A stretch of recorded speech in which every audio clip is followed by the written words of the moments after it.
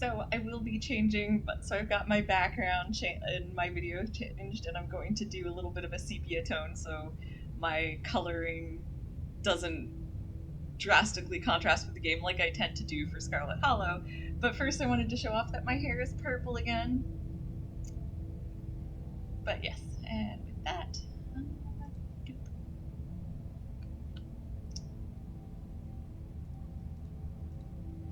And yes, so I am super excited to be streaming this game.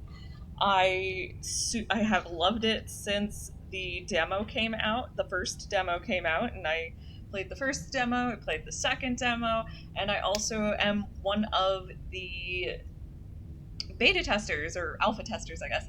Hello to Pao. Yes, we'll chat a little bit. I'm going to chat a bit anyway, so you've got some time. So, lost my train of thought. Aw, thank you for resubscribing, Johnny. Appreciate it very much.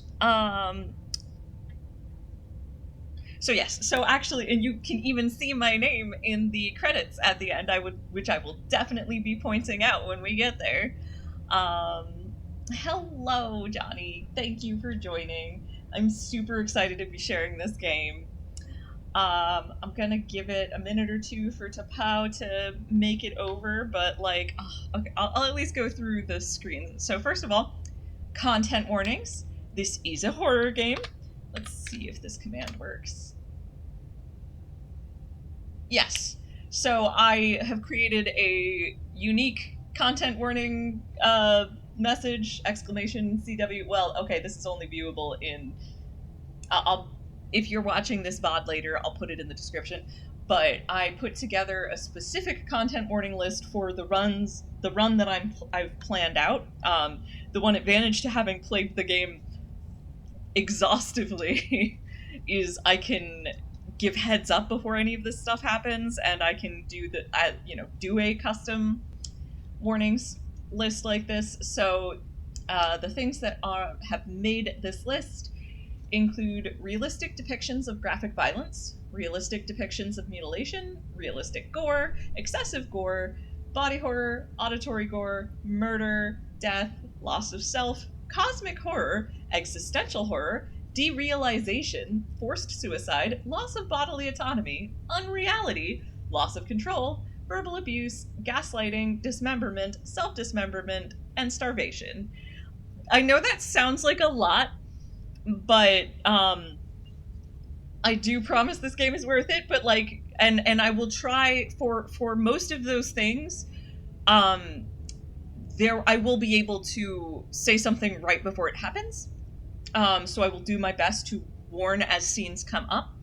But like, obviously, take care of yourselves. There's a lot of stuff in this game. But for what it's worth, my tolerance for horror is not as high as some, and I, as I've said, love this game, so...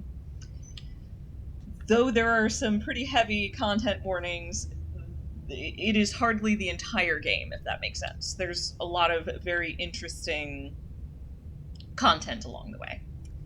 So... So first we, of course, have the opening page for the game, the content warnings. This is a horror game, not intended for all audiences.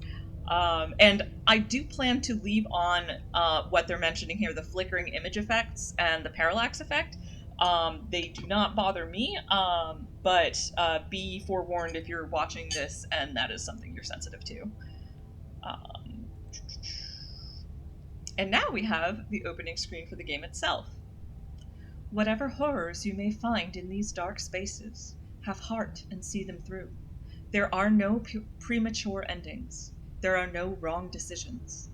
There are only fresh perspectives and new beginnings. This is a love story. So excited.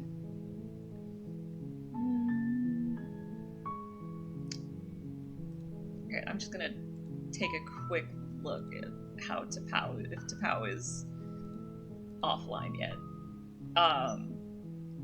because she was just streaming but very much wanted to watch this, so I want to try and avoid getting started without her.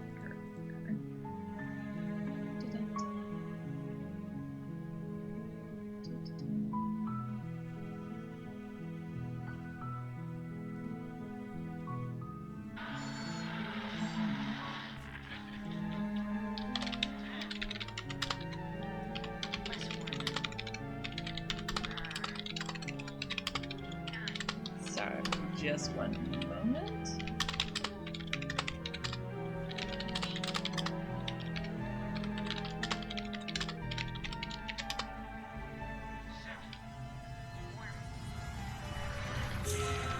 Oh yes, and of course we also have the occasional jump scare, like just happened, and that was a good reason to leave the menu screen up for a while because I'd almost forgotten it did this. Alright. Don't mind that. That was stream background sounds. Oh, and let's see. Let me double check. Okay, so I think my desktop audio is good and my mic volume looks good, but like obviously let me know if there's any issues. And I believe I have captions up. So yeah. Alright, so I do, as I've said in all of my notes there, oh man, sorry, I just love the shifting screen of the opening. So I do have some very specific, like I have a specific route planned out, or series of routes as the case may be. But the very first thing I'm going to do is show you the funny thing that happens if you just slay the princess. Oh, one sec though, I'm gonna close my door.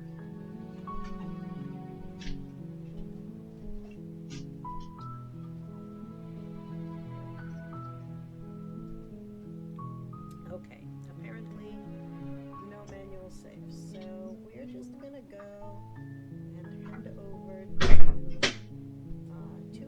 Alrighty. Which is fine. It's time for realsies. Let's see. Good to know, thank you, Johnny.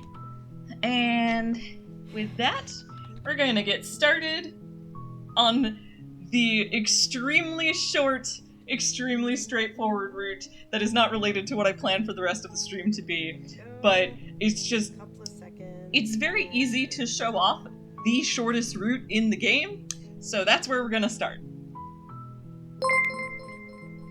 Oh, hello to Pao, glad you made it. Thank you for the raid. And yeah, so with that, in case you didn't catch it in time, in case you weren't here quite in time, the first thing I am doing is actually the shortest run in the game. It is... I find it mildly entertaining, and it really doesn't tell you anything else about the game, but it is the shortest path to completion. Oh, and also, this is a fully voiced game. I will be letting the voices,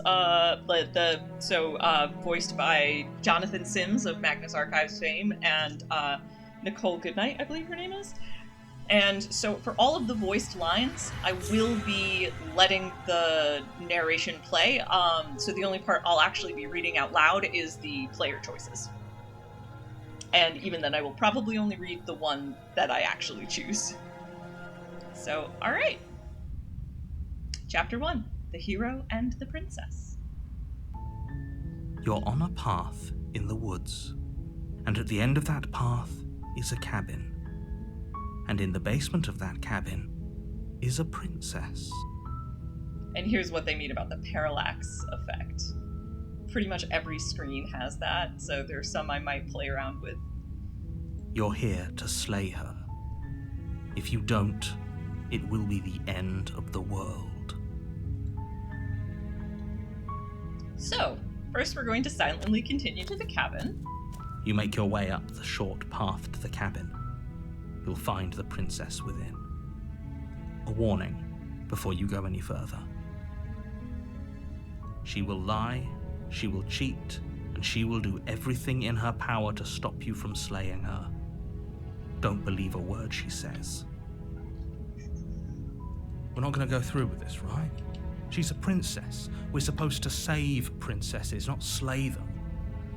Ignore him. He doesn't know what he's talking about. Proceeding into the cabin. The interior of the cabin is almost entirely bare. The air is stale and musty, and the floor and walls are painted in a fine layer of dust.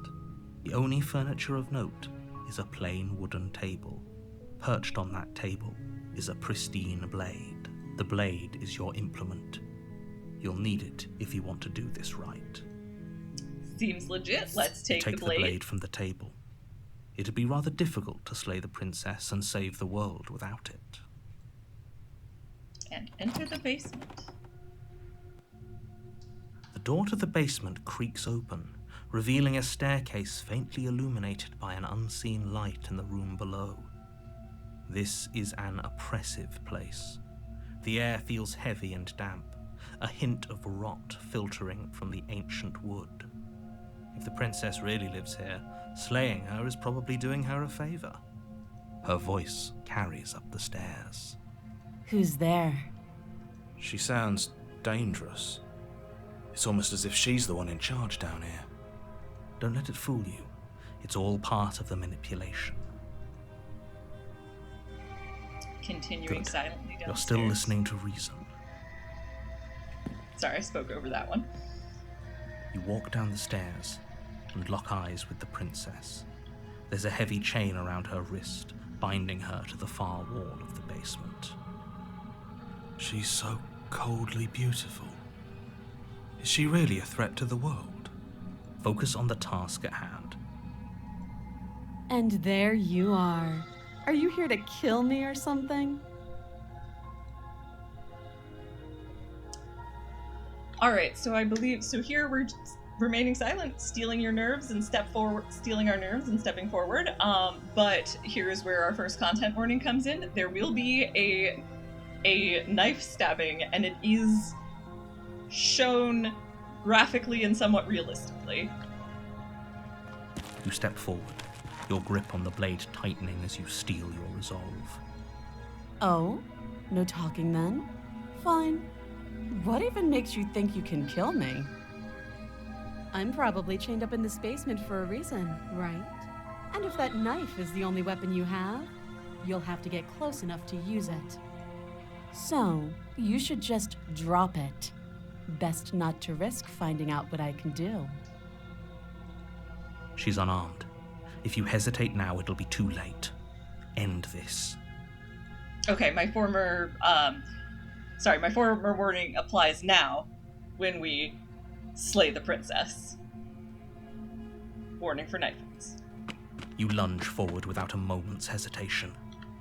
You feel flesh easily give way and look down to see your blade already sinking deep into her heart. Oh. This is it, isn't it? I'm almost embarrassed. I should have seen that coming. But I have to wonder, do you actually believe this was enough to kill me? It's like she's convinced she can't die. Yes, even as she lays there dying, she entirely believes herself to be alive and well. But it's over, isn't it? She stopped breathing moments ago, that arrogant look still plastered on her face. But is it over? Really over? Of course it is. She's dead. Yes, exactly. It's over. With your work done, you make your way back up the stairs, closing the door to the basement behind you. Why do I feel like we've done something terrible? You did kill someone. Greater good or not, something would be very wrong with you if you didn't feel at least a little bad. But it was for the greater good. One of these days that will sink in and help ease your guilty conscience. But that day isn't today. Let's just get out of here. Time to leave. You open the cabin door, ready to return to a world saved from certain doom. Only, a world saved from certain doom isn't what you find. Instead, what you find is nothing at all. Where a lush forest stood mere minutes ago, the only thing in front of you now is the vast emptiness of some place far away. What happened? Everyone is fine. It's just that you and the cabin are now far away from them. Don't worry. You'll be safe here. This is good. Everyone is happy. You'll be happy. This seems totally fine and normal. So, we're going to respond, oh, okay. I'm so glad you're keeping an open mind. This is what's best for everyone. Trust me. Time passes. You can't be sure if it's days or months or years or even decades. It's all a wonderful, boring blur. You've never been happier. Psst. Hey, we're not just going to stay here forever, right?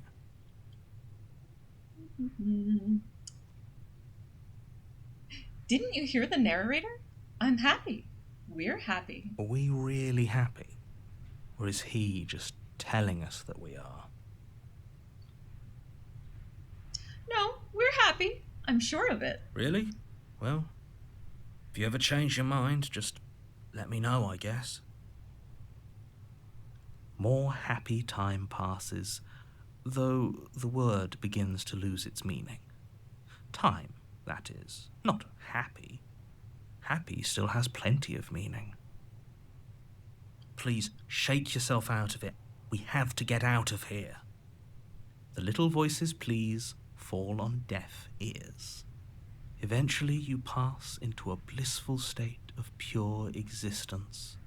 Though words like eventually and pass ceased to have any meaning to you long before that shift, you simply exist. Happy. Forever. Good ending! You did it! You saved everyone! And that is the shortest route in the game. You can, in fact, just slay the princess and call it done.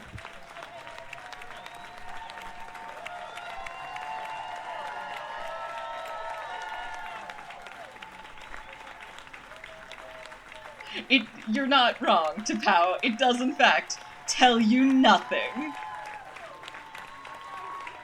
Oh, Johnny, I like that interpretation. Oh, and here, let's see. Yep, there I am! Look at me! I'm right here! I alpha tested. So, Tapao, all I know about the Stanley Parable is that it is another kind of trippy visual novel style game, but I have not actually played it, so I do request, if Johnny explains further, that no spoilers. Oh, and also at the end of every run, you get a custom list of the background tracks that played in that run. So in this case, it's The Princess, The World Ender, Eternal Bliss! Yay, you did it!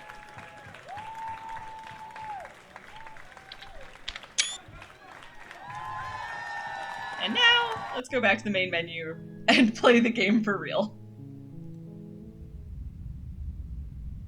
Chapter 1. The Hero and the Princess. You're on a path in the woods, and at the end of that path is a cabin. And in the basement of that cabin is a princess. You're here to slay her. If you don't, it will be the end of the world. Okay, and now here we start actually asking questions. Question 1. The end of the world? What are you talking about? I'm talking about the end of everything as we know it. No more birds, no more trees, and perhaps most problematically of all, no more people. You have to put an end to her. But how can a princess locked away in a basement end the world? Don't linger on the specifics. You have a job to do here. Just get in there and do what needs to be done. We're all counting on you. Do you have any evidence to back this up? Look, you're already on the path that leads to the cabin. Why would you be here if it weren't to complete a very important task? You've made it this far, you might as well reach the end of your journey.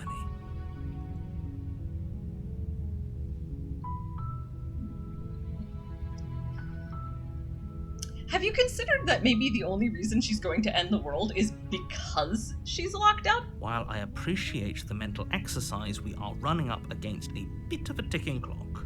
Nevertheless, let me assure you, the princess is locked up because she's dangerous. She is not dangerous because she's locked up.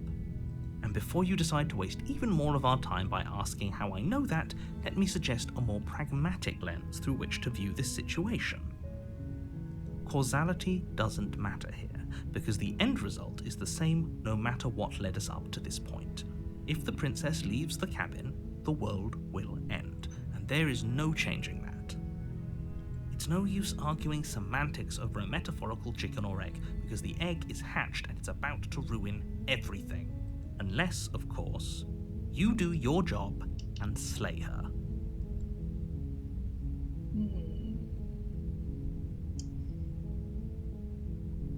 Yeah, of these options, I think I'm gonna go for forget it. I'm not doing this. Are you serious? No, you have to do it. Alright, look, I'll go to the cabin and I'll talk to her, and if she's as bad as you say she is, then maybe I'll slay her. But I'm not committing to anything until I've had the chance to meet her face to face. Then I guess we'll just have to see what happens. But a word of warning. If you go in prepared to hear her out, she could easily trap you in her web of lies. And the more you listen to her honeyed words, the harder it'll be to pull yourself out. Then each and every one of us is doomed. So sure, go, talk to her. See how that turns out for all of us. You make your way up the short path to the cabin. You'll find the princess within. We're not going to go through with this, right? She's a princess. We're supposed to save princesses, not slay them. Ignore him. He doesn't know what he's talking about. Proceeding to the cabin.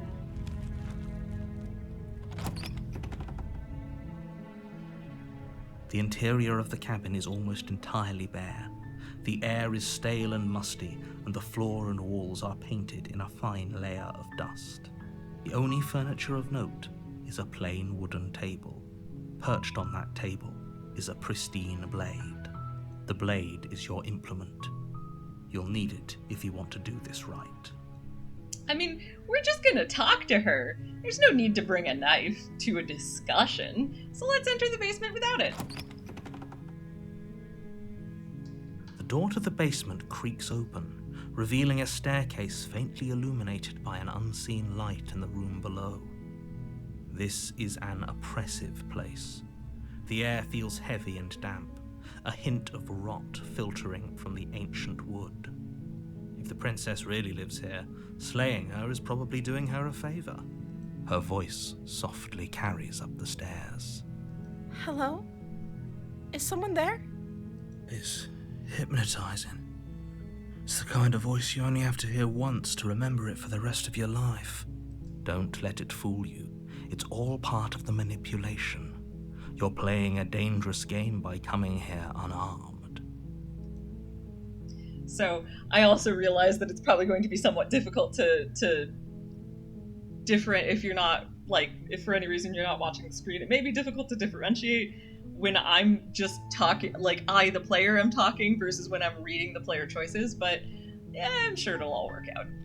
So we're gonna just be like, let's just open with a nice, safe hi. Don't be a stranger. It's been so long since I've had any visitors. Please, come downstairs. You walk down the stairs and lock eyes with the princess. There's a heavy chain around her wrist, binding her to the far wall of the basement. She's beautiful. How could someone like this be a threat to anyone? I am begging you to stay focused. There's a lot riding on you here.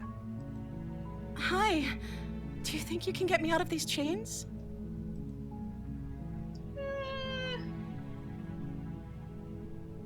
I guess we can talk a bit first.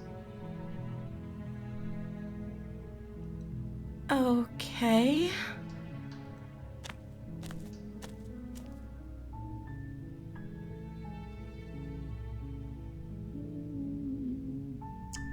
Start with, what's your name? Oh, She pauses, carefully formulating her words before she responds. you can address me as Your Royal Highness. Or you can just call me Princess if Your Royal Highness is too formal. Is Princess her name or her title? What if it's both? Could you imagine being named Princess Princess?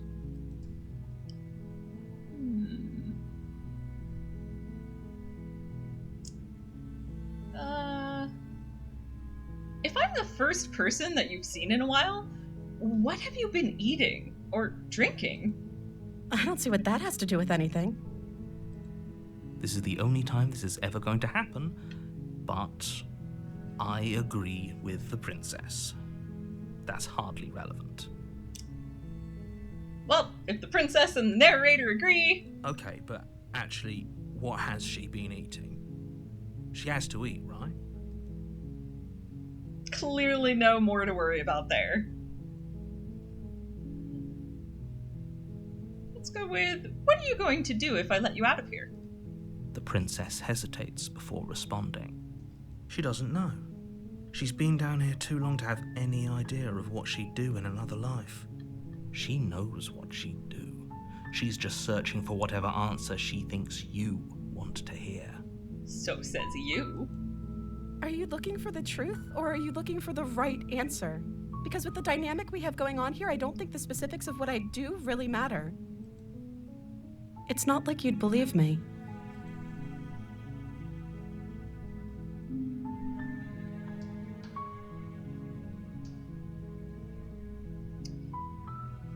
You know what?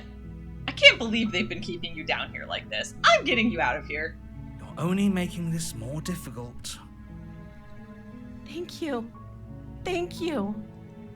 You're making a huge mistake. No, you're doing the right thing. See, voice of the hero agrees with me. You walk up to the chains binding the princess to the wall and give them a tug. They're large and heavy, far too solid for you to even imagine trying to break them apart. I'm guessing you don't have the key? Maybe it's somewhere upstairs. Doubtful.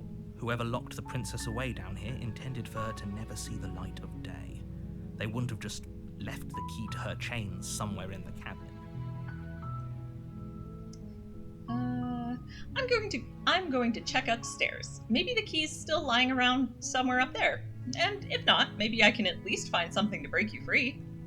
Okay. I'll be here. Good luck. You attempt to make your way out of the basement, but the door at the top of the stairs slams shut. You hear the click of a lock sliding into place. Uh-oh. Is someone else here?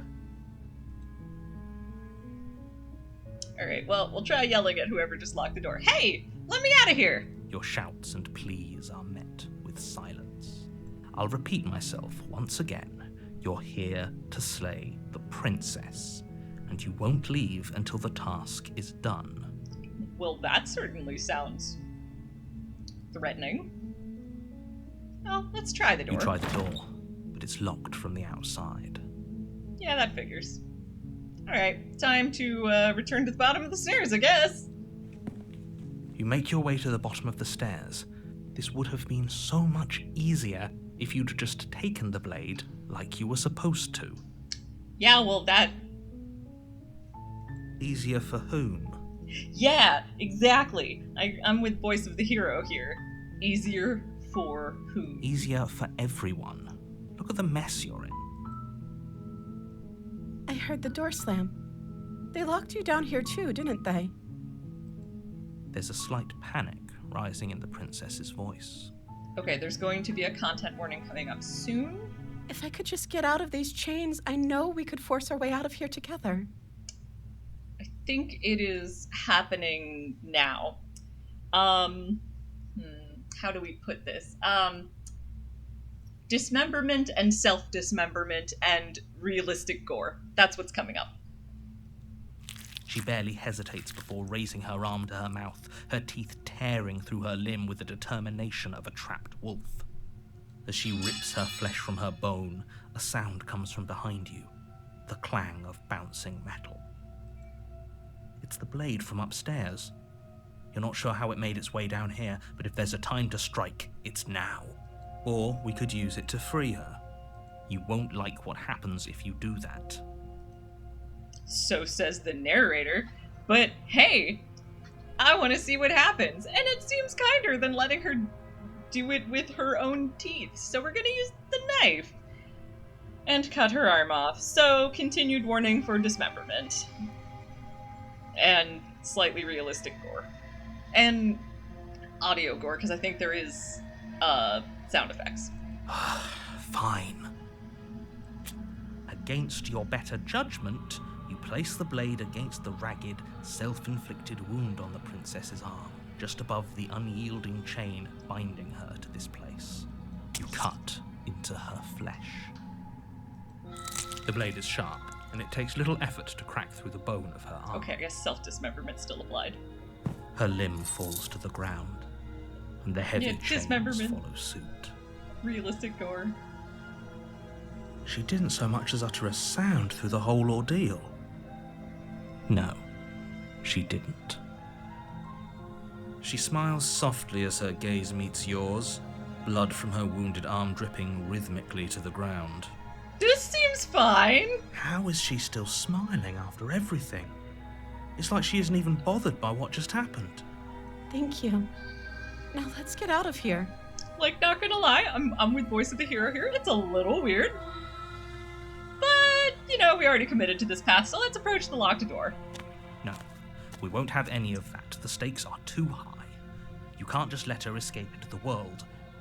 No, I can't just let her escape into the world. Excuse you? As the princess approaches the bottom stair, your body steps forward and raises the blade. Well, that's rude. Wait, this isn't fair. You can't just do that. Watch me. What are you doing?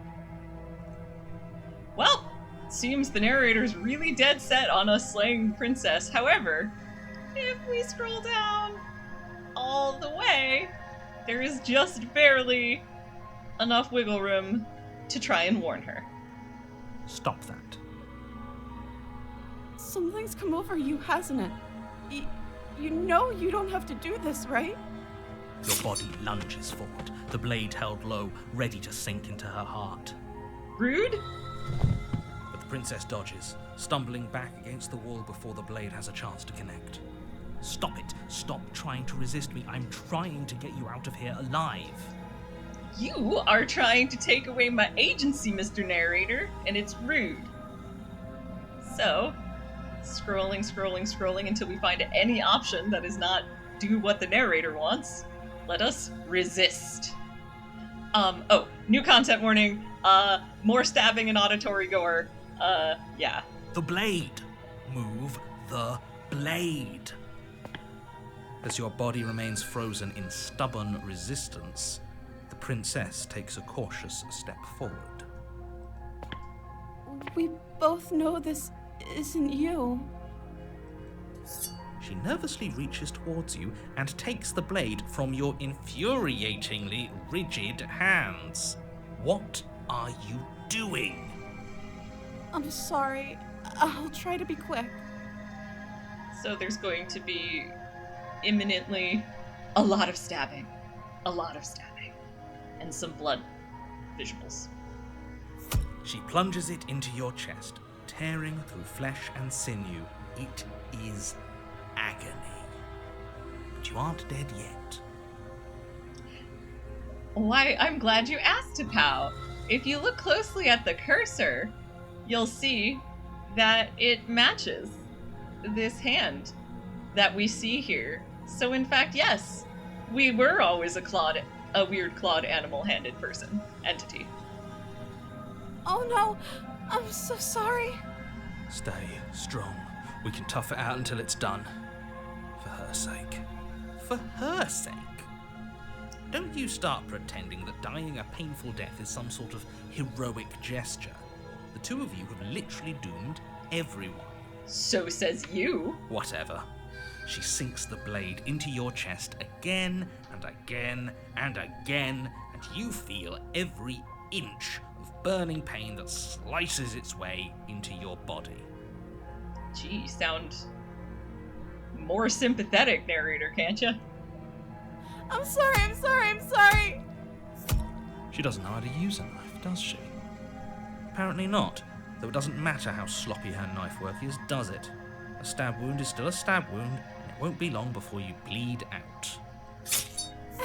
I'm so sorry. With one last thrust of the knife, your legs give out beneath you. You collapse to the floor, your blood pooling around you, your limbs unresponsive. The princess stares down at your ruined chest as tears carve rivulets of pink down her blood-spattered cheeks. And T'Pau, sorry for the delayed response, but yes, in all variants, this is what your hand looks like. Or the character that you, the player, are controlling. It can't just end like this, right? Oh, that's rich coming from you. As much as I'd prefer for things to have gone differently, I can't deny the reality of what's happened. The two of you made your choice. It's over. Everything goes dark, and you die. Chapter 2. The Damsel. You're on a path in the woods, and at the end of that path is a cabin.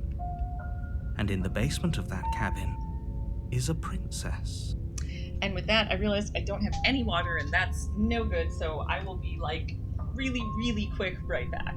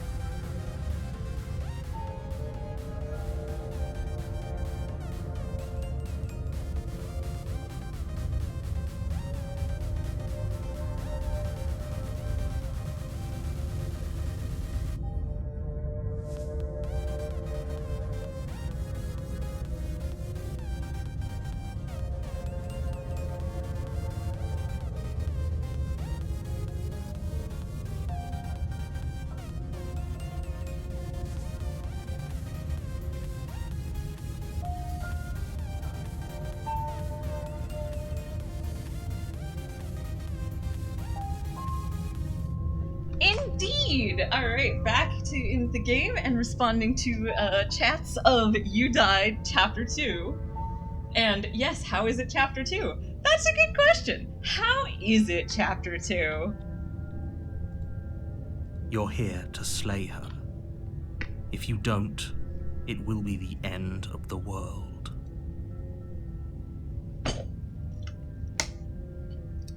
Let's just start with, okay, no. Oh, don't you start grandstanding about morals. The fate of the world is at risk right now, and the life of a mere princess shouldn't stop you from saving us all. If he doesn't remember what happened, then maybe it's best to keep it that way. Alright, so narrator doesn't seem to remember what happened, but we do, and voice of the hero does. Yes, he didn't approve of us last time, did he? If we're going to save our beloved, we'll have to be sneaky about it. And it seems we have a new friend, voice of the smitten, who is just very funny. Not my favorite, but not my favorite of the voices by a long shot, but still a very entertaining one. Our beloved? Yes, you'll have to be very sneaky about your intentions if you're going to try and save the princess. Ah, so all of the cards are on the table. Then you should know that we and the princess are in love, and the four of us will be foiling any and all assassination attempts you've got in the works. The four of us, of course, being voice of the smitten, voice of the hero, the princess, and you, the player. The decision maker. And yes, Johnny One Take, voice of the smitten, is a very, very, very love-struck paladin. We'll see about that. Whatever you do, just be sure to ignore him specifically. It sounds like he's the sort who'd sacrifice the whole world for a peck on the cheek. I'll admit, the narrator's not wrong. What can I say? A world without love is a world that isn't worth saving. And Voice of the Smitten doesn't even deny it. Alright. Let's assume I'm telling the truth and all of this really did already happen. Why should I listen to you? Why should I bother to do anything? Those are two very different questions, but fine, I'll indulge you if that's what it takes to get you moving. Let's say for a moment that this really is the second time you've met me, or at least a version of me. If you're back here, I'm assuming you died, which probably only happened because you didn't listen to me. Mm-hmm. You were the one who did us in, villain. Yeah, you tell him, Smitten. Well, not you in the literal sense, but you did everything you could to stop us from rescuing her. Oh, I wonder why. Maybe it's because the entire world was at stake. No lone princess is worth that price. Well, so you say. I beg to differ. Well, sure. Smitten is intrinsically I'm not going to argue with you. I'm just going to take a deep breath and assume that whoever is making the decisions here has the common sense to ignore your protestations. Anyway, I believe your second question was, what's the point of doing anything? If you're asking that, it sounds to me like you're making the rather dangerous assumption that your actions last time around didn't have any consequences. Now that's an interesting statement. What do you mean? Of course there weren't any consequences. You forced the princess to kill us, and now everyone's right back where they started. That sounds pretty consequence-free to me. Yeah, I'd think. Yes, but in this purely hypothetical scenario, that begs the question of how you got back here. Did time simply rewind itself, or were you instead transported to a different world entirely? If it's the latter, what do you think happened after you died? Do you think the people there lived happily ever after? Or do you think that the princess, left unhindered, brought about the end to everyone and everything, just like I told you she would? Well, I don't think we can possibly know the answer to that, so... She would never. She's a perfect angel that you cruelly imprisoned as part of some convoluted, dastardly scheme. Well, we know where Voice of the Smitten stands. Convoluted? I don't know how this premise could be any more simple. Princess bad, stop her, save everyone.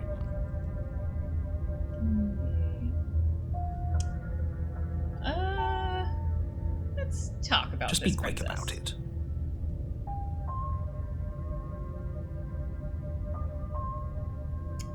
Alright. The only reason she was even able to kill me last time was because I let her. She could barely hold a knife. How is she supposed to end the world?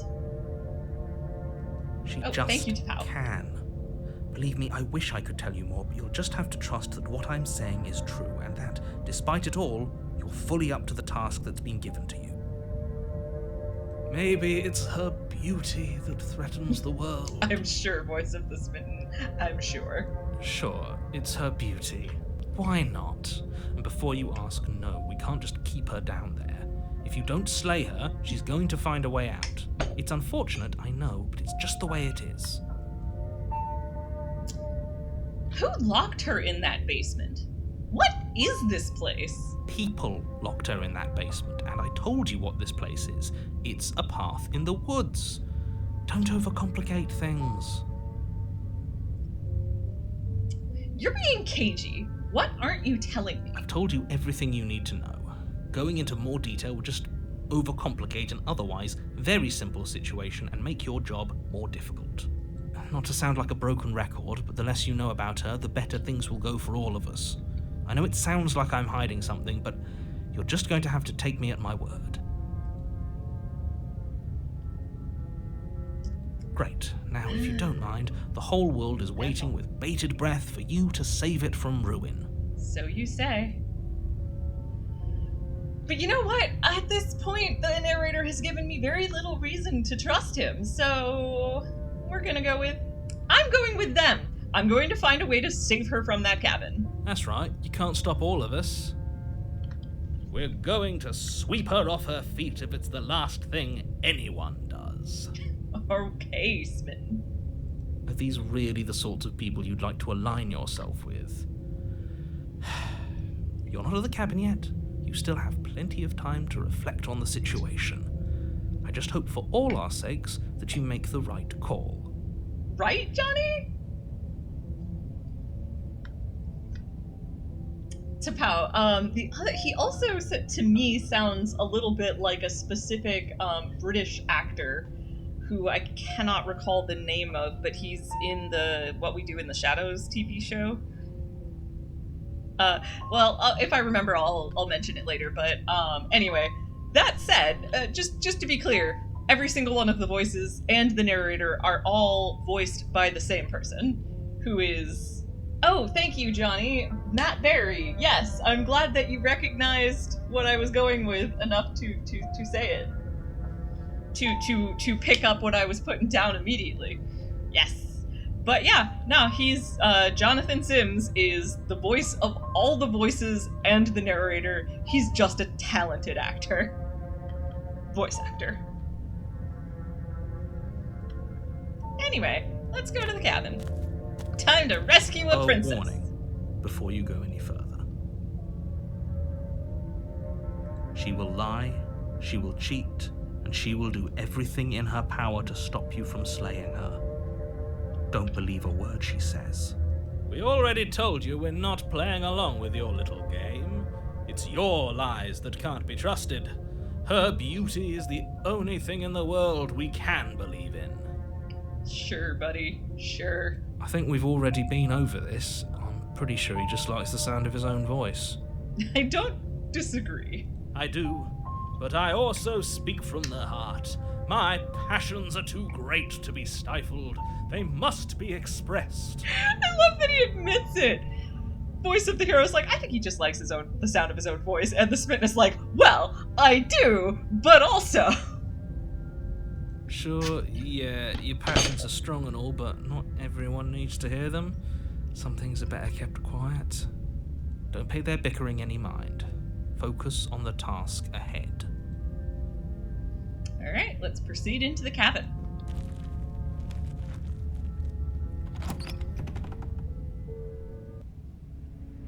The interior of the cabin is clean and elegant, its stone walls draped in fine-threaded tapestries, a prison befitting a royal prisoner. The only furniture of note is an ornate wooden table with a pristine blade perched on its edge. The blade is your implement. You'll need it if you want to do this right. Alright, it needs pointing out. This whole cabin is different than last time. Very different. Is it? I can't say I was paying much attention to the scenery last time around. I mean, voice of the Smitten, you were possibly not even fully conscious yet. Maybe that's because you haven't actually been here. I hope this means you'll finally drop that ridiculous past life nonsense. You haven't died, and you certainly haven't been killed by the princess. So focus up. Stop letting yourself get distracted. Well, let's also point out, you didn't say anything about the mirror on the wall. That's because there isn't a mirror. There's a table, the blade sitting on the table, and the door to the basement. There's nothing else in here. There's definitely a mirror. There isn't. I'm sure the princess would tell us there was a mirror if she were up here. Okay, buddy. In which case she'd be lying to you because, again, there isn't a mirror. It's a good question. Why would you lie about that? What's the point? Exactly. Why would I lie about something so meaningless? What good would a mirror even do? That you waste time preening yourself instead of doing what needs to be done? Well, let's check this mirror out. You walk up to the wall next to the basement door. It's a wall. There isn't much to see here. This really isn't funny. Oh, yeah, I feel like I probably should have thrown in the reminder of the gaslighting content warning. Oh, to Pow, in case you did not see earlier, there's, this is the specific content warning list for this, run. Anyway, let's try to wipe that mirror clean. You reach forward and rub your hand against the cabin wall. I hope you know how ridiculous you look right now. But it was there a second ago. And now it's gone. Pity. We could have a feather out of place, and now we'll never know. We can't gallantly sweep her off her feet if we have a feather out of place. And also, that's another piece of evidence that, yes, you are in fact some kind of bird-like creature.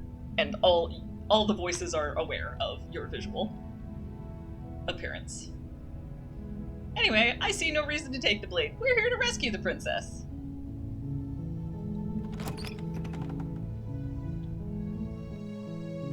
The door to the basement creaks open, revealing an intricate stairwell. Gold-trimmed carpet glimmers in the light of the torches positioned along the walls. The basement almost seems welcoming in the dim firelight.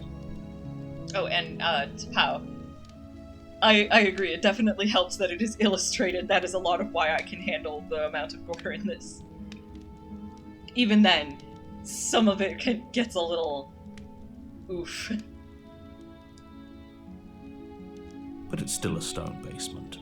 If the princess lives here, slaying her is probably doing her a favor. Okay, narrator, you're pushing. You're stretching it here. A soft voice carries up the stairs. Hello? Is someone there?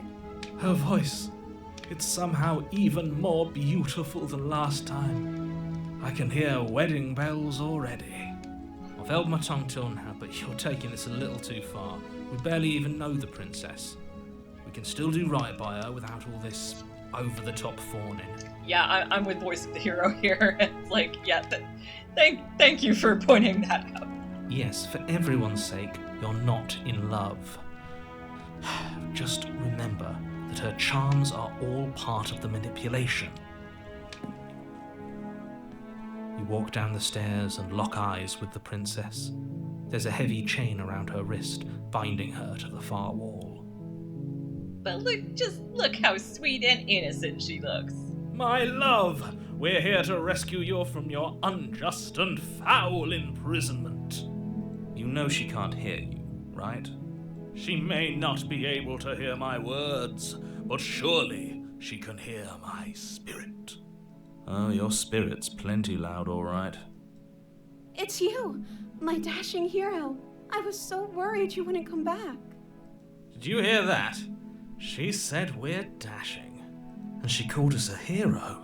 Aw, even voice of the hero is feeling the flattery. Flattery really goes a long way with the two of you, doesn't it? Waiting for you to come back. I didn't want to believe your ravings back in the woods, but this is next to incontrovertible evidence. You've been here before. That's right, villain, and you killed us. Well, she killed us. Only because he made us try and kill her. It was self-defense. Our beloved's hands remain unstained by cruelty. And you've died before, so an entire world has been damned to oblivion. I'd really hoped I'd be the first, but what's done is done. What matters is you have a chance to do it right this time. Buddy, if you think that we're actually going to slay the princess on this run, you have not been paying attention. Now, hold on. If she actually ended a world, are you sure we want to do this? Are you sure we want to rescue her? I mean, bold of you to trust anything the narrator says. We never saw a world end, and now I'm even more certain that we must chase our heroic and romantic destiny than I've ever been. I shan't let anyone convince us otherwise. Are you listening to him? He's lost it. Don't let him distract you. Just do your job. Okay, I got to turn the light on. It's getting dark in here.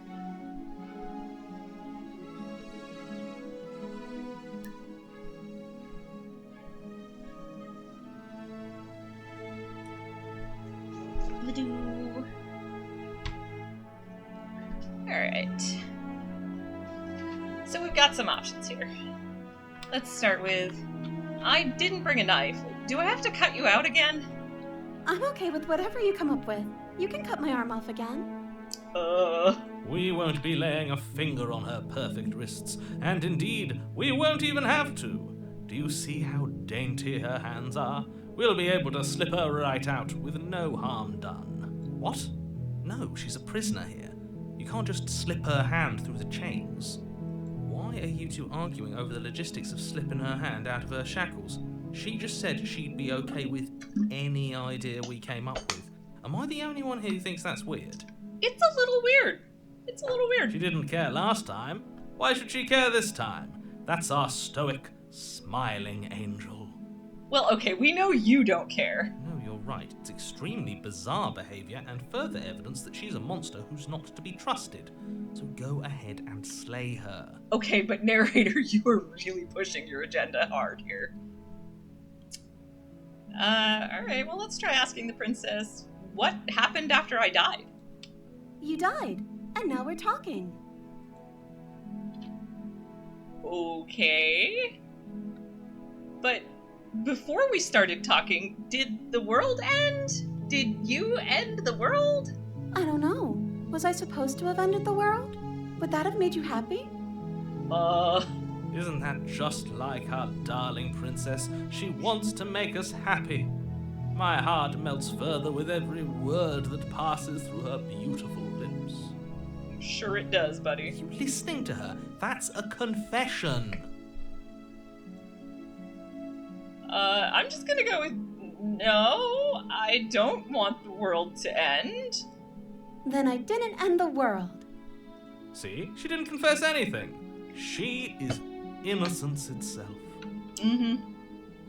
Oh, thank you, T'Pau. I'm not so sure.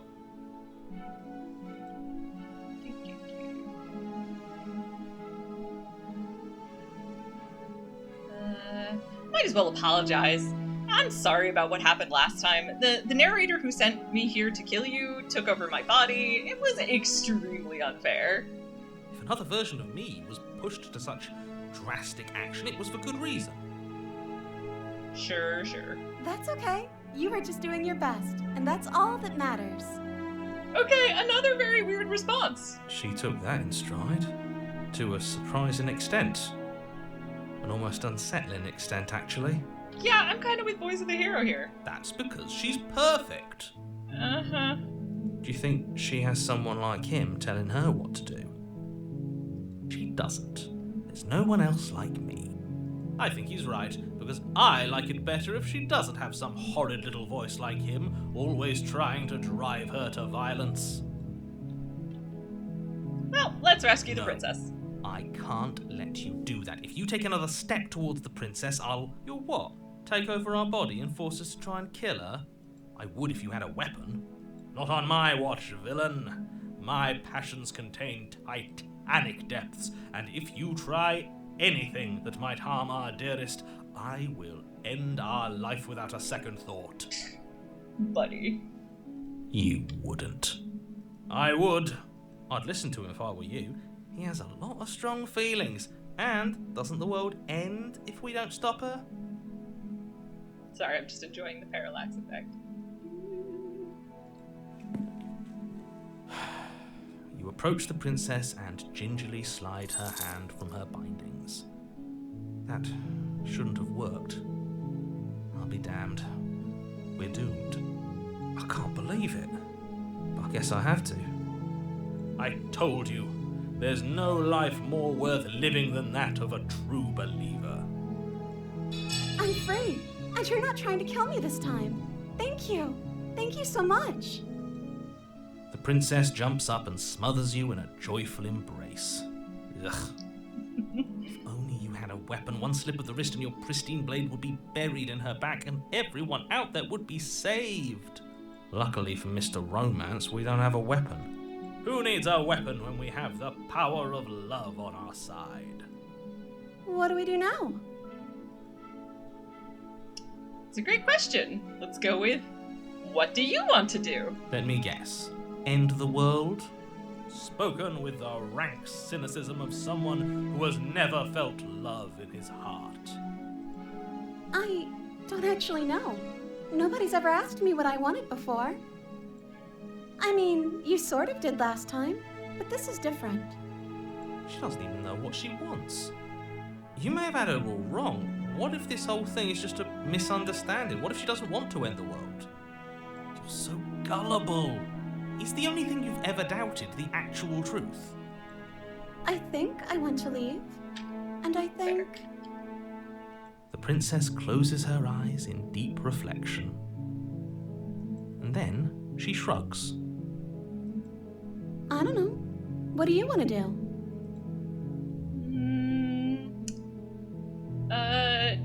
Do you want to end the world? I guess we could ask her. Are you seriously asking her that? Oh, we've been over this one. No, I do not want to end the world. Okay. But there must be something that you want. I just want to make you happy.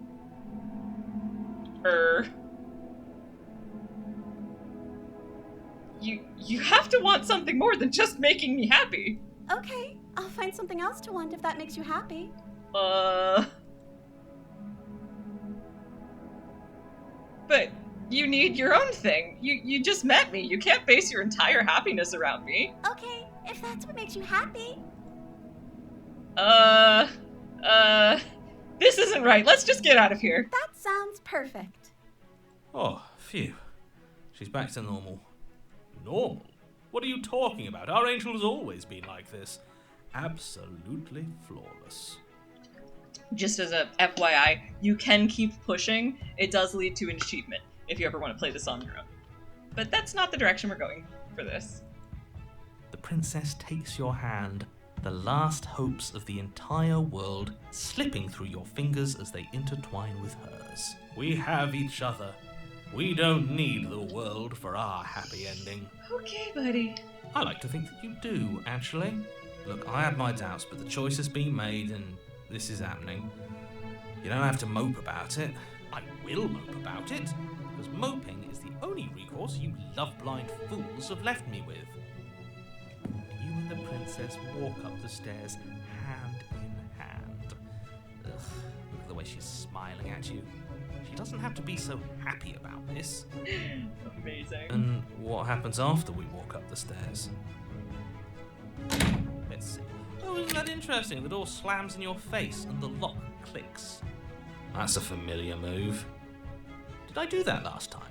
Then you should know that you won't be able to leave. Oh no! Did someone lock us in here? That's not fair. We're supposed to leave now. She's right. It isn't fair. But the unfairnesses of the world are no match for the strength of true love. Enough with this true love nonsense. You just met her. Of course you wouldn't understand. Our passions run deeper than anything you have ever known. Are you listening to this? You don't have to go along with the every whim of that delusional voice. I'm just along for the ride at this point.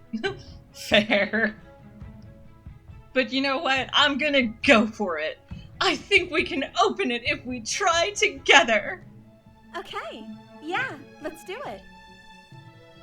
Like a pair of teenagers in love, you and the princess place your hands on the door. Together. Blech. And the lock clicks and the door creaks open. Are you kidding me? I told you our love was insurmountable. You and the princess make your way upstairs and... The blade, that's right, there's still a chance for you to do the right thing. Take the blade from the table and slay her before it's too late. I do like how the choice is just, you're not doing that. You're enjoying this, aren't you? You're taking every opportunity you can to draw out the end of the world and make me suffer. I hate you. That's the way out. We're going to leave together, just like you wanted. That's a way to put it. Yes, I suppose you are going to do that, aren't you? You cross the room, opening the door to the cabin, and then you step outside. Our happy ending at last. We did it. What should we do now? Where did everything go? That's a good question. Where did he go? Also a good question. Oh, is he gone? I hadn't noticed. I was too busy staring deep into our beloved's eyes. Of course you were. I'm cold. Is being happy supposed to be so cold? She's cold. Quick, our feathers. Pluck them all and weave her a coat worthy of a princess.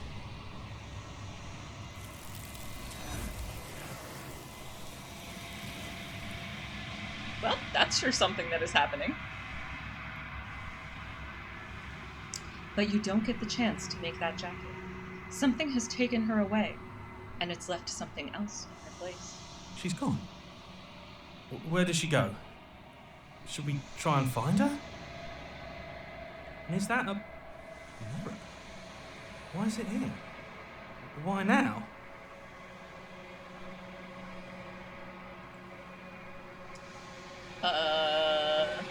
I don't know where she went, and I don't know how we'd even go about looking for her. Right. She's gone. It's just us and that awful thing. I can't believe she was taken away from us. The narrator is also gone. Yes. Does that mean the world ended? A villain vanquished. Y'all's guess is as good as mine. Well, okay, I actually know the answer, but that's... I think I'm supposed to look at the mirror. There's something dreadful about it. I don't think you should. Yes, I fear that we won't like what we'll see. What if we just sit here and preen for a while? That can't hurt, right? Well, we don't seem to have another option besides approaching the mirror. I'm begging you, don't do this.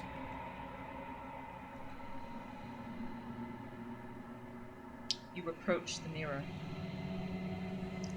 Gaze into your reflection. Silence as you reach forward. They're gone, but the mirror remains. It's time for you to see what's in it.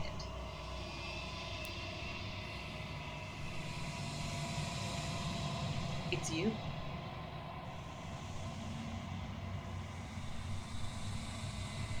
You are alone in a place that is empty. It is quiet here. Proceed to the cabin. You are at the cabin.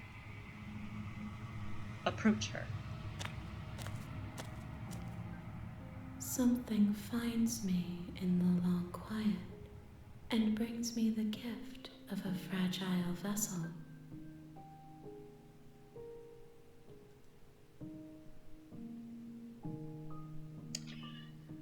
So this is a thing that's happening. We have so many questions that we can ask now. Let's start with, what are you? I am solitary lights in an empty city. What are you? Solitary lights? What do you mean? Thoughts without connections. A dim and nascent network. I wish to be more. I'm gonna go with, I don't know what I am. I think that you are like me. We are oceans, reduced to shallow creeks. What do you mean by the gift of a fragile vessel? Yes, nerves and fibers to feel the worlds beyond. Perspectives to make my own. This one is soft and delicate.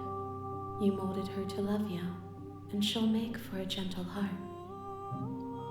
Do not mourn her. She has served her purpose. Is this the end of the world? How can the world have ended if we are talking? That's a fair point. Do you know the narrator? You are the only thing I have ever known. space we're in is vacant. Nothing comes here but us.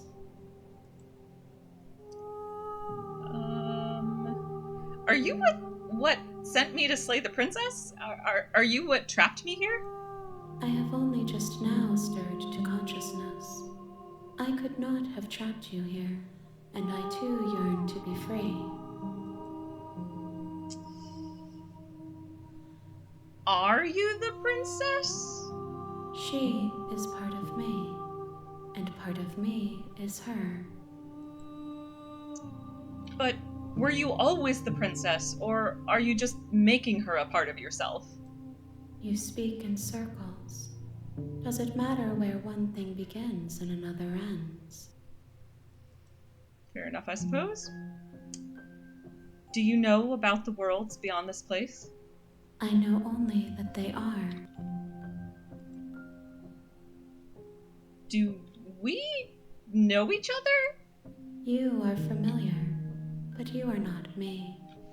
I feel sadness, longing, hope as I witness you. What happens now? Nothing, as we are. But I know that there are worlds beyond us, and that we are meant to reach them. There is no exit, but this vessel is a creature of perception. She can make you forget, if only you believe her to be able to. Bring me more perspectives, so that I may be whole, and perhaps then we will know our freedom.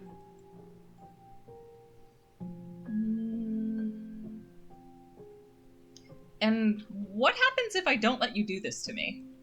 Then we will be here forever, as we are now. Unfinished, dry, hollow.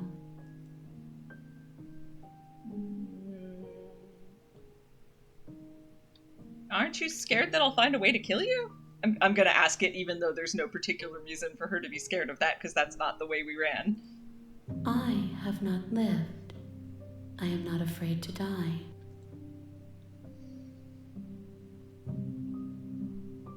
How much will I forget? Everything, until we meet again. How many more pieces of you do I have to find? More than you have found, but less than there are to find. I am infinite. The rest will find their own way home. I was sent to slay the princess to stop her from destroying the world. If I help you, is that what you're going to do? You ask of things that cannot be done. To destroy is merely to reshape, to remold. You're being semantic. What are you going to do if I help you? How can I know? I am flickers in something sprawling and unilluminated. Okay, this is just a little interesting tick of the game that I'm going to show off. Just to see what happens if you go, nah, I'm not going back. If you need time, then I'll wait with you. Let's try waiting forever. You are as I am now, and forever is a long time to remain undone. I am not you, but I know that I would return before forever was finished. What textures will you weave for yourself to occupy forever? Will you place the images of you and I into a box for safekeeping? If you close that box, will you become another you in another world? An imaginary pattern repeating itself until it can no longer bear the weight of its hand-drawn cage. You'll always come back to the box, because you'll always want to know what it means to be you. I will be here waiting by your side until you're ready to return to mine.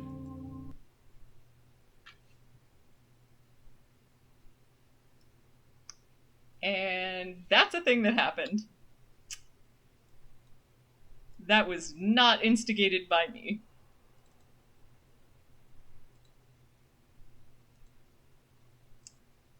So yes, the game just hard shut down. And You now, have returned to me. Though you were gone mere moments, I never left your side. and that's what happens when you boot it back up.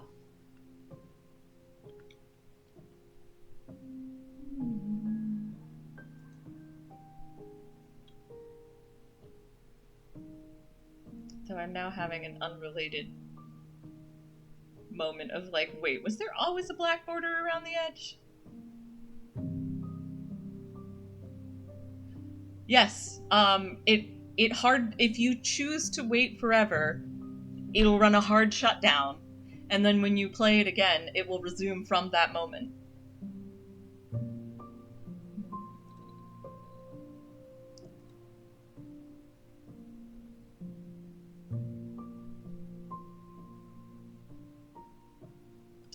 And that's why I wanted to show it off, so. Okay, make me forget. She asks that I tell you to remember her. You won't.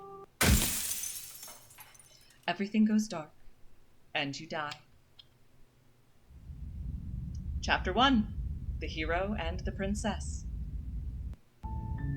You're on a path in the woods, and at the end of that path is a cabin.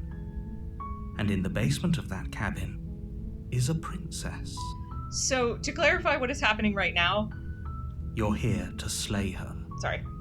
If you don't, it will be the end of the world. It is as though I have reset the game. All the choices are the same as when I first booted it up.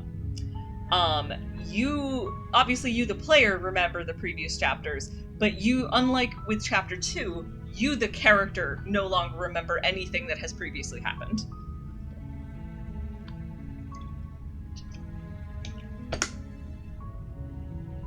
So, this is as though you are starting fresh. So, I'm gonna try some different options here.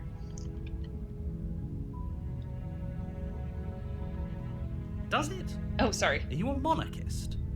Is slaying a princess that much worse than slaying a fisherman or a miller or a seamstress? If anything, slaying a princess is much better than slaying a seamstress. Seamstresses contribute something of value to society. I forgot to read the choice out loud, which was, doesn't killing a princess seem kind of bad? And then narrator makes some actually valid points here. Tapao, keep watching. Is how I'm going to answer that. Like, it starts to make more sense. And every version of Chapter 1 is a little different. So,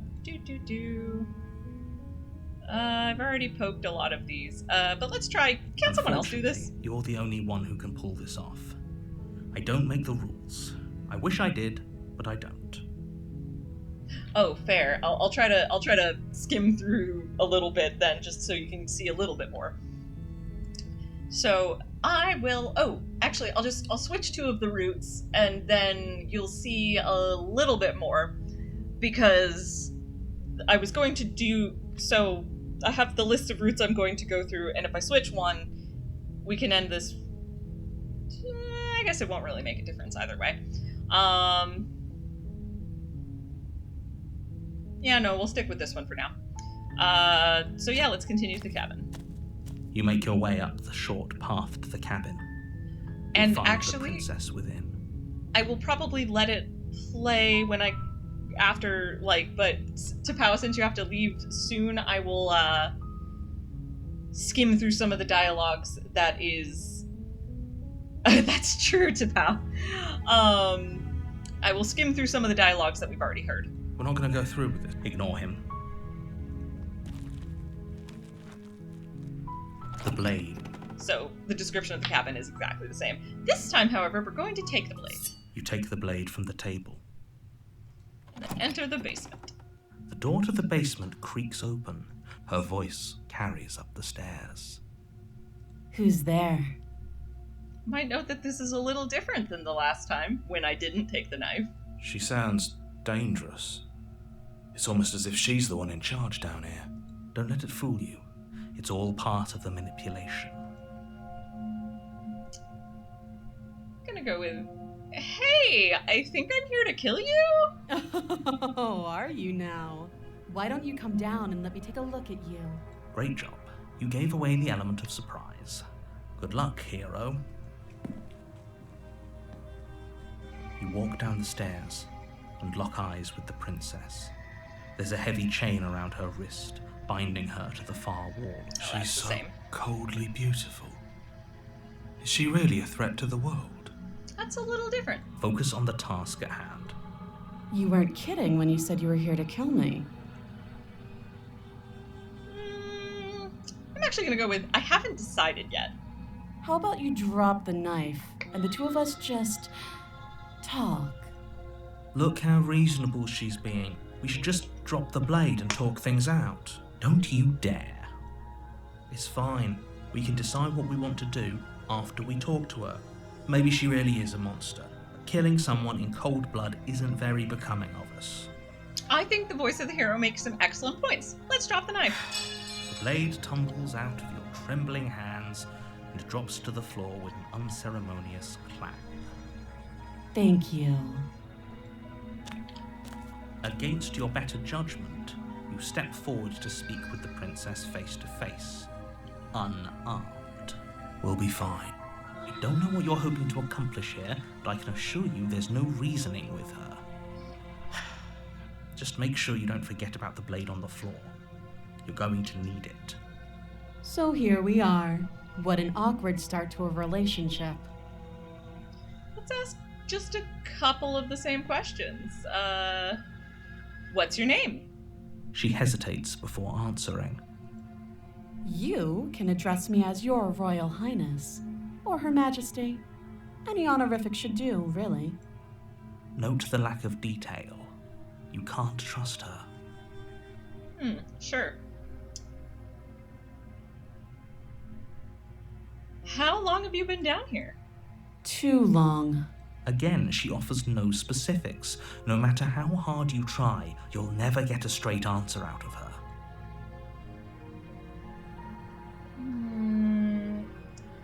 Do you know why I'm here to kill you? Do you? I know what I've been told. Whether or not I believe it is an entirely different matter. So, you're not going to share? How pointless. If you want to talk, I'll talk. But this isn't talking. How would I get you out of You here? can't. Don't bother. I'm guessing you don't have the key then. I'm sure there's a key somewhere around here, and if there isn't, well, we can always put that knife to good use. Her sharp eyes settle on the edge of the blade. She isn't suggesting what I think she's suggesting, right? She is. I'm sure of it. Okay, we've talked enough. Oh, have you decided what to do with me? Oh, Hukura, don't worry. I still got plenty to go. You know why you're here. This is probably going to be a long stream. So, yeah, I'm going to try getting her out of here. Oh, you have to be kidding me. You walk up to the chains binding the princess to the wall and give them a tug. They're large and heavy, far too solid for you to even imagine trying to break them apart. If you don't have the key, maybe you should go looking for it. I'm sure it's somewhere upstairs. Doubtful. Whoever locked the princess away down here intended for her to never see the light of day. They wouldn't have just left the key to her chains somewhere in the cabin. Alright, gonna check around upstairs. I'll be here. You attempt to make your way out of the basement. Okay, but this the is door at the top exactly of the same as stairs before. slams shut. Door slams on You hit us. someone. You're Hey, here. let me out of here doesn't do anything. You Trying the try door publicly. doesn't do anything. All there is to do is return. You make your way back to the bottom of the stairs. This would have been so much easier if you'd simply slain her like you were supposed to. Easier for whom? Good question, voice of the hero. Easier for everyone. I heard the door slam. They locked you down here too, didn't they? The knife. Pick it up and cut me out of here. You won't like what happens if you do that. Okay, content warning, once again, for dismemberment. Very similar to before, but this time with a knifey knife. Save the princess. Against your better judgment, you place the blade against the pretty cut into Yeah, we'll her. just skip that The part. blade We'll- is sharp, and you make quick work of it. I'm She gonna didn't skip so that much one. as utter a sound. Free from her bindings, the princess turns to face you, her fierce gaze meeting your eye. How is she so composed after losing an arm? It's like she isn't even bothered by it. Thank you. Now let's get out of here. Alright, let's go to the door again. No, we won't have any of that. The stakes are too high. Yeah, the same princess deal. approaches the bottom stair. Your body steps forward and raises the blade. So, as in the first go-round, the narrator attempts to control our body into stabbing her. Wait, this isn't fair. You can't just do that. Watch me. But we're gonna bore her Stop again. that. I thought this was a little too easy. Your body lunges forward to sink the blade into her back, but the princess swiftly moves out of the way before you can connect. Stop it! Stop resisting me! I am trying to get you out of here alive. Nah. The blade. Move the blade. You're doing your best to help me, aren't you? I can see the conflict in your eyes. I'll make this quick. She steps forward and pries the blade from your rigid hands.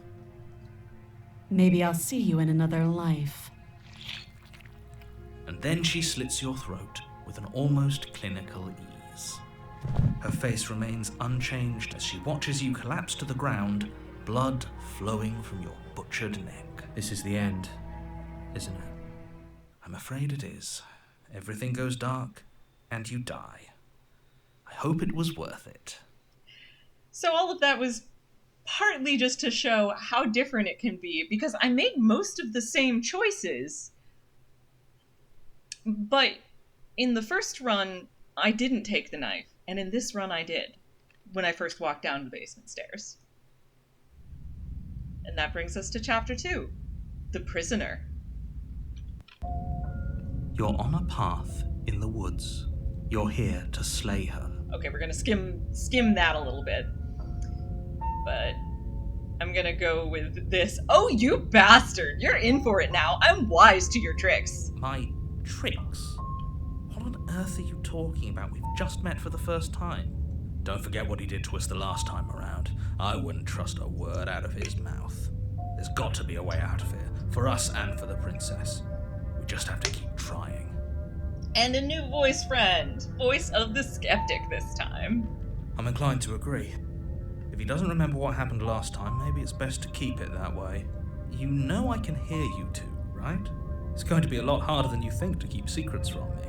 And as far as trying to help her goes, need I remind you how catastrophically dangerous she is to the world at large?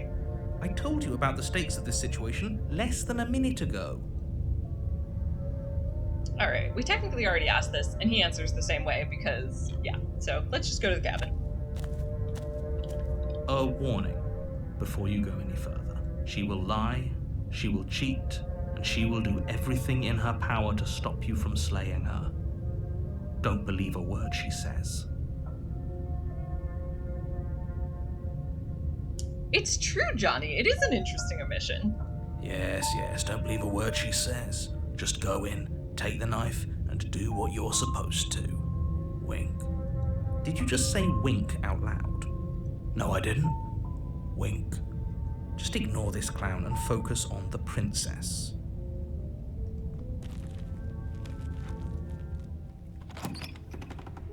The interior of the cabin is less a cozy woodland retreat and more like a dungeon.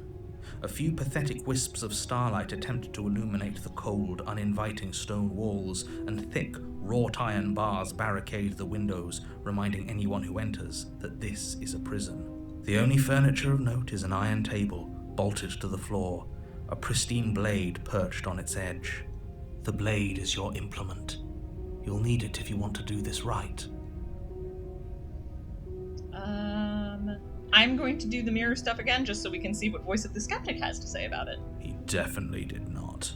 Does a mirror not count as furniture of note to you? Because it should. There isn't a mirror. There's a table, the blade sitting on the table, and the door to the basement. There's nothing else in here. There's definitely a mirror. There isn't. I think you know what we have to do. Let's approach the mirror. You walk up to the wall next to the basement. This really isn't funny. Sorry, that was just the same as the first time round, so... You reach forward and rub your hand against the cabin wall. I hope you know how ridiculous you look right now. But it was there a second ago, And now it's gone. If he doesn't want us to know about it, it must be important. We should keep our eyes peeled. Maybe it'll be back. Alright, take the blade because it gives You us take the options. blade from the table. It would be difficult to slay the princess and save the world without a weapon. Good idea. Much better to be armed than to go in with blind hope alone. Voice of the Skeptic gets me, or agrees with me. The door to the basement creaks open, revealing an old stone staircase. A few sputtering torches attempt to vaguely illuminate your path, dancing across glimmering patches of slimy moss on the stone steps. If the princess lives here, slaying her would probably be doing her a favor. Her voice, harsh but controlled, carries up the stairs. Is that a visitor I hear? Please, come downstairs. It's been a while since I've had company. Does she remember us?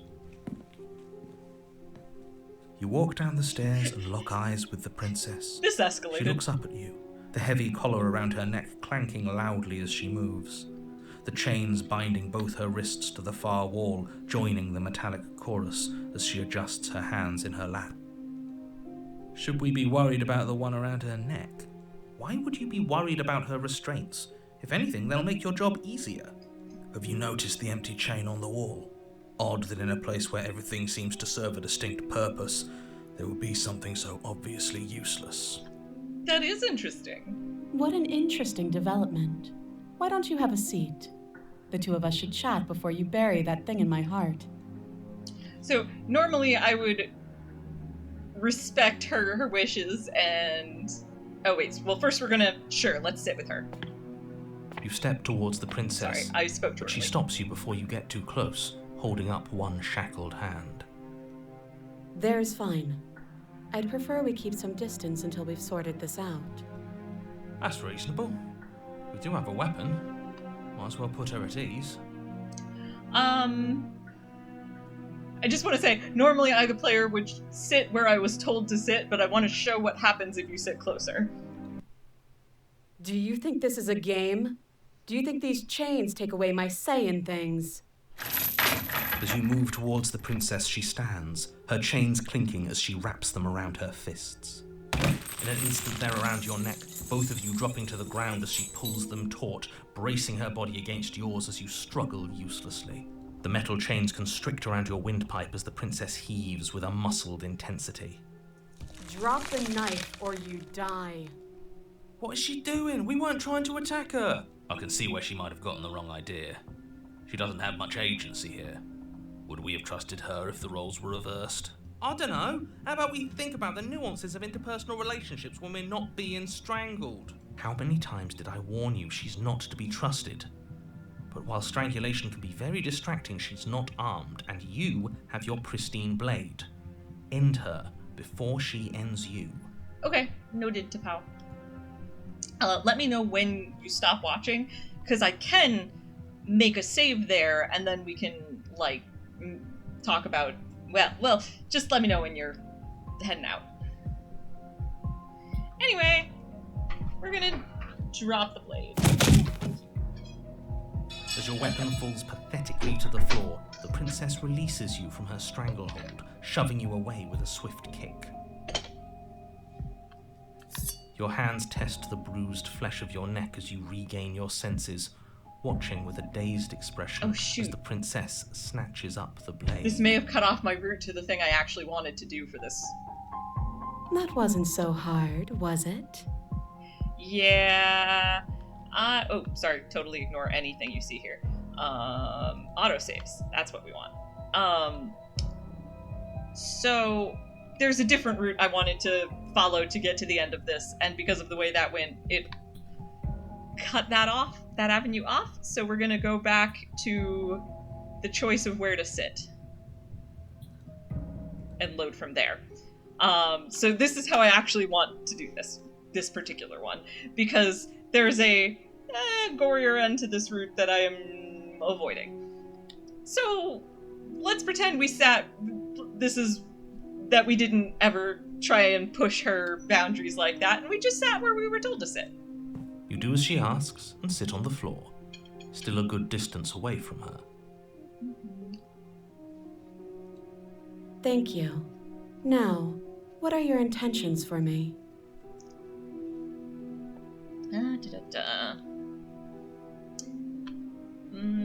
We'll go with, what happened after I died last time?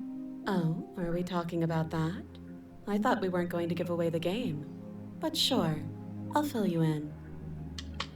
Nothing happened. You died. I went upstairs. I couldn't leave.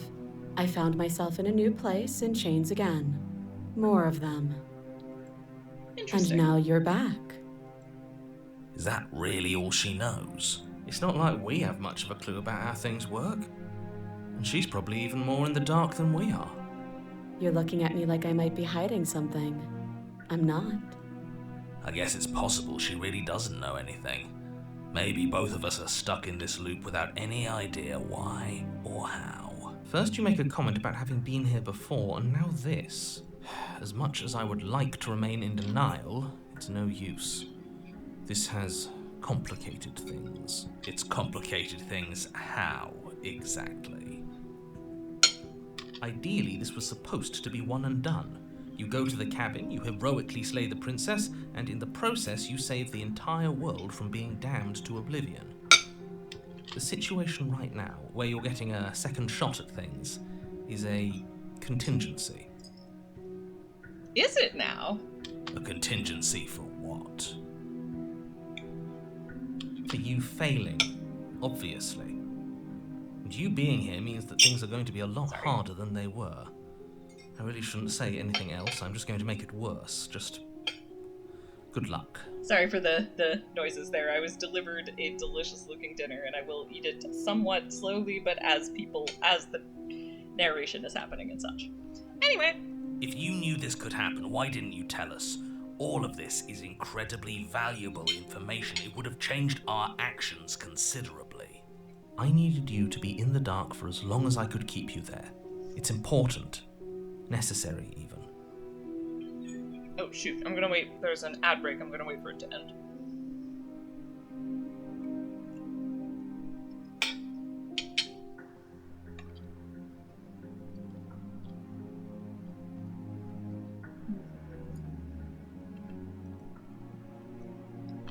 Just to clarify, here's the history. And I will leave it up so that it is visible for when the ad break ends in 5 seconds. Alright. So, just in case, there we go.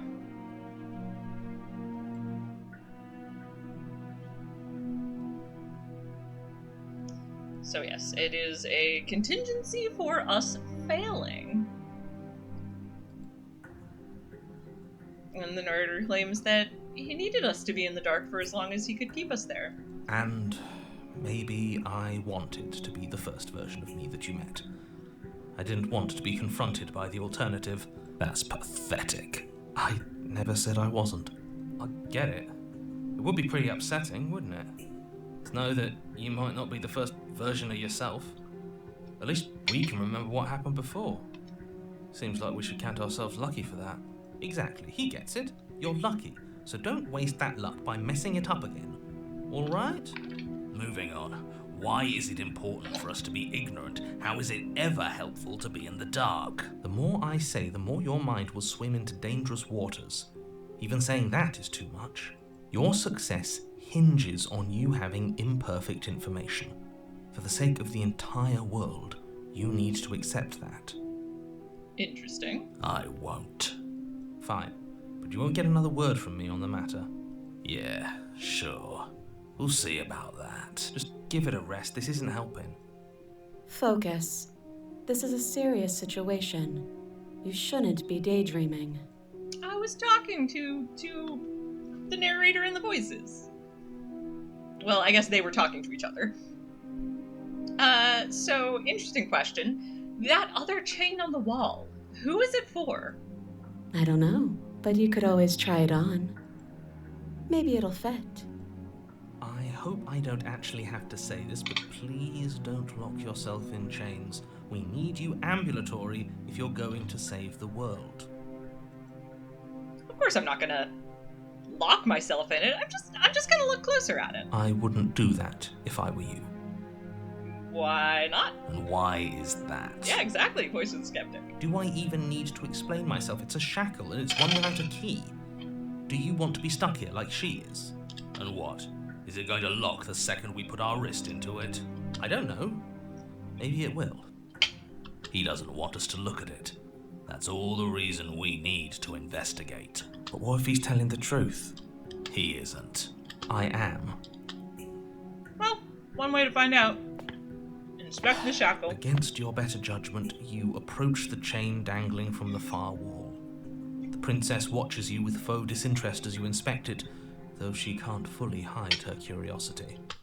I don't want to say what I'm supposed to say next. Oh? What is that supposed to mean? It sounds bad. Is it bad? Yes, it's bad. Come out and say it then. You're just wasting time. As you hoist the shackle, its heft shifts within your grasp, as if pulled by some odd magnetism. Before you can so much as blink, it practically leaps from your hands, snapping around your neck. Whoops! And, as if your situation weren't bad enough, the same magnetism repels your blade, which is flung from your hand and sent skittering across the floor of the basement. Excuse me? Yes? Are we stuck here now? Yes. Well, how were we to know that would... Okay, I, the player, already knew that was going to happen. That was my intended goal all along, but... in character, how were we to know that was going to happen? Huh, so it does fit. And I guess it doesn't like your knife. We're stuck here together, aren't we? That's funny. What are we supposed to do now? Can't even cut ourselves out. Guess we'll starve. That's horrible. It's not all bad. We learned a valuable piece of information. Not to touch things we're specifically told not to touch? No, that there's something special about this loose chain. It's clearly important. Okay, as someone who has played the whole game very thoroughly, I'm not actually sure I agree with the skeptic's assessment. Right. So, might as well. So, we got some options to chat. So, we're both stuck here. Yep. Did you know this was going to happen to me? No. What should we do? Wait, I guess. Maybe something else will happen. Maybe not. Not one for small talk, are you? Nope. That's rude. Alright, guess we're waiting in silence. You and the princess wait in silence, though neither of you knows what you're waiting for. But you're waiting for something. You're waiting for anything. This is so boring. There must be something we can do to get out of here. There must be something we're missing. But there isn't. Time passes. It passes and passes and passes. And the basement of the cabin remains much the same. It is cold and silent. At least the world is safe. It isn't. You're stuck. Too far away from both the princess and your blade to do much of anything. But she's not ending anything. She's just sitting there. Her very existence is a threat. It harms everything around it. How exactly does that work? It just does. Alright. But your line of questioning is interrupted by the passage of even more time. And after that, even more time passes again. And let me guess, the cabin remains the same. If time is passing, the cabin can't be the same. Even if the differences are small, they have to exist. That's just how things work.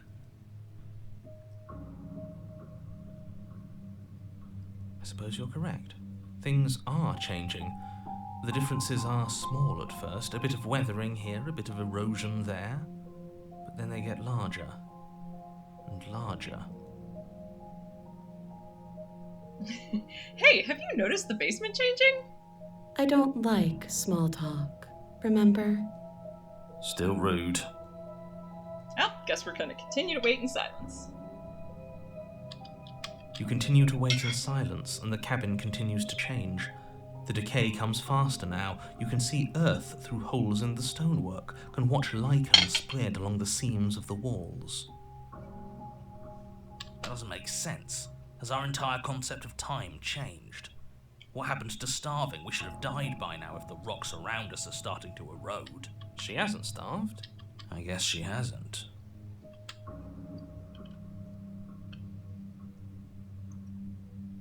Even more silent time passes as you watch roots push themselves through the increasingly porous walls of the basement. Dirt seeps inside, flowing across the stone floor like a liquid, covering the ground and threatening to swallow you both. Time continues to pass, and pass, and pass, until suddenly there are no walls. And then... And... I think he's gone. Would you look at that? We made it out of the cabin, and nothing bad had to happen to either of us. So this is the outside world. It's cold.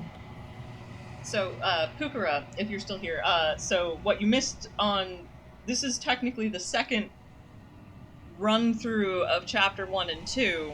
After the first one, mysterious hands took the princess away, and then we spoke to a strange entity who described themselves as flickering lights in an empty street or something. Basically as a nascent being that had just come into consciousness.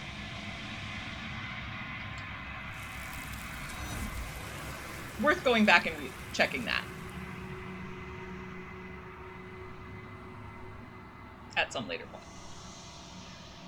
But you do not get the chance to respond, nor will you ever. It's time to leave. Memory returns. She's gone.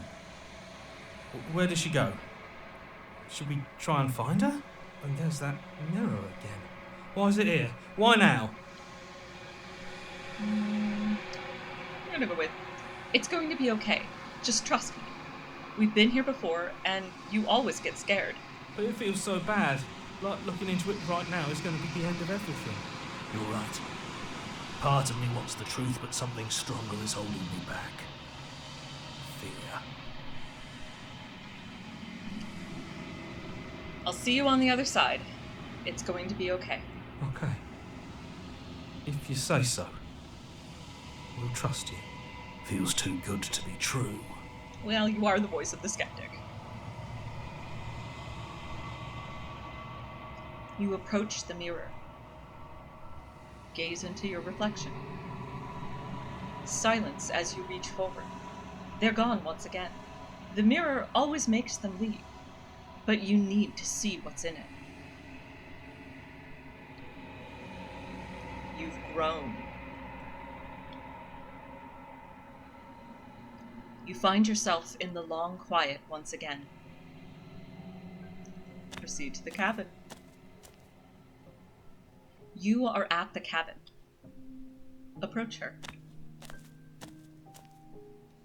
Flickering lights and empty cityscapes How is become it? pockets of vitality and movement. I am more than I was before. Whenever you are ready, I will wipe your slate clean once again. Are you the same being as you were before? How much have you changed?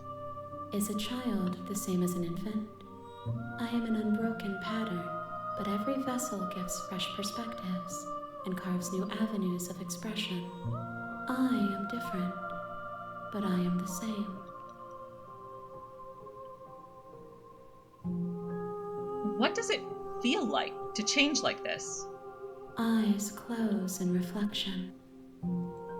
Perspectives meld together, and the breadth of my experience stretches to new corners. There are contradictions, conflicts in my nature, and there are familiarities that bind everything together. It feels correct. This is what I need to be.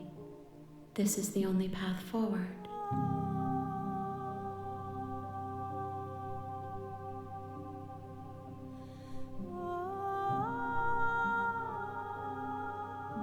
Do you have any thoughts on this vessel? This one is cold and cynical. She has protected herself when others could not. She will make for a clever heart. Do not mourn her. She doesn't need to be protected any longer. When all this is done, do you know what you want to do? With every gift you bring me, I excavate the alleys of what I am meant to be, and every exploration yields new and complicated truths. What I will be is different than what I am, and what I am is different from what I was. I cannot tell you what desires I will hold when I have changed. But in this moment, all I want is to know myself and to know you. All right, well, thanks to Pow for joining us, and I do hope you're able to watch the VOD later. Gonna give a very small spoiler. Once this conversation ends, she wipes our mind again, and we start back at chapter 1, which is, I hope, starts to show the pattern.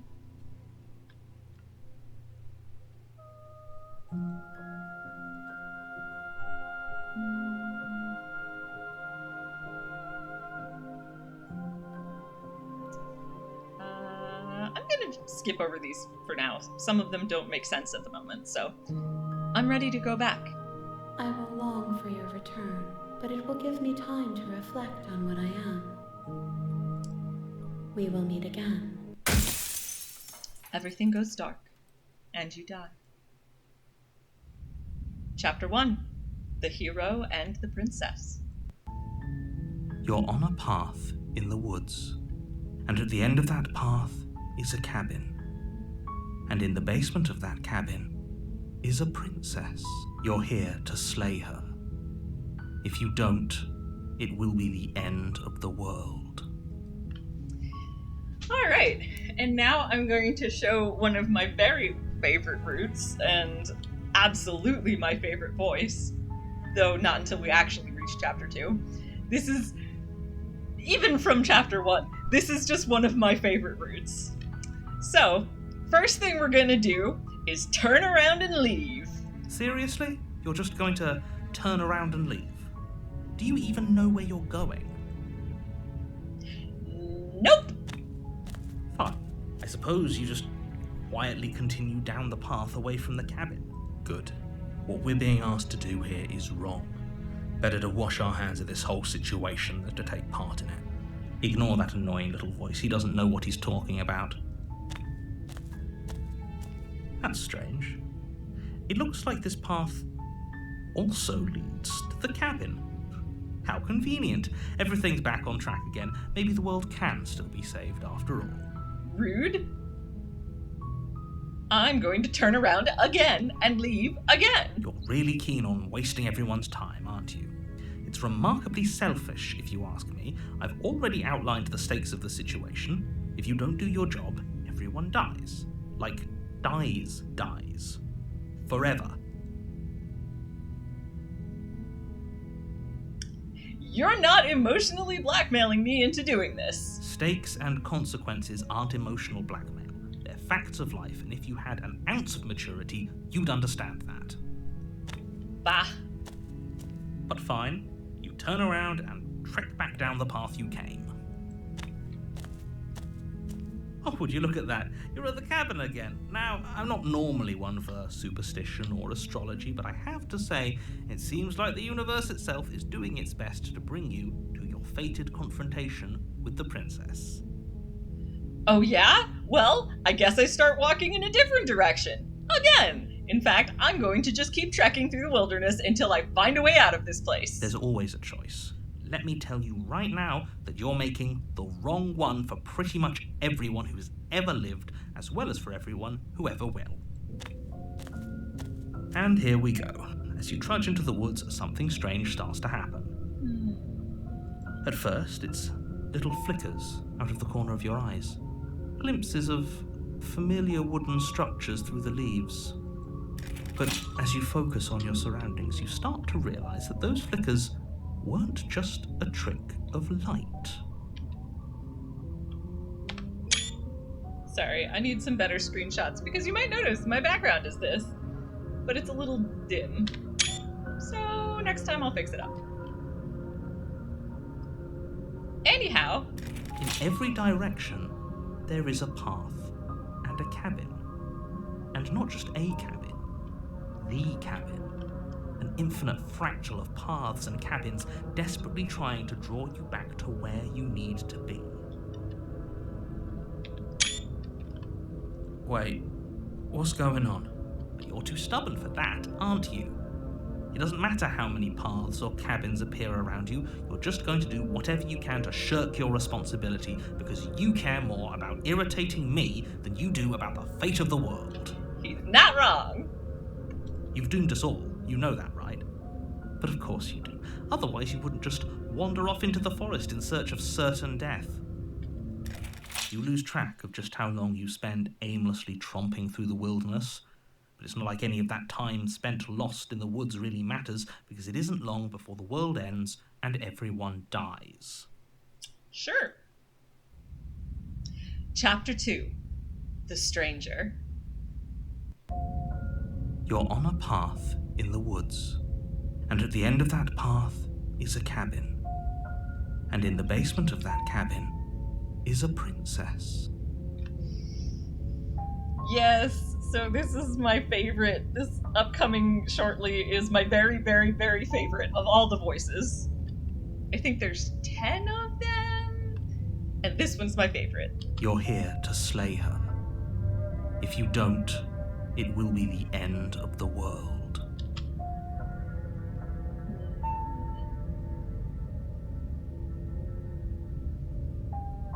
Yeah, I'm gonna go with...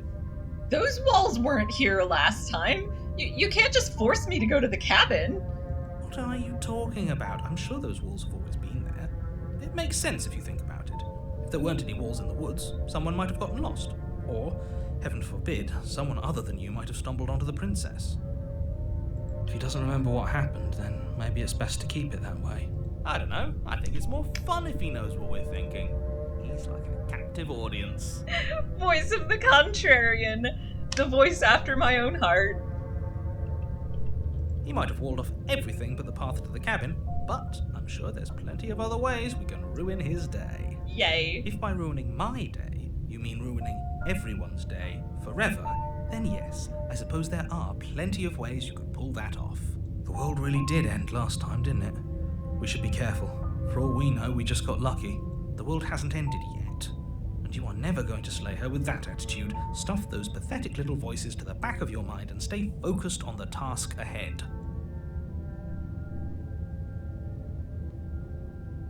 Okay, no. Oh, don't you start grandstanding about morals. The fate of the world is at risk right now, and the life of a mere princess shouldn't stop you from saving us all. That is not what I meant when I said that. If he doesn't remember what happened, I don't know. I think it's more fun. Oh no, okay, that just but the path to the cabin. But I'm sure there's plenty of other ways we can ruin. That's interesting. That might be a bug. I should remember to report that. Just because I don't think it's supposed to be able to repeat that. If by ruining my day, the world hasn't.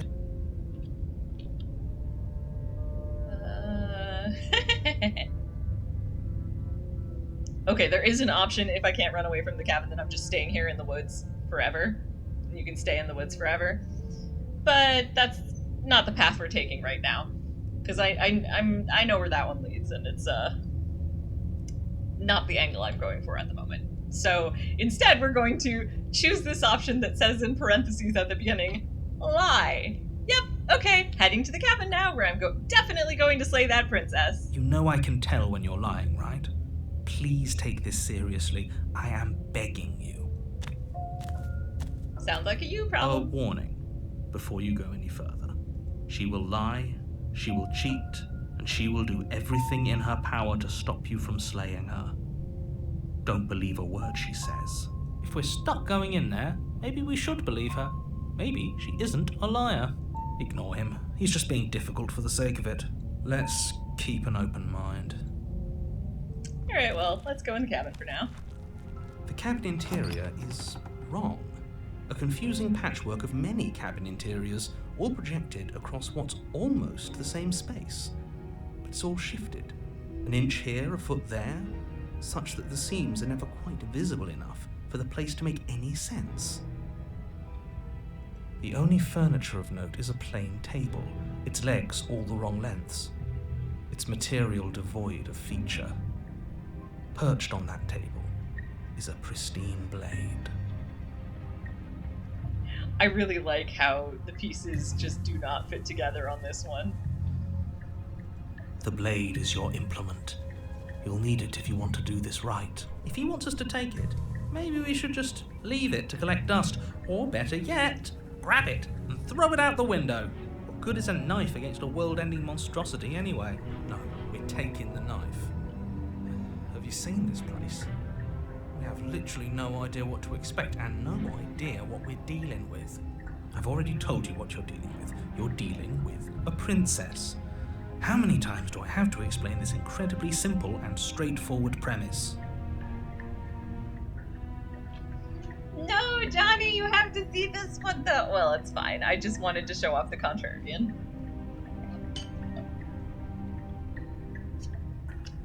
I do hope that you'll watch the VOD later, though.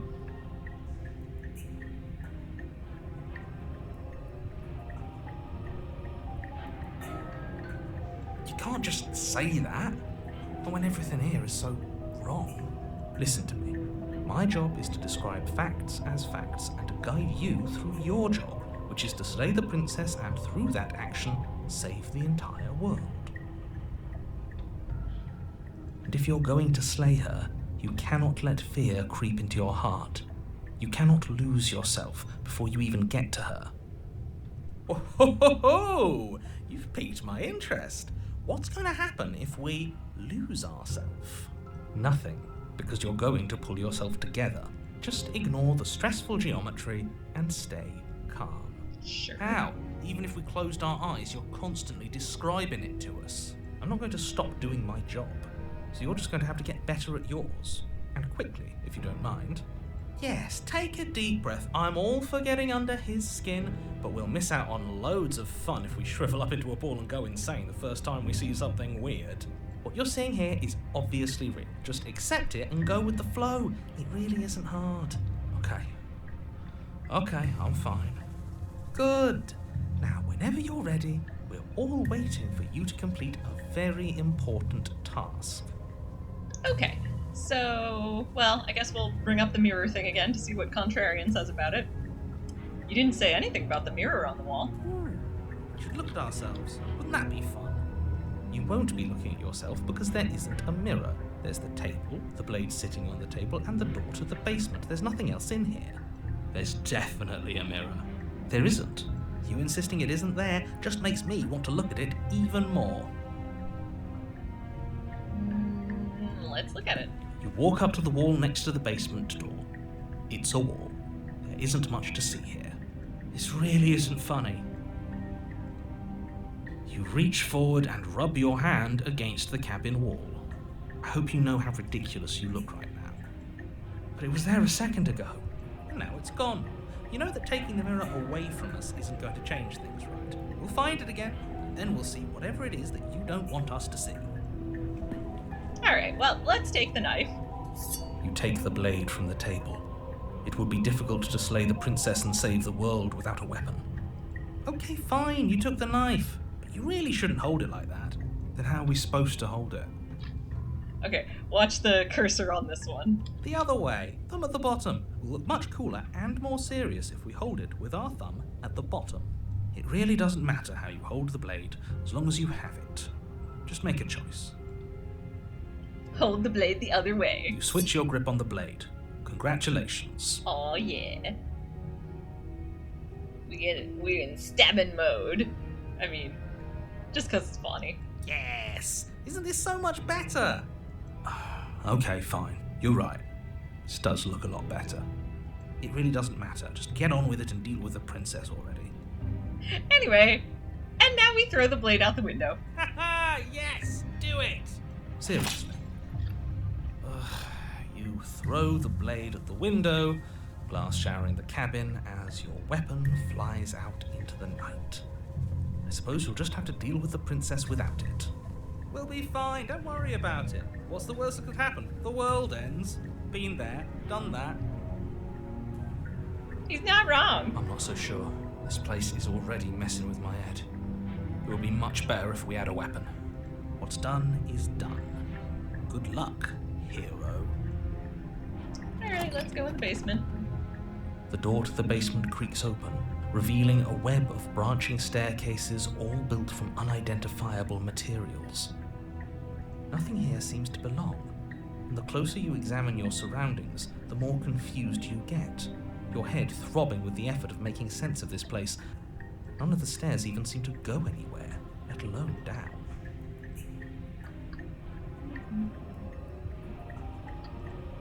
The air here has a sickening, almost sludge-like miasma. If the princess lives here, slaying her is probably doing her a favor. That was, the air here has a sickening, almost sludge-like miasma to it.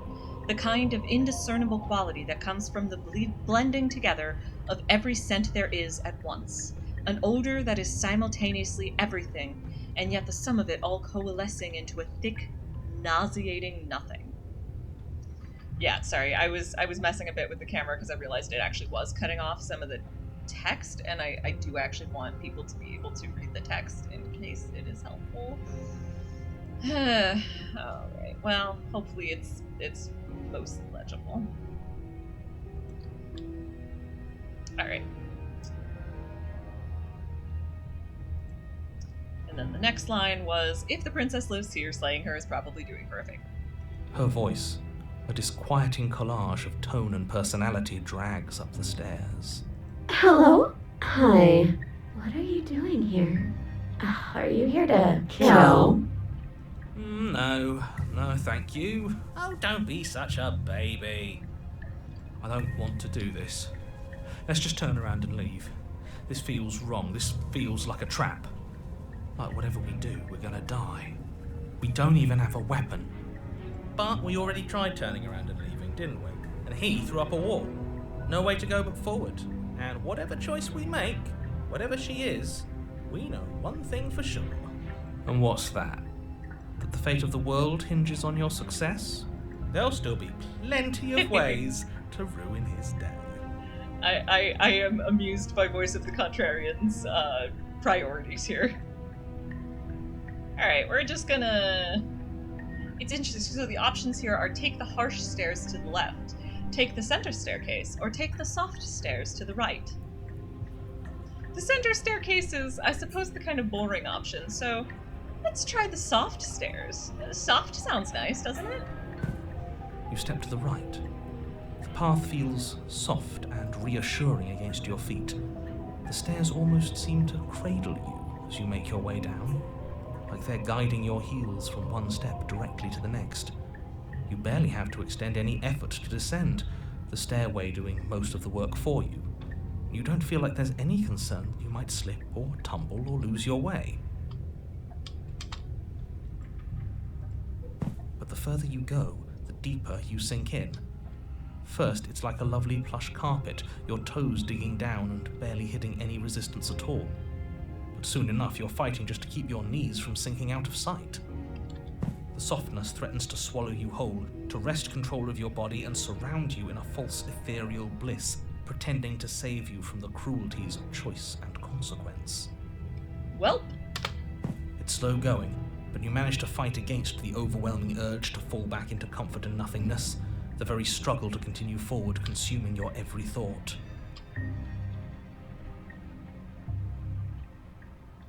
You slowly lose sense of yourself the further you go. Time disappears, and you can feel yourself begin to untether.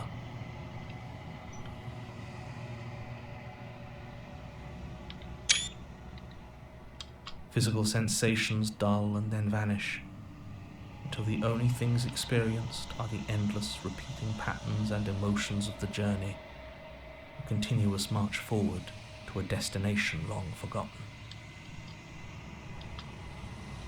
Consumption and betrayal, skepticism and blind devotion, rivalry and submission, terror and longing, pain and unfamiliarity. And at the heart of it all, an emotion that can only be described as... What the hell was that? What happened to us? Sorry, I pressed a button, so I think I missed, Yes, so once we appeared, the princess asked, "Are you okay?" I feel so strange. Like I'm fundamentally different, but also still the same person I was at the top of the stairs. Oh well, that was a trip, but now it's over. Time to get back to our old devilish ways. The princess, eyes bright but otherwise shrouded in darkness, watches you impatiently from the other side of the basement. Don't forget why you're here. And why are we here again? In case you weren't listening, I'm afraid I lost myself on the way down. You're here to... He's just being an ass. We remember. Though I'm still not sure if we should trust you. Let's talk to her for a bit, try and get our bearings. She seems normal. Let's just be straightforward. Getting down here was weird. Like I was pulled apart and put back together again. Do you know what happened to me? I don't know what happened to you, but you look like you're in one piece now. But I understand. Sometimes I feel like I'm being pulled apart too. It's so terrifying down here. But at least now you're not alone. And I'm not alone either. We're probably stuck down here forever, aren't we? There's no way out, and barely a way in. As the princess speaks again, it's almost as if she fractures. And where there was once just one of her, there is now another. We can do that? I don't like this. It's those cabins all over again. Can we put her back? You said you'd been here before, right? What exactly happened last time? Does it matter? Yes, it matters. But I'm not going to waste any more time prying out details if you're going to be so irritating about it. It seems to me like you saw something you weren't supposed to have seen. If only you'd listened to whatever words of wisdom you were given in that other reality. But what's done is done, isn't it? Man, you don't have an agenda here at all, do you? Whatever you saw last time, unsee it. Whatever thoughts weaseled their way into your head, unthink them. If it's not already too late. You have a job to do here, and you need to do it now. Ooh, new plan. Let's see if we can make even more of her. Okay, I'm obviously most, as I've stated, Voice of the Contrarian is my favorite, so let's do it! What's your name? You can call me Princess, if you'd like. It doesn't matter. I've been down here for so long. What's the point of a name if there's no one around to use it? Oh, okay. That didn't spread them, so stretch them out. That's probably fine. There's more of you now. Do you need help? Not that there's much I can do chained up like this, but I'm the only one down here. So if you need anything, I'll do my best. I don't feel like I've gotten any bigger. There must be something wrong with you. I'm the same as I was a moment ago. She fractures again. I don't like where this is going. Neither do I. Which is why you need to slay her now before things get more complicated than they already are. How would we even do that? Where would we start? We could always start by retrieving the blade.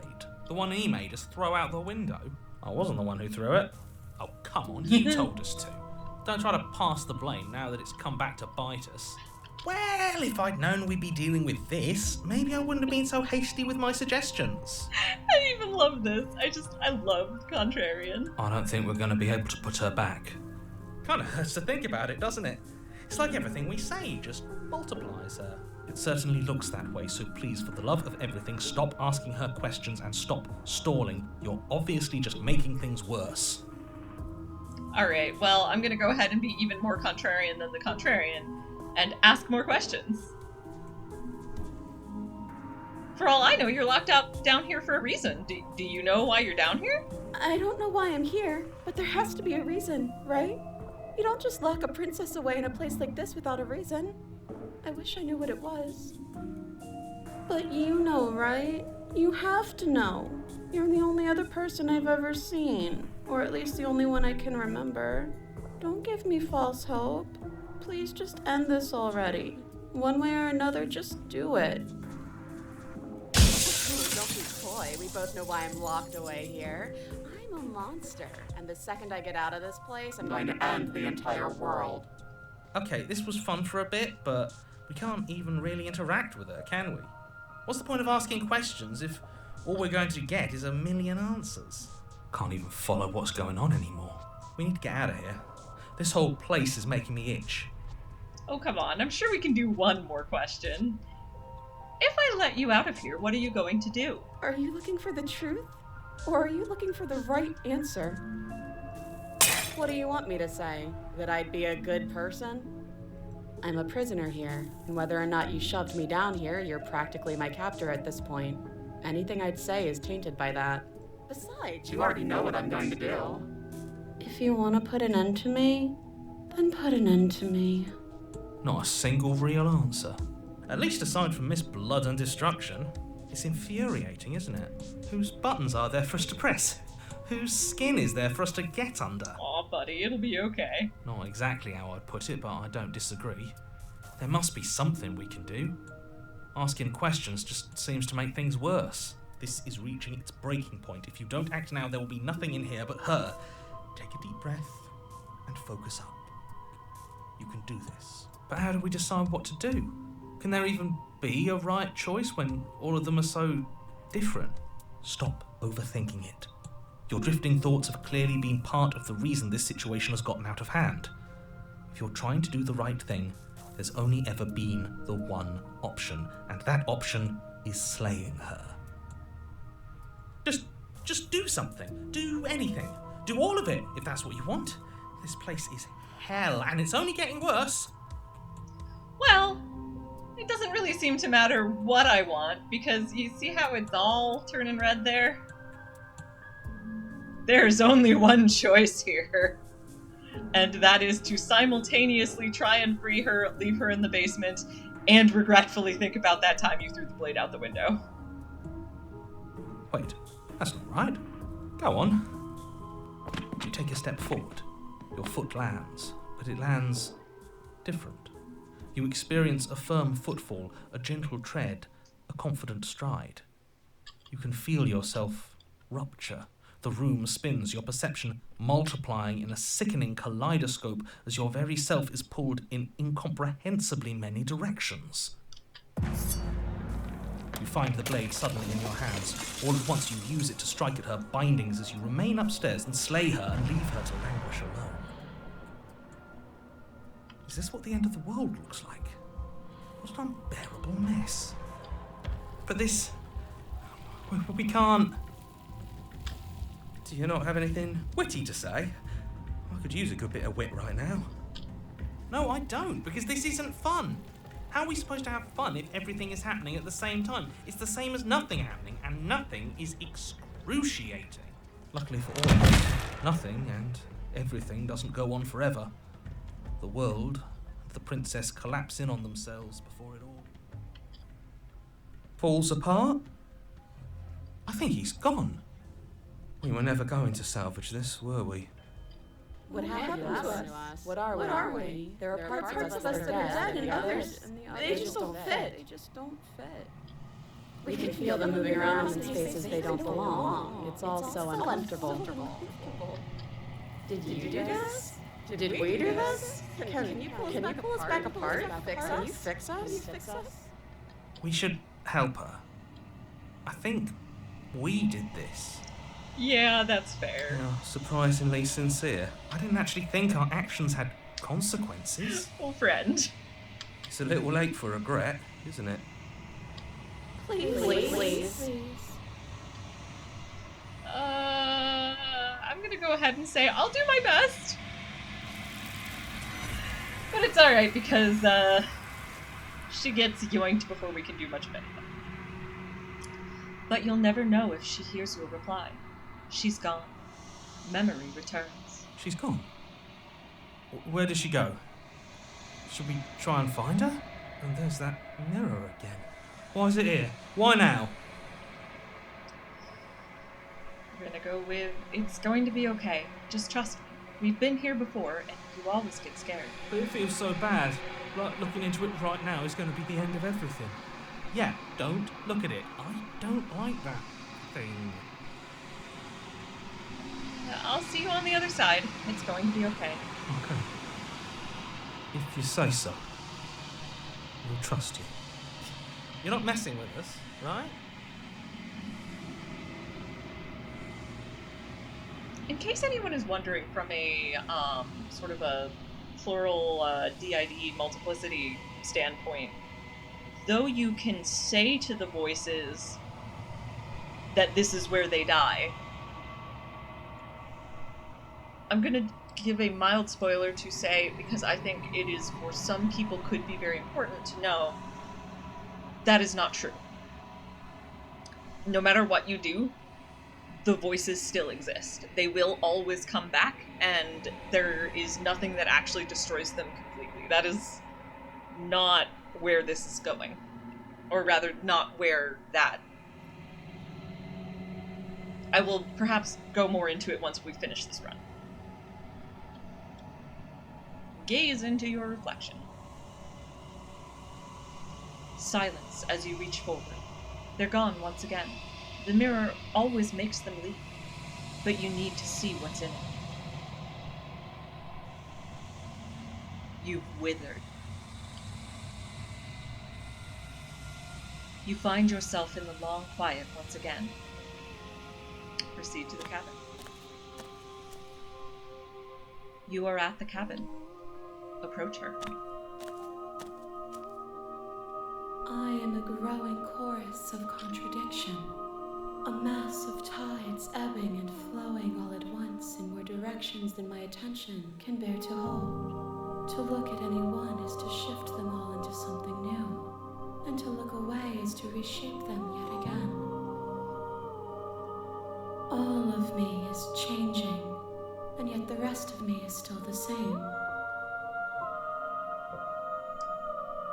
How can you stand to be a contradiction? As easily as you can stand to be you. You are like me, even if you have chosen not to look at the corners of you that do not fit, even if you have chosen to ignore the brilliant contours of your soul.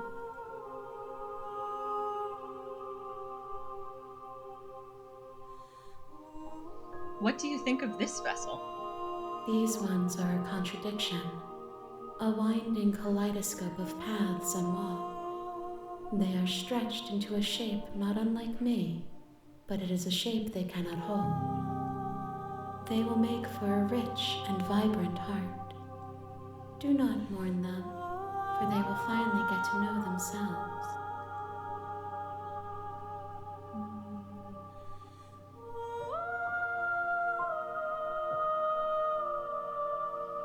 It doesn't matter how many times I go back. At least one of us always hurts the other. Doesn't that change you? Doesn't that make you worse? It changes me, but it doesn't make me worse, nor does it make me care for you any less. Does it make you worse? Do you resent me? I do like that one of the options is, if anything, it makes me like you more. I don't know what that says about me. But, you have a full, just to clarify, there is a full range of options for responses here. You can choose how your character feels about this, up to and including not saying anything about it. My choice is, no, not really.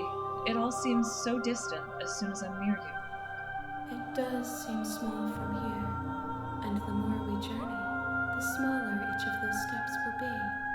But that doesn't make any of them less special. Just gonna shift this down a little. It's a little strong.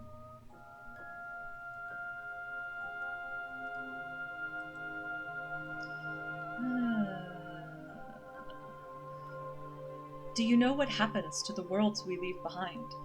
My perspectives are shadowed. You have seen what I have seen, just as I have seen what you have seen. The angles of my vantage do not offer me hidden truths, and my attention is turned inward, except when you are here with me. Perhaps this will change when our work is done. Have you figured out what you'll want when we've finished? The desires of my multitude thrive in endless competition with themselves, but none of them rise above their dance to influence me.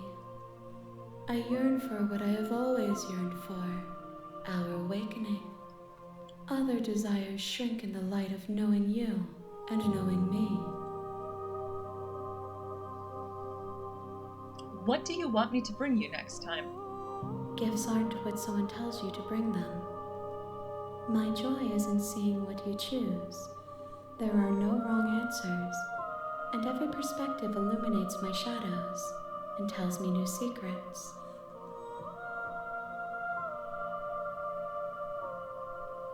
So you don't have any preferences on how you'd like to change or grow? The tides do not dictate where they are pulled. A river does not dictate its outlets. My gift to you is to let you choose your path, and my task is to treasure the gifts you bring me.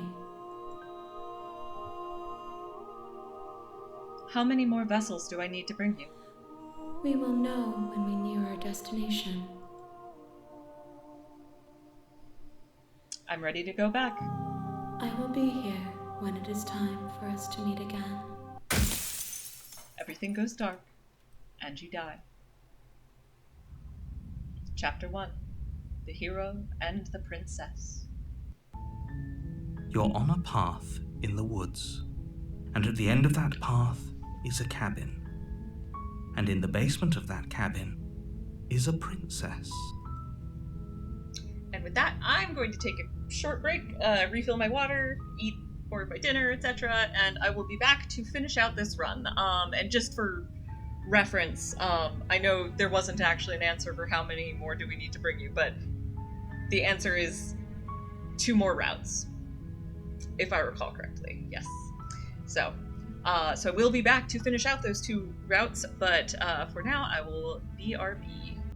All right, I have returned, ready to finish this out. I mean, I say that'll probably take another good hour or so.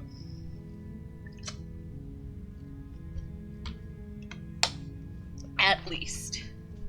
So, we're on a path in the woods, and at the end of that path is a cabin, and in the basement of that cabin is a princess. We're on chapter 1, once again. You're here to slay her. If you don't, it will be the end of the world.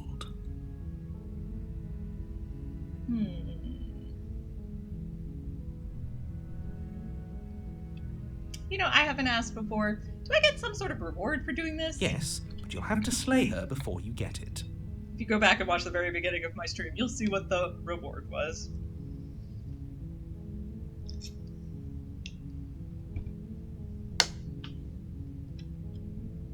Actually, no, I think you'll see it in this one too. Can you tell me what my prize is going to be for doing a good job? It's a secret, but I think you'll like it. It's a special reward, just for you. And whatever you think it might be, I can promise you it's going to be even better than your wildest imagination. It's a big promise there. Alright, let's go with sweet. I've always wanted to offer Monarch. Viva la revolution! That's the spirit. Do, do, do, do. You make your way up the short path to the cabin. You'll find the princess within.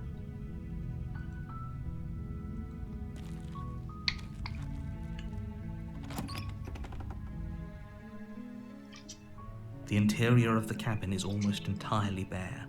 The air is stale and musty, and the floor and walls are painted in a fine layer of dust.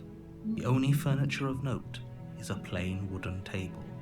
Perched on that table is a pristine blade.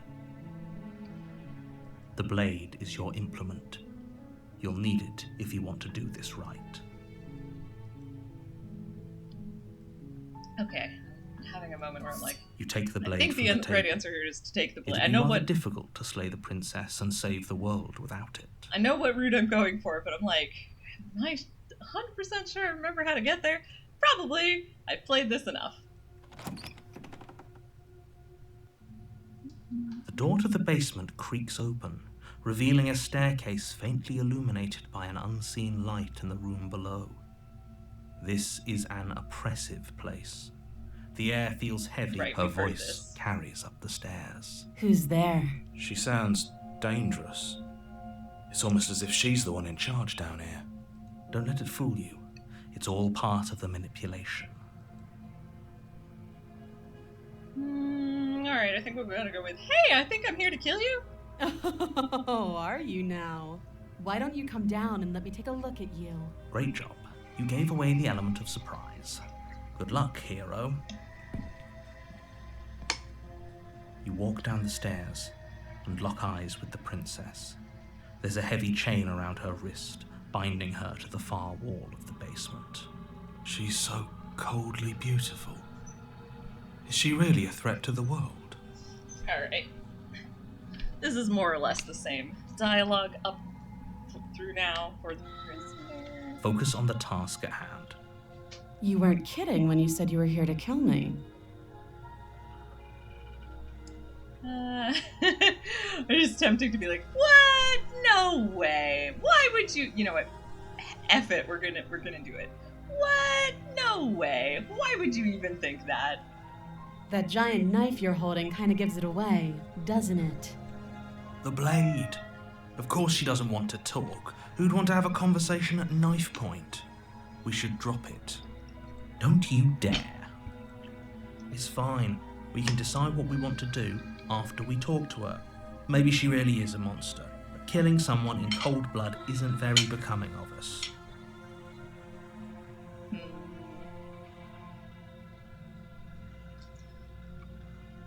Nah, we're gonna tighten the grip.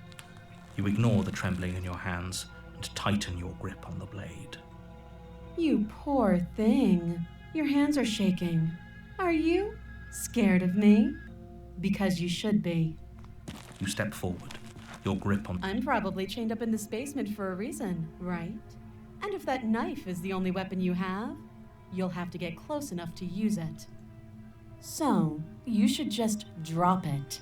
Best not to risk finding out what I can do. She's unarmed. If you hesitate now, it'll be too late. End this. Are you sure she's not armed? I'm positive. I'm not. But we'll keep our eyes peeled. If she has a weapon, she'll have to draw it before she can use it. Hesitating? Why don't you drop the knife and the two of us can be civilized with each other? Nah, we're gonna see what happens if we slay her. You charge the princess, blade in hand, but unfortunately your earlier suspicions proved correct. A blade of her own slips down her sleeve and catches you in the neck. So this is going to be a much more violent run than any of the other ones have been thus far. Blood sprays from the cut, your severed carotid artery painting the princess with strokes of red. You'd better finish your task quickly before you run out of time. Finish the job. With the last bit of your will, you press forward, sinking the blade deep into the princess's heart. Oh, The two of you collapse on the floor together, rapidly bleeding out. somehow, I thought this would turn out a little differently. But I wonder, do you really think that this was enough to stop me? It's like she's convinced she can't die. But you don't have time to worry over such things. Everything goes dark, and you die. Chapter 2. The Razor. You're on a path in the woods, and at the end of that path is a cabin. And in the basement of that cabin is a princess. I love the Razor. It's the only one of the really, really violent routes that, well, not the only one, but it's definitely my favorite of the more violent routes. It's just, I enjoy the characterization. But again, of this run, this will be the most violent run. So just for this entire chapter 2, until we get back to the middle part, the part where we reset, just expect a lot of stabby things. Gore, dismemberment, stabby things. Violence, murder, blood. It's the stabby route. You're here to slay her. If you don't, it will be the end of the world. This time let's go with, but I already slew the princess. Sure, she also killed me, but I definitely got her. Why am I here again? I can assure you that you didn't slay her and that she didn't kill you. People don't just spring back to life after dying, and the two of us are meeting for the very first time. If he doesn't remember what happened, then maybe it's best to keep it that way. This whole thing's a crock of shit. She's just going to pull a knife out of nowhere and stab us again. Stabbed to death? Well, you won't have to worry about that. The princess is unarmed. Yeah, that's exactly what you told us last time. When we asked you if you were sure she didn't have a weapon on her, you said you were positive she didn't. But it turns out she did, because when we charged her, she started stabbing us to death. Calm down. I assure you she has no weapons, so there's no reason to fear her. You were made for this job. You'll do just fine. Alright, well, I guess we'll go to the cabin. A warning before you go any further. She will lie, she will cheat, and she will do everything in her power to stop you from slaying her. Don't believe a word she says. He couldn't be more on the money. But we're really doing this, aren't we? I'd say you're lost, but I'm stuck here with you. We know what to look out for this time. We know to be careful. Just stay focused and you'll be fine.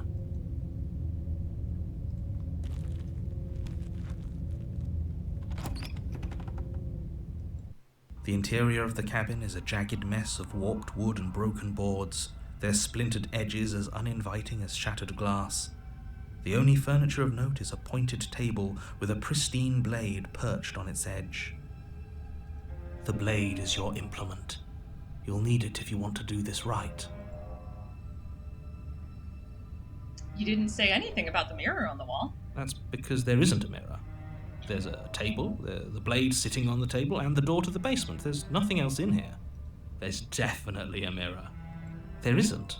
Can you two stop arguing? It's stressful enough in here without all of this extra noise. Yeah, you're right, it doesn't matter. But it does matter. Don't you care if we're being lied to? If he's willing to lie about something as innocuous as a mirror, what else is he hiding from us? I'm not lying to you. Use your eyes. There is no mirror. Why would I lie about something so meaningless? What good would a mirror even do? Let you waste time preening yourself instead of doing what needs to be done. But there was a mirror a second ago. Now it's gone. Yet another thing in here playing tricks on us. I hate this place. Aw, poor voice of the cheated. So, one thing that I haven't been showcasing yet, but I am going to start as of this route, and will also be true of next route, is every path, every chapter 2, with the exception of the stranger, as far as I'm aware, has a chapter 3. At least one chapter 3, often 2 or more chapter 3 options. The Razor has 2 very distinct paths, both unique to this chapter, that it can follow. I will probably show the other route in a future stream, but for now, I'm going for, and like, this is the moment that locks you on one or the other. You either take the blade and it sends you down one route, or you don't take the blade and it sends you down a different route. So, for reasons that I will explain when we get to chapter 3, I'm gonna do not take the blade. Are we really doing this without a weapon? You know she has one, right? Once again, I'd like to remind you that she's unarmed. But you're right, this would be a lot easier if you had the blade. I hope you know what you're doing. The door to the basement creaks open, revealing what must once have been stairs. The fractured slats look as if they've been torn from their source and violently jammed into the wall. The air seeping up from below has an almost metallic quality to it, like the smell of fresh blood. And you can hear what sounds like the rhythmic scraping of metal coming from down below. If the princess lives here, slaying her would probably be doing her a favour. That's right, scraping. I told you she has something, I told you. That sound could be anything. It's probably just her chains dragging across the floor. I am begging you to get out of your head. Her grating voice carries up the stairs. I hope you've come to rescue me. I've been stuck down here forever. There is something so wrong with that voice. Yeah, she thinks she's better than us, like she doesn't even have to put on an act this time. As you descend the final step, the form of the princess comes into view, her sharp eyes following you from across the room. I wonder if she remembers us. Finally, somebody! Quick, get me out of these chains. We're not safe here. Come on now, we're not falling for that, are we? Her face. She's trying to trick us, but she can't hide that threatening edge to her voice. She just wants us to get close, to let our guard down. Exactly. She sounds threatening because her mask is already slipping. She knows why you're here. What are you waiting for? You are here to rescue me, right?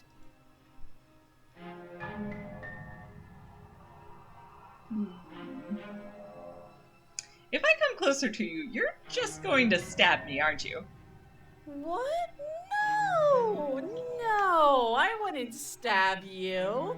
I am just a sweet, innocent princess trapped here for no reason. A sweet, innocent princess. I love her. The razor is just too funny. Sorry, one sec. Closing my door properly because it was slightly open, which meant it kept creaking back and forth, and I'm like, I'm already playing a spooky game. I don't need to psych myself out even more. And you are a brave knight who's supposed to walk up to not stabbing distance to help me. Just sweat drops on her face. I have absolutely zero doubts that she is going to stab us if we get close to her. She certainly feels threatening. Just because she's acting like she's going to stab you doesn't mean she has the means to actually do it. But you know who has the capacity to quickly arm himself? You do. So stop second-guessing yourself, go upstairs, take the blade, and do your job. But I'm nervous. All the more reason to jump into the deep end and deal with her right now before you waste any more time getting stuck in your head. Do you remember what happened last time? Last time? If somebody came into my house and tried to kill me and I cut his neck open and then he stabbed me in the heart and we both died looking in each other's eyes, well, surely I would remember that. But I don't remember it, so it must not have happened. Last time? What are you talking about? That was awfully specific. Ugh, it's like the two of you are working together on this. Aren't you listening to her? She's obviously lying through her teeth. I'm terrible at spotting lies, and even I can tell something's up here. We can't be the only ones that looped back to the start. Someone else has to remember, right? Yes, something is obviously up, and we can all tell that she's lying. The thing she's lying about is how dangerous she is, not dimension hopping or time travel or whatever it is you think you're doing. I'm gonna go with, I'd like to trust you, but you're being so suspicious right now. That's so rude of you, passing judgments on strangers you've never met just because they're different from you. How would you like it if I did that, huh? Silly little birdface thinks he's so serious coming down here but doesn't know anything. He doesn't even have a knife for stabbing. I bet you didn't like that, did you? I bet you didn't like being judged for no reason. How many more times does she have to vaguely threaten you before you finally decide you're ready to deal with her? We're clearly still figuring out our angle. We don't have the luxury of watching this from a distance. Oh, I'm sorry. Do you think I'm in a position of luxury right now? You're acting like you are. My entire world is at risk. then maybe you should behave with a little more humility. A bit of self-deprecation would go a long way. No, I have my dignity. Fine, then we'll continue to treat you exactly how you deserve to be treated.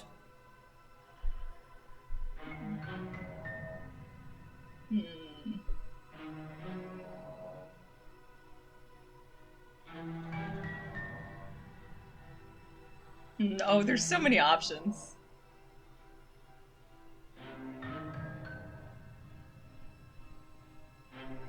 What if we're both honest with each other? I was sent here to stop you from ending the world, and you slashed my throat last time. That doesn't sound like me. I think I've said my piece at this point. I think we all have. But if you want to keep exhausting your questions, it beats getting stabbed to death.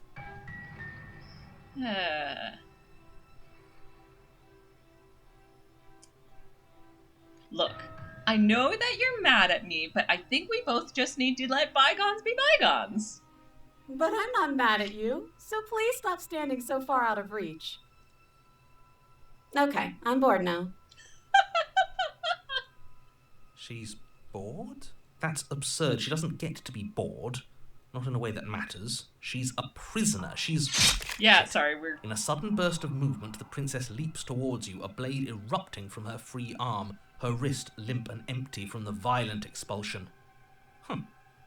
So I guess she did have a knife of her own after all. So, yes, I forgot to mention, not only is this route full of stabbing, but also body horror of the more or less that sort the whole time.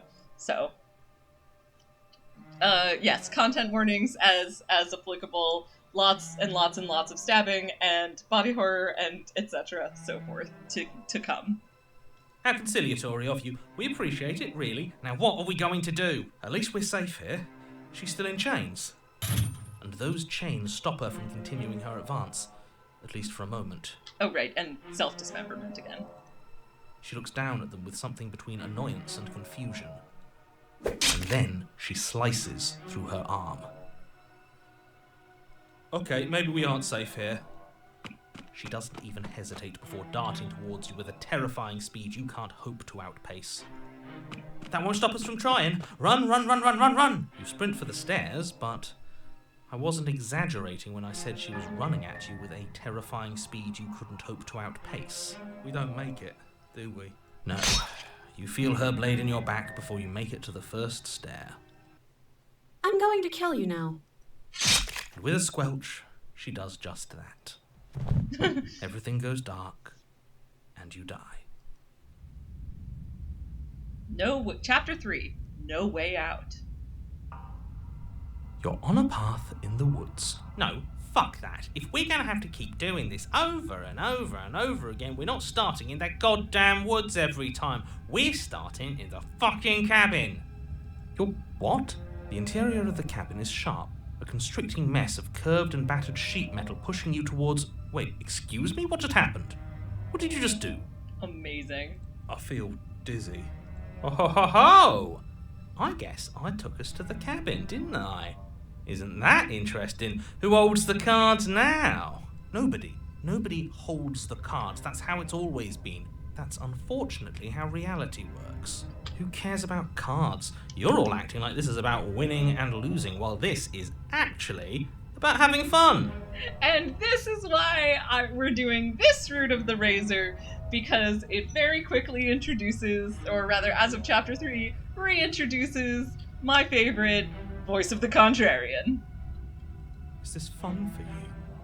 It's not fun for me. I don't like being sliced to pieces. Ah, poor voice of the broken, though. He's not fun. He's just very sad. Great, so obviously you've already been here. How many times? This is our third? No wonder things have fallen apart. You do realize that every time you fail, she escapes and an entire world is damned to destruction, right? I'm not sure it works that way, but sure. That can't be right. That's too much responsibility. I couldn't agree more. We couldn't be trusted with the fate of a single person, let alone the fate of the world. Let's just stay focused, shall we? The only furniture of note is a bent metal table. A pristine blade perched. We take it. Okay, sure. You take the blade before letting me finish telling you it's there. It would be difficult to slay the princess and save the world without a weapon. And then, we throw it out the window.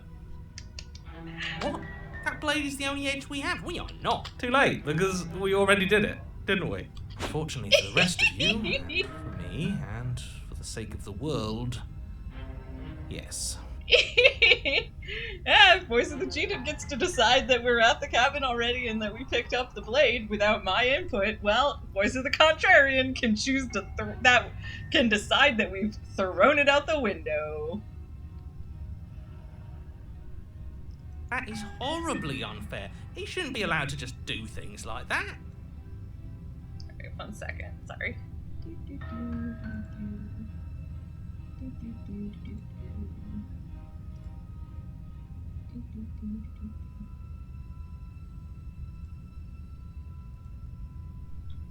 You were the one who made us pick it up. See? You're not the only one who can figure out how to do things. Yeah.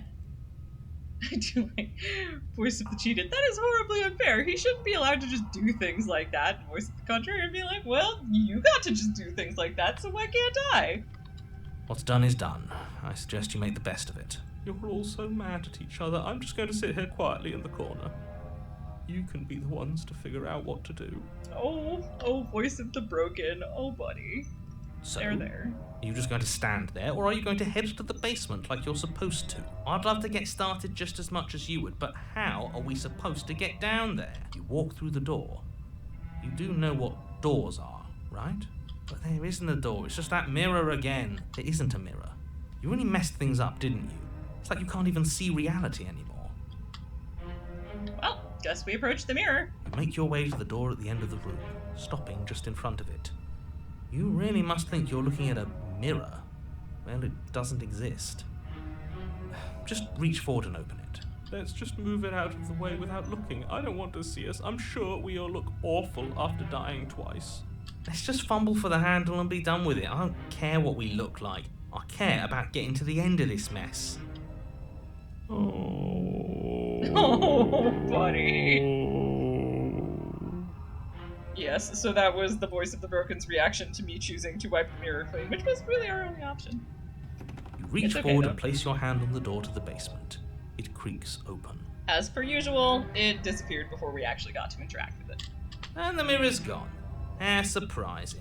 I can't say I was particularly invested in looking at it before, but now I really want to see what's in it. If it's so keen on hiding from us, whatever it has must be real good. Guess it's time for us to see her again. Just stay focused and you'll be fine. You step forward, but you don't get a chance to linger on the basement stairs. They are smooth and flat and metallic, an unintentional and unfortunately slippery ramp that quickly sends you skittering to the bottom. As your body tumbles onto the basement landing, the form of the princess comes into view, Riley smiling at you from a distance. Hi, it looks like you don't have a way out, so I'm not going to play dumb anymore. And you still don't have a weapon. That's funny! That's a joke! I'm going to kill you now. Yes, that was extremely silly of whoever did that. Probably a bad idea. I love Voice of the Contrarian so much. Irrationally much, perhaps, but so much. That was you. I know, I'm just trying to add some levity to this. Good job. Well, since all of this was your idea, how about you figure out how to get us out of it? Oh, guys like us don't get to make any decisions. You should know that. I decided to pick up that blade, and you decided to throw it out the window. This is why we've already lost. Can't even stop bickering with ourselves. How are we supposed to beat her without a weapon? She's so sharp. Your internal bickering is cut short by the wet sound of slicing meat. From the princess's arms erupt twin blades, glistening with her blood, the empty flesh of her arms flopping at her elbows like torn sleeves. The chain clatters to the floor. You're going to make me walk over to you, aren't you?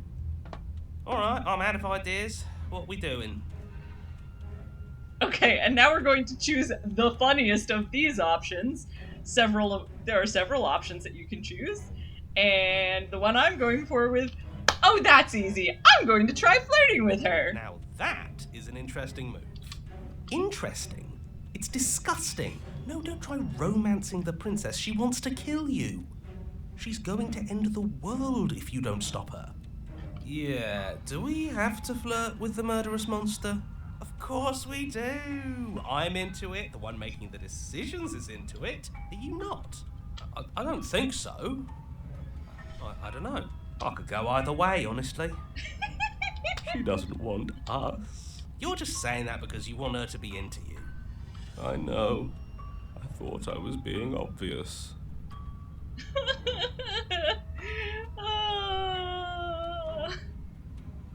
These are all good. I'm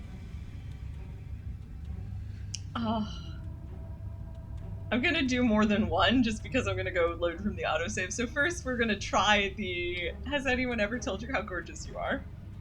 I know you want to kill me, but has anyone ever told you how gorgeous you are? A rosy blush flushes in the princess's cheeks, and a wide grin cuts across her face. You're the only person I know, so that's a first. You're sweet. I like you. You're also gorgeous. Oh, be damned, this is actually going to work, isn't it? But before we find that out, one way or the other, we'll do the other one, which I like being the actual canon choice, which is give her the look. The look. Yeah, the best flirts know how to flirt without saying anything. We just have to let her know, right? You flash the princess the look. And a rosy blush rushes to the princess's cheeks as she breaks into a wide grin. Unbelievable. Oh, is that how it is? Yeah, okay, I feel that. I like you too. Neat. I just love, this is why this is my, the choice I want to make canonical, because I just like her response. Yeah, okay, I feel that. I like you too. Neat. Oh, be damned, this is actually going to work, isn't it? Still going to kill you. But now we can both enjoy a mutual romantic subtext to the murder. Or not. At least she likes us. I've never been liked before. Oh, buddy. Blush still glowing in her cheeks. The princess closes the distance between you and skewers you. Ow. What worthwhile romance doesn't hurt at least a little bit? No. What matters is that she likes us. She's even said as much. Welcome back, voice of the smitten. Oh, a new one of us. I thought that only happens when we die. Did we die? Nah, we'd know if we died. Right? You're on a...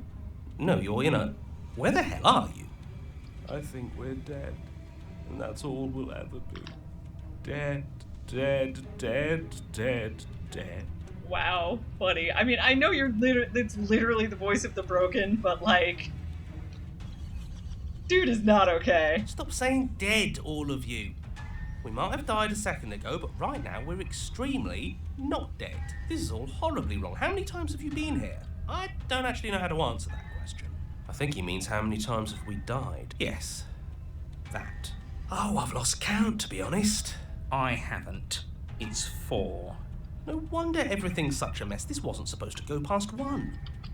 I wonder what you're going to do next. You're so full of ideas, and I love that. But I guess we don't have time to talk about things before the princess advances. Okay, whatever we do gets us another us. Let's see how many we can stack. There's got to be a point where it makes us better than her. Sure, cheated. Sure. Also, I accidentally cut it a little short, but, like, before the princess advances, that was the end of the sentence. We'll win her heart eventually. Come on, show me something new. Alright, so our options are fighting her, appeal to her authority, dodging, panicking, or we're going to let her stab us and we're going to have a stiff upper lip about it. She can't hurt us if we don't let ourselves feel it. It's the one I'm going to go with. Although there's also the option of all these ideas suck, think of something better, but you don't really get time to think up something better, just so. Yeah. Okay, actually no, I'm not going to do that to the poor voices. We're going to go with not letting her stab us. We can dodge, right?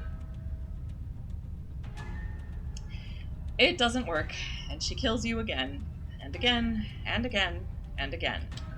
Your memory blurs as your consciousness leaps from life to life to life, holding only snippets of the conflict that transpires. Just keep dodging, just keep dodging, just keep dodging. Oh, we got Voice of the Hunted. She skewers you. What's the point of avoiding me if you're not going to fight? Well, there's more of us. Let's see if that helps. We just have to hit her harder. Hello, Voice of the Stubborn. She skewers you. More noise isn't helping, it's just making it harder to focus. Just panic! Flee! Yeah. That would be... So, Voice of the Paranoid. She skewers you. No, you don't get to escape. That's not how this works. It doesn't matter how many times this takes, we can't give up. We don't even have a weapon. Yeah, some clod threw it out the window. Again, that was you. No, I was just the clod who suggested it. And if I knew we'd be stuck here forever, I wouldn't have done that. She's going to kill this body either way. So stop feeling what it feels. Voice of the Cold. She skewers you. Ooh, not bad. Real tough. See? We lasted a little longer. I think we might have collected them all now. Barely. Let's appeal to her better Oh, no. nature. We haven't tried that. I'm sure she'll listen to reason. Nope, I forgot. Voice of the Opportunist. There was at least that one more. Let's see if there's more that I'm forgetting. She skewers you. We're getting close to something. Can't you feel it? One last time. Fine. One last time. None of this is working. Think. She skewers Skeptic. you. And then everything goes dark, and you die. Okay, now we have collected the full set. And they get to all come with us into Chapter 4, The Empty Cup. Your Honor, don't lose your head. We're in a cabin, take it from here. No steel claw, though. Was tossing it the only thing we've done that was permanent? That's a sick joke, universe. A sick joke. I also enjoy Voice of the Contrarian just not ever taking responsibility. Like, how rude, universe. The one thing we did. That's permanent. If it's gone for good, then maybe we never actually needed it. That's what I've been telling you all. We can do this without it. We're tougher than steel. Yeah, mind over matter. Who needs violence when you have love? Who needs love when you've mastered yourself? Who needs anything when we don't matter? Oh, buddy. Well, boys, are we ready? There are entirely too many of you. How many times have you been here? This isn't good. This is... How about you stick to describing things, and we'll stick to doing them? So I haven't actually checked or counted or written it down, but I think that there are probably 10 voices total. And so there aren't a whole lot of places where you actually manage to collect them all. And so this is another reason I find this route interesting, because it's one of the relatively few routes in the game where you actually get to get every voice. You get to hear from every one of the 10 potential voices. Yeah, leave it to the pros. Narrator, we heroically stride through the door and towards our destined final encounter with our star-crossed lover. Fine by me. You walk to the door and onto the basement stairs, only it's more of a slide. We know. Fine, I'll just shut up then and speed this whole thing along. Are you sure you don't want me to describe the stairs, or this room, or anything? It feels like I'm hardly a part of this. Don't care, just want to see how this ends. Fine, you make your way to the basement, where the princess awaits you. You know, this last time I killed you, and you didn't pop right back up again? I thought I'd actually done it. I thought I'd cut you into so many pieces you just weren't able to stitch yourself back together. But I guess we're not done. That's okay with me. It's good even. I like that. I got something ready for you while you were gone. Do you want to see it? I I'm not going to wait for an answer. I'm just gonna show you. It's worth it, though. Just you wait. And not for very long, because I'm going to do it right now. Content warning once again, specifically for body horror this time. After the narrator actually gets around to describing it. Are you going to say what she does? Do you want me to talk now? Well, yeah, she says she has something new. I want to hear about the new thing. Yeah, me too. I think I speak for all of us when I say that I would like to hear you describe her new thing. Really? Okay then. Here we go. Now.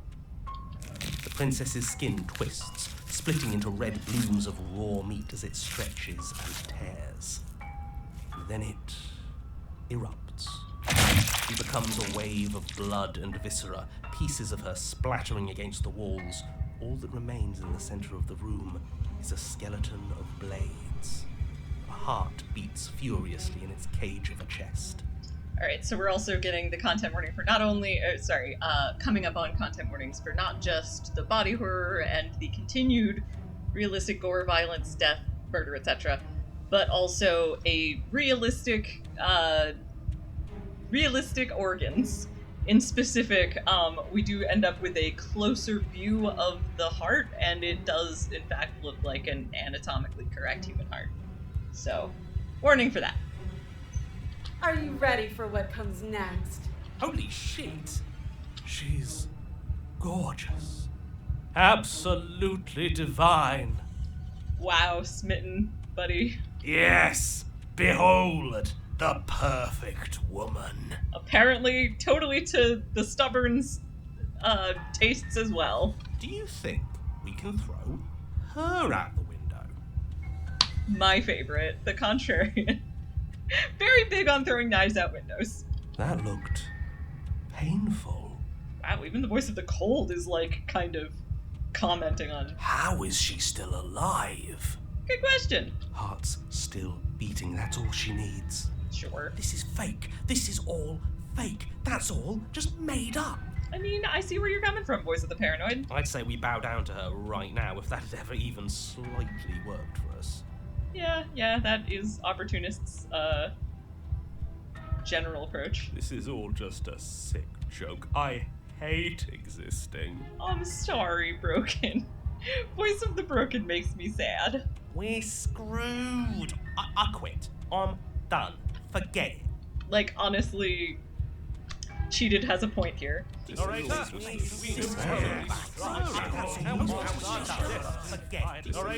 Alright, empty your mind. What just happened? It's so quiet. Him too. Something feels different about you. It almost makes me feel different. Like I should actually take this seriously for once. Again, the title of this chapter was The Empty Cup. You do not act as the princess approaches, instead allowing her to crash against your form. And yet, there is seemingly nothing for her to crash against. Again and again, she swings at you. But there never really was a you to swing at. This worked before. I was able to make you dead before. She swings again, and this time she hits something, or something hits her. She looks down in confused terror as her arm bends and folds in upon itself. Did you do that? It's funny if you did. You're nothing. You've done nothing to me, and I've done so much to you, and that's who we are. But it's like you're nothing now. You can't be nothing. If you're nothing, then what am I? Am I nothing too? No, I'm the one who hurts you. She hurls herself at you, but as she does, her metal body bends outward, the very contact with what you are repelling her to the point of destruction.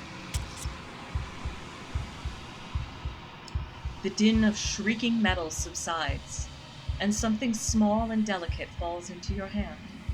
It's her heart. It beats gently, calmly in your palm.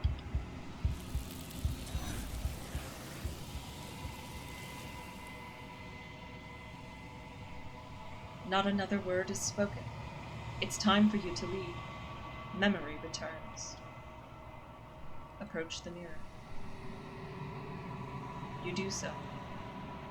Gaze into your reflection. Silence as you reach forward. They're gone once again. The mirror always makes them leave, but you need to see what's in it. You've unraveled. You find yourself in the long quiet once again. Proceed to the cabin. You are at the cabin. Approach her. There's a world beyond the endless walls of the long quiet.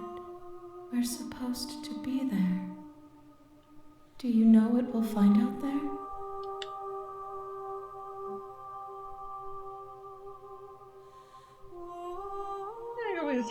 Do you think that anything is real out there? Do you think that we're real? We are real. Nothing is an idea that dwells in the absence of something. But nothing cannot exist on its own.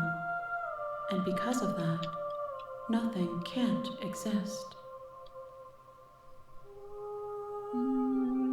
There's trees and stars, and there are people, I think.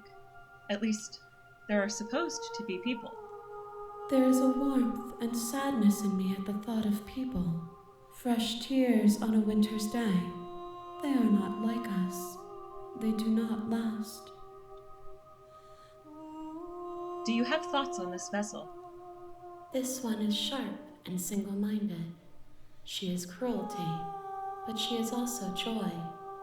She will make for an indomitable heart. Do not mourn her. She is exactly where she needs to be.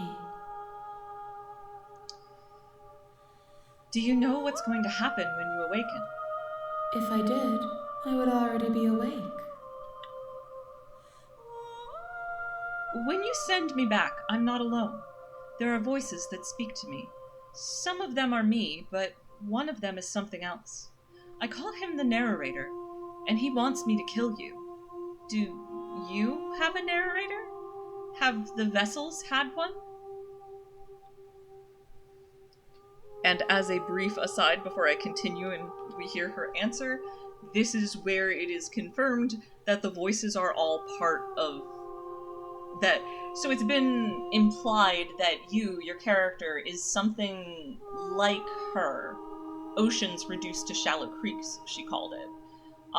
So you are an entity that contains multitudes. And for her, it's expressing in all these different versions of the princess. And for you, or for your character, it presents as the different voices. So the different voices, they never die because, or like go away permanently, because they are a part of who your character is. So I just find that a really interesting narrative, and that's kind of the continuation of what I wanted to say about them earlier, where the voices are real. They are a real part of who the entity that your character is. So yes, so we're gonna ask her about the narrator. No, their thoughts are quiet. Do you think your narrator lives in the spaces beyond? He does. I don't know why, but I know this for a fact. I am on the cusp of my awakening. Perhaps you are on the cusp of yours. How many more vessels do I need to bring you? One. Whatever you bring me next will be enough, and then gravity will pull the others back to me. I will be singular, a final multitude.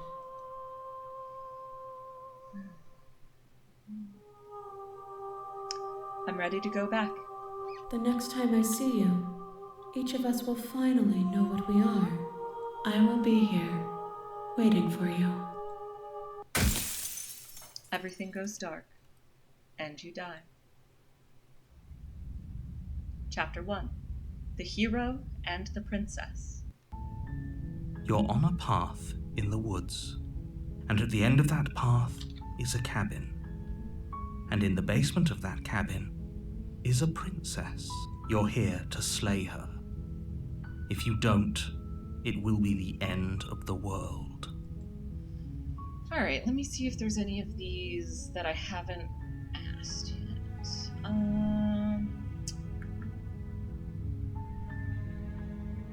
You know, I don't think I've done... Have you considered that maybe I'm okay with the world ending? Of course I haven't. Why would I even consider that? Nobody wants the world to end. I mean, maybe some people do, like nihilists, or very, very evil people, but surely you're not one of those, right?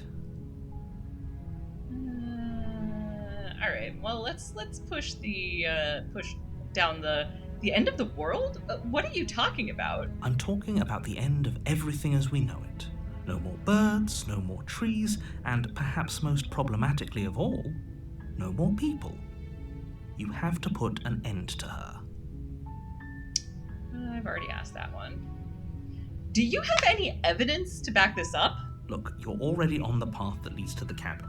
Why would you be here if it weren't to complete a very important task? You've made it this far, you might as well reach the end of your journey. If you don't tell me why she's dangerous, I'm not going to kill her. She's not dangerous. She's just a princess. The danger comes if she gets out. Which she will, unless you do something about it. Interesting. Okay, what happens if she gets out then? I want specifics. The more specifics you have, the harder it will be for you to do this very important job. She's a princess. People will listen to her, because listening to her is in their nature. And when they do, everything will come crashing down. Alright, I think that explores all the paths I had not previously asked, so look. I'll go to the cabin and I'll talk to her, and if she's as bad as you say she is, then maybe I'll slay her, but I'm not committing to anything until I've had the chance to meet her face to face. Then I guess we'll just have to see what happens. But a word of warning. If you go in prepared to hear her out, she could easily trap you in her web of lies. And the more you listen to her honeyed words, the harder it'll be to pull yourself out. Then each and every one of us is doomed. So sure, go talk to her. See how that turns out for all of us. You make your way up the short path to the cabin. You'll find the princess within. Proceed into the cabin. The interior of the cabin is almost entirely bare. The air is stale and musty, and the floor and walls are painted in a fine layer of dust. The only furniture of note is a plain wooden table. Perched on that table is a pristine blade. The blade is your implement. You'll need it if you want to do this right. And we're gonna not take the blade this time and enter the basement. The door to the basement creaks open, revealing a staircase faintly illuminated by an unseen light in the room below. This is an oppressive place. The air feels heavy and damp, a hint of rot filtering from the ancient wood. If the princess really lives here, slaying her is probably doing her a favor. Her voice softly carries up the stairs. Hello? Is someone there? It's hypnotizing. It's the kind of voice you only have to hear once to remember it for the rest of your life. Don't let it fool you. It's all part of the manipulation. Yeah, alright. We're gonna just, we're gonna go with hi! Don't be a stranger. It's been so long since I've had any visitors. Please, come downstairs. You walk down the stairs and lock eyes with the princess. She's beautiful. How could someone like this be a threat to anyone? I am begging you to stay focused. There's a lot. Hi. I'm skimming a little. Do you think you can get me out of these chains? I'll see what I can do. Examine the chains.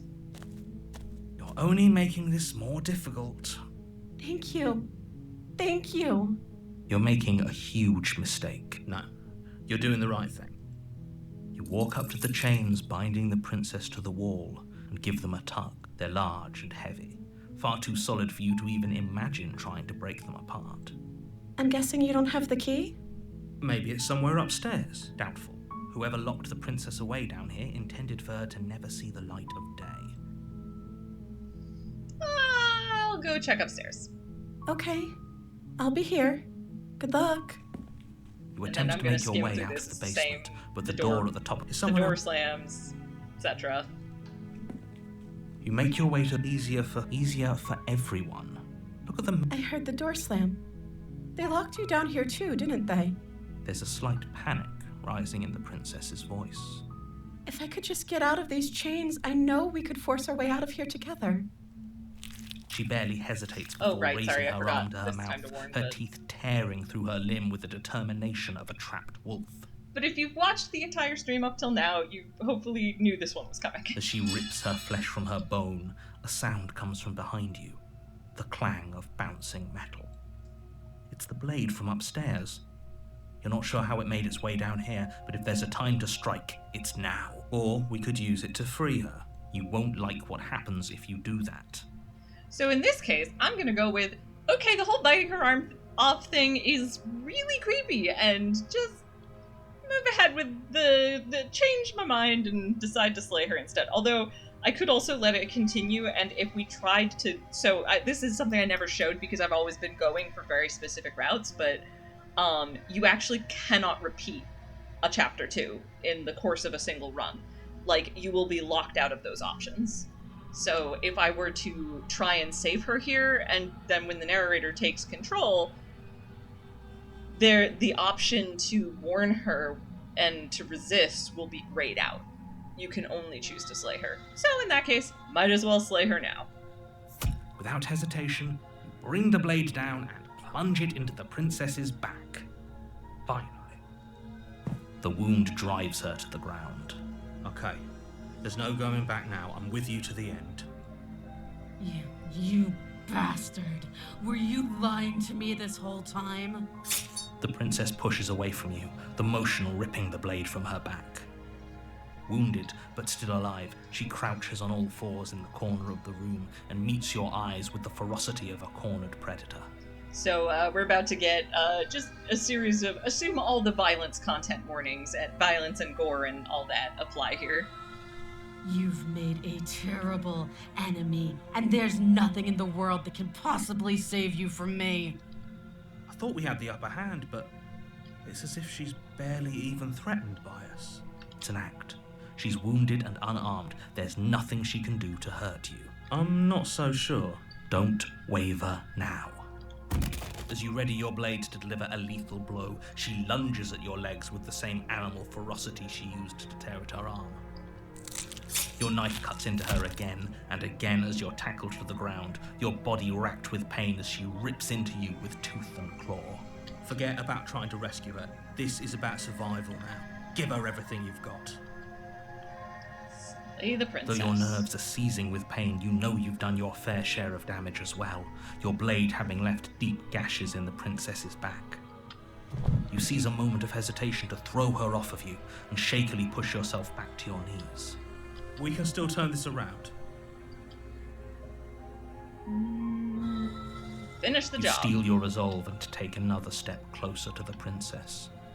You probably won't make it out of here alive, but you can still make sure that she won't make it out of here either.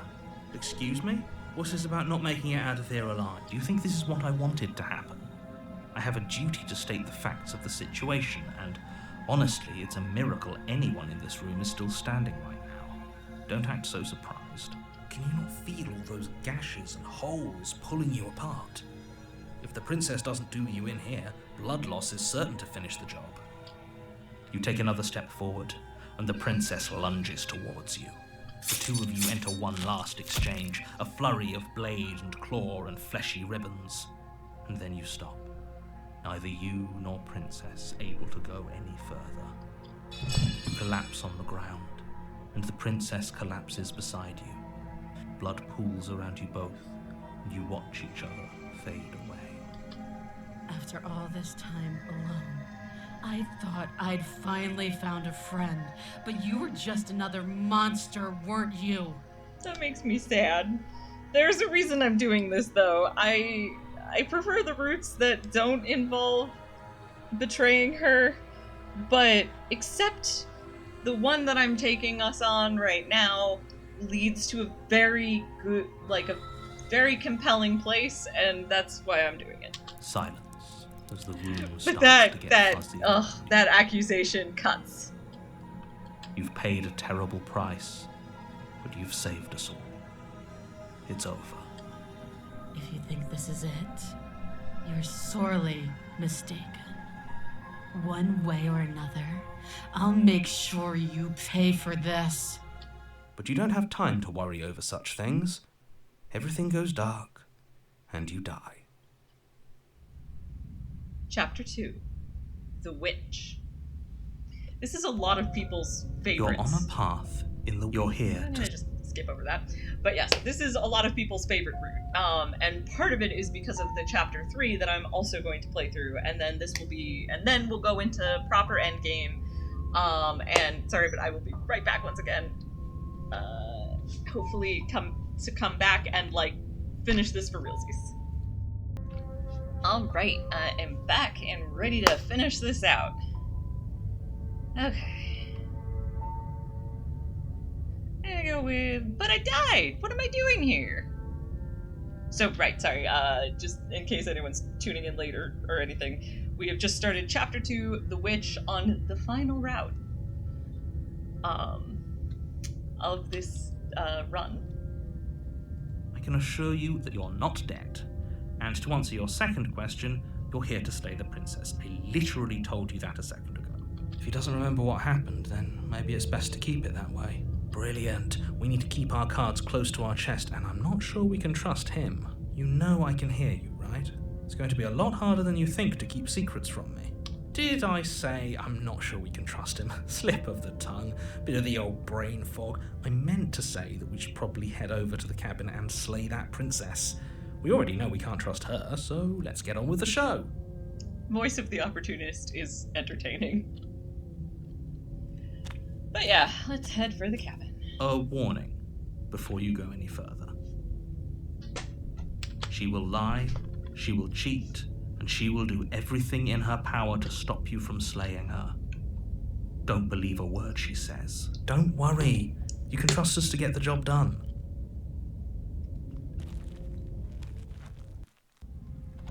The interior of the cabin is a mess of twisted roots. The walls a chaotic weave of knotted wood that, almost as if by accident, just happened to resemble a room. The floor is damp and earthy, and the only furniture of note is a slab of mud in the shape of a shelf, with a pristine blade perched on its edge. The blade is your implement. You'll need it if you want to do this right. You didn't say anything about the mirror on the wall. That's because there isn't a mirror. There's the muddy shelf, the blade sitting on the muddy shelf, and the door to the basement. There's nothing else in here. There's definitely a mirror, but he says there isn't one. That's got to count for something, right? Love Voice of the Opportunist. Definitely in the upper half of voices, my favorite voices. So, yeah. Let's just ignore it. I care about whether we're being lied to. If he's willing to lie about someone as innocuous as a mirror, what else could he be hiding from us? Come on now. He's pretty much in charge here. When have authority figures ever lied about anything? If there were a mirror in this cabin and we were supposed to look at it, he would have told us about it. I'm not lying to you, I promise. There isn't a mirror. Really. Alright, well, let's take the blade. You take the blade from the shelf. It would be difficult to slay the princess and save the world without a weapon. Well, if we're grabbing a weapon, we should probably keep it hidden behind our backs. She doesn't have to know we have it. That's not actually a bad idea. Alright, we're ignoring the mirror and approaching the basement. The door to the basement creaks open, revealing a staircase dug into the muddy earth below. The ceiling is thick with roots that hang like locks of tangled hair. The weak starlight from the cabin windows behind you can barely penetrate the gloom here, only illuminating the edges of an opening below. It shines in the darkness like some kind of massive maw, waiting to swallow you up into the earth. The air smells of dirt and copper. It's thick and wet, as if your lungs are being coated in mud with each intake of breath. If the princess lives here, slaying her would probably be doing her a favor. Her voice skitters up from below. Something nasty finds itself on my stairs. Come on down. Don't be scared. I probably won't bite. Let's just go with a safe hello. I recognize that voice as easily as I recognized your nervous little footsteps coming up the path. I know who you are, and I remember what you've done. She must have you confused with someone else. She seems friendly enough. Maybe we can talk our way out of this whole situation. You can't. Unless you slay her right away, she's going to break free and end the world. There's no reasoning with what she is. Look, I'm just throwing ideas out there. I like to think out loud. I'm the kind of guy who likes a discussion. Don't we want to hear what everyone has to say before making any big decisions? Do you want to hear what everyone has to say? Or do you just want to hear yourself talk? You need to stop lingering. Your task is to slay the princess, not endlessly debate about what to do with the princess. Fine. You're the boss. Thank you. You descend the basement steps, entering the dark room below. You can just make out the shape of the princess in the gloom. She's huddled against the far wall, her eyes bright and glaring from amid the thick roots. And there you are, one hand tucked away behind your back, gripping that sharp, sharp blade, no doubt. Sorry, think about my door again. That's no fair. How would she know that? So, we've dropped the pretenses. Good. You made a comment back in the woods about having been here before. Now she's acting like the two of you already know each other. Oh, no. You've already been here, haven't you? That's pretty sharp. How'd you figure that one out? Call it deductive reasoning. Well, you seem to be great at it. Thanks, I'm always the opportunist. So, you really don't remember us, do you? No, I don't. But you and the princess clearly have a shared reality, even if I'm not a part of it.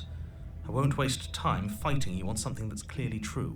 I'm just glad we could put all this behind us. Is it all behind us? Just focus on the task at hand. I don't care if you've been here before, and I don't care if you think you'll go somewhere else after this. My world is on the line right now, so I'd appreciate it if you would take this seriously and slay her. Let's chat her up a bit first. Maybe we can find a middle ground where everyone's happy. Maybe. Don't talk to her. You're just going to make things more difficult than they have to be. Well, I seem to remember you having a tongue.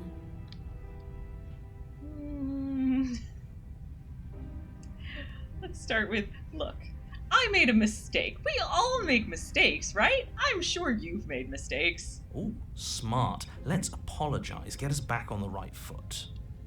The only mistake I ever made was thinking you would help me. And I'm not going to make the same mistake twice. Well, that leaves us at a stalemate. But unfortunately, I need you if I'm ever going to leave this place.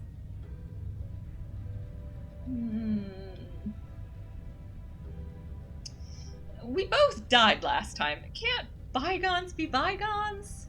You were the one who stabbed me in the back when I was still in chains. A dirty little thing like you doesn't get to decide when all is fair. I get the sense you're... No, I'm not even gonna say that. That's... Let's see. Why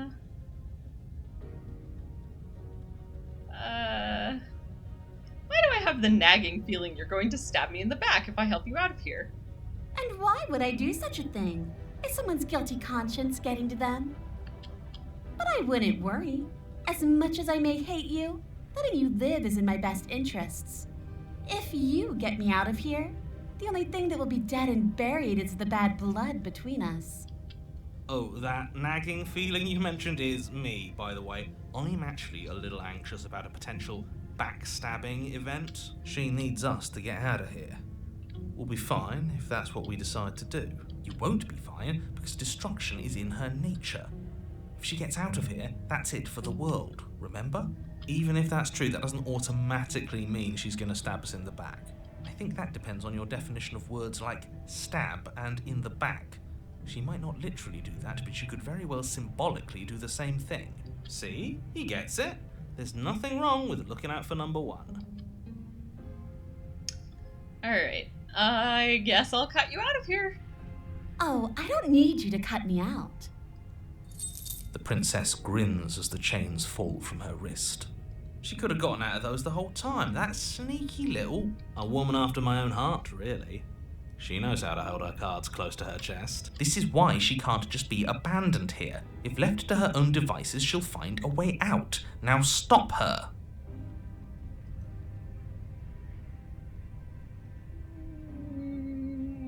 Okay. Let's see now. That's gonna... No, we'll go with this. Okay. I don't want to hurt you, but clearly there's some broken trust. Take this as a gesture of my goodwill. Give her the blade. You can't be serious. Now, hold on. We should put this to a vote. The blade is one of our most valuable assets. We can't just give it to her. What if she uses it to kill us? I vote no. As do I. I, abstain? You abstain? She's going to kill us if we give it to her. Yeah, we're gonna go with, this isn't a democracy, at least at the moment. We're giving her the blade. You're going to get everyone killed. You know that, right? But of course you do. You toss the blade at the princess's feet.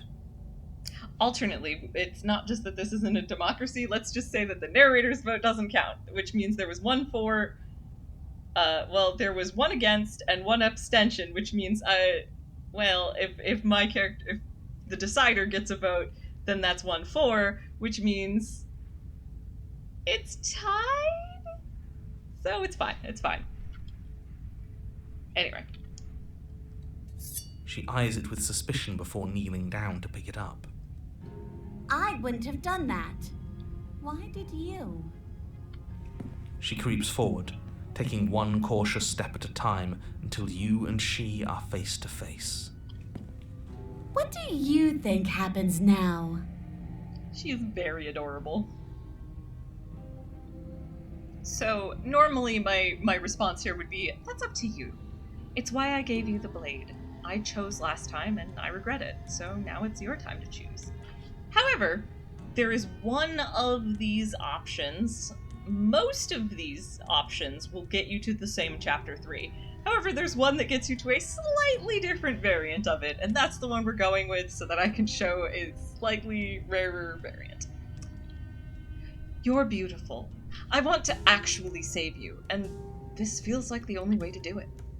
She pulls back, clearly caught off guard by whatever nonsense you just said to her. And yes, this is going to re-invite Voice of the Smitten, but that's okay. I thought it was nice. Whether it's nice depends on if we meant it. We didn't mean it. Did we? If you were lying, we'd all know.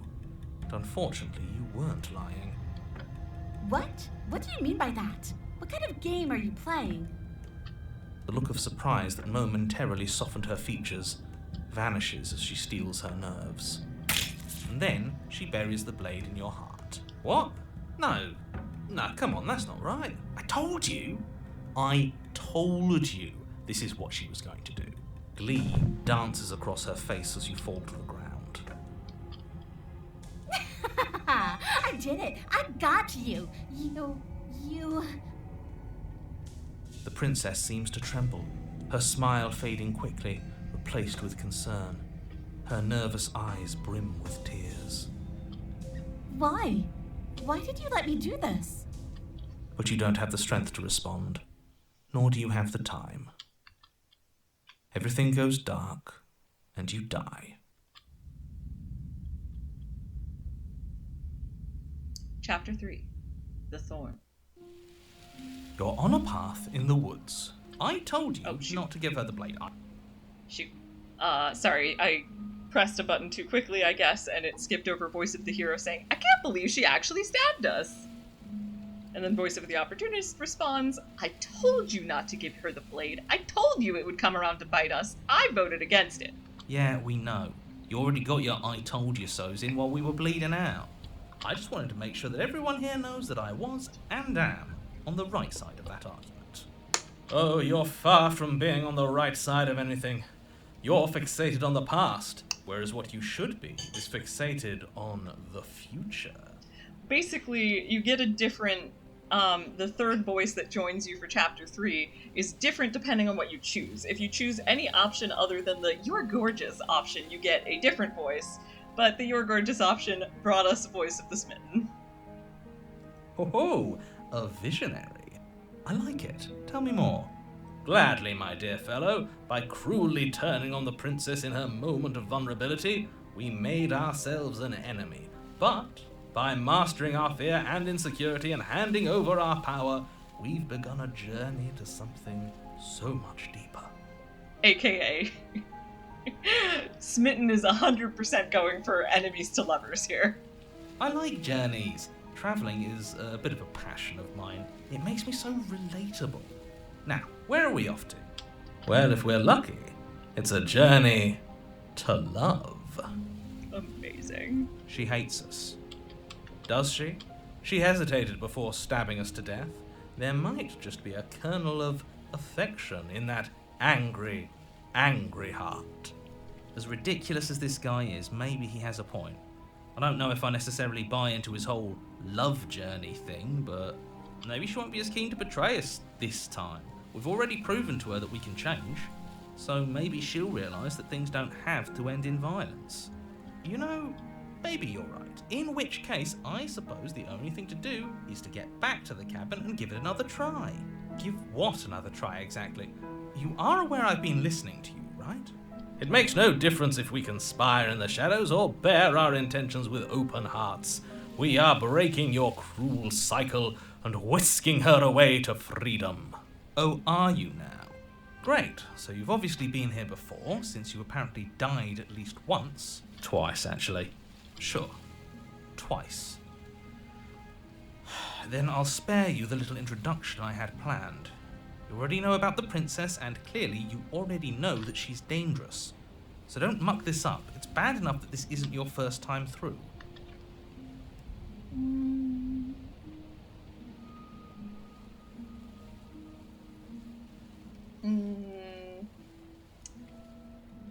Yeah, let's just go with... No, we're kind of near endgame. I'm just gonna go with no matter what happens next, it seems like all our answers are in the cabin. Let's see this through. It isn't long before you find yourself at the base of the cabin. I think it's clear where everyone stands at this point. I don't know if I'd say everyone. Are you talking about me? I have a position. It's a good one, too. Ignore him, he's just talking for talking's sake. My position is the only one that matters. Rude. The princess is a threat to you. She's a threat to me, and most importantly, she's a threat to the world. You know what you have to do. We'll see. The interior of the cabin is hardly an interior at all anymore.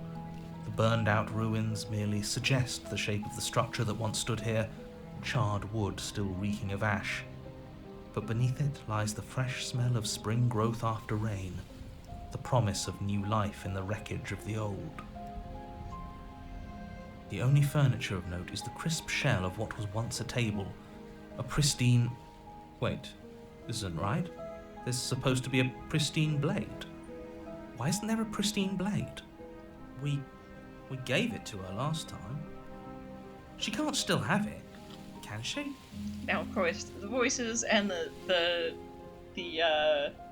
character making the decisions don't remember this, but, well, we've seen the knife can start in different positions from the razor. Well, it's not here. And if she has it, let me guess, you want to get all chummy with her. Look, as far as I see it, if it's between him and her, I say we side with the one who has the weapon. It's just the smart thing to do. I wouldn't be so hasty. I'm sure the blade will turn up somewhere. She can't have it. That's not how this is supposed to work. If she does have it, that's all the more reason to put our faith in her. We've already shown her our heart. Now she has to show us hers. Unless her heart tells her to stab us, which doesn't seem unlikely, so yes, I agree. Let's make sure we get on her good side. How do we even get down there? The only thing I see is that mirror. You're right, the mirror is back. There isn't anywhere for us to go. But there isn't a mirror. I still don't get his angle here. Either way, I say we take a look. It feels like it's been forever since we've actually seen ourselves. For all we know, our feathers are all out of place, and that's why we haven't yet won her heart. We must put our best face forward. Yeah, we can't go around looking disheveled. A real go-getter takes care of his appearance. So, is the door to the basement behind the mirror? I promise you there isn't a mirror, and there isn't a door to the basement. The entrance is more of a burned-out frame than anything else, and it's right there on the far side of the room. Do you really not see it? Oh, guess we'll approach the mirror. You step forward and approach the scorched entryway leading to the basement, hesitating before you begin the descent. You know what you have to do. Wipe away the grit from the mirror, and behold our handsome features. You reach forward and wave your hand through the hollow entrance leading to the basement. You really thought there was a mirror there, didn't you? That can't be good. As if things weren't unpredictable enough.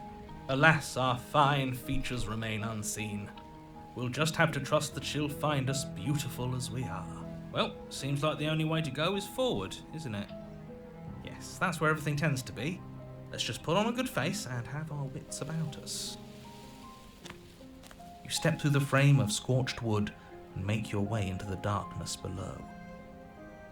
The stairs to the basement are covered in a fine layer of gritty ash. The air still feels warm, as if the fires that ruined this place had only recently been extinguished. Yet fresh shoots of thorny branches are already weaving themselves through the soot-covered earth of the walls around you. Their spines point courteously down towards the basement, so you're able to brush past their jagged points with ease, at least on the way down. But you don't need to think about the way back up just yet. That's a matter for after the world's been saved. These thorns are an expression of her pain. I know it. She's calling out for help. Her voice, worn down by pain and suspicion, hobbles up the stairs. Like, I gotta admit, Voice of the Smitten is probably not wrong there. This is a little on the nose as a metaphor, but like the scenery seems pretty telling. I can't get away from you, can I? We kill each other and you come back. You let me kill you and you come back. I don't know why you let me do that. I don't know what you want from me. I'm gonna go with... I want to figure out a way out of here. For good. I think you know how this goes. I'm down here and I can't leave. So, come down and talk. It's not like I can stop you. You continue down the basement stairs, brushing past the smooth edges of thorns that grow more and more plentiful as you make your way forward. You step out into what was once a vast open cavern, now overrun by briars and prickles and thistles, the space thick with hostile vegetation. At the heart of it all, encased in a tight weave of vines, is the princess, her bloody, trembling hands clutching a pristine blade. Did you know this was going to happen to me? Are you here to watch me suffer? Are you here to laugh?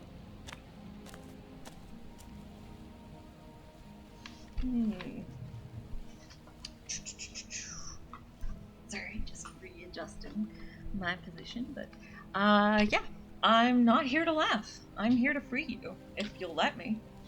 I want to trust you. Oh, sorry, that I hit a button accidentally, so it skipped the actual... Oh, hi, Artemisia, thank you. So it skipped her actual voice here, but the voice line.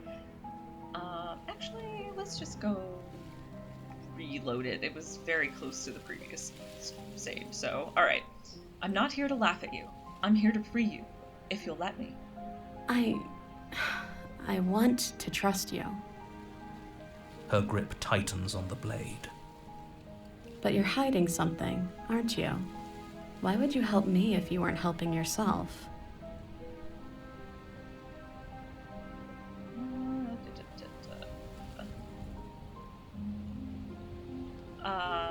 Yeah, alright. You're not the only one who yearns for freedom. I'm as trapped as you are. I think we need to leave together. The princess clutches the blade closer to her chest. That sounds nice. I'm so tired of the bad blood between us. but it's hard to let it go. You've hurt me. Her eyes dart away from yours for a brief moment. And I've also hurt you.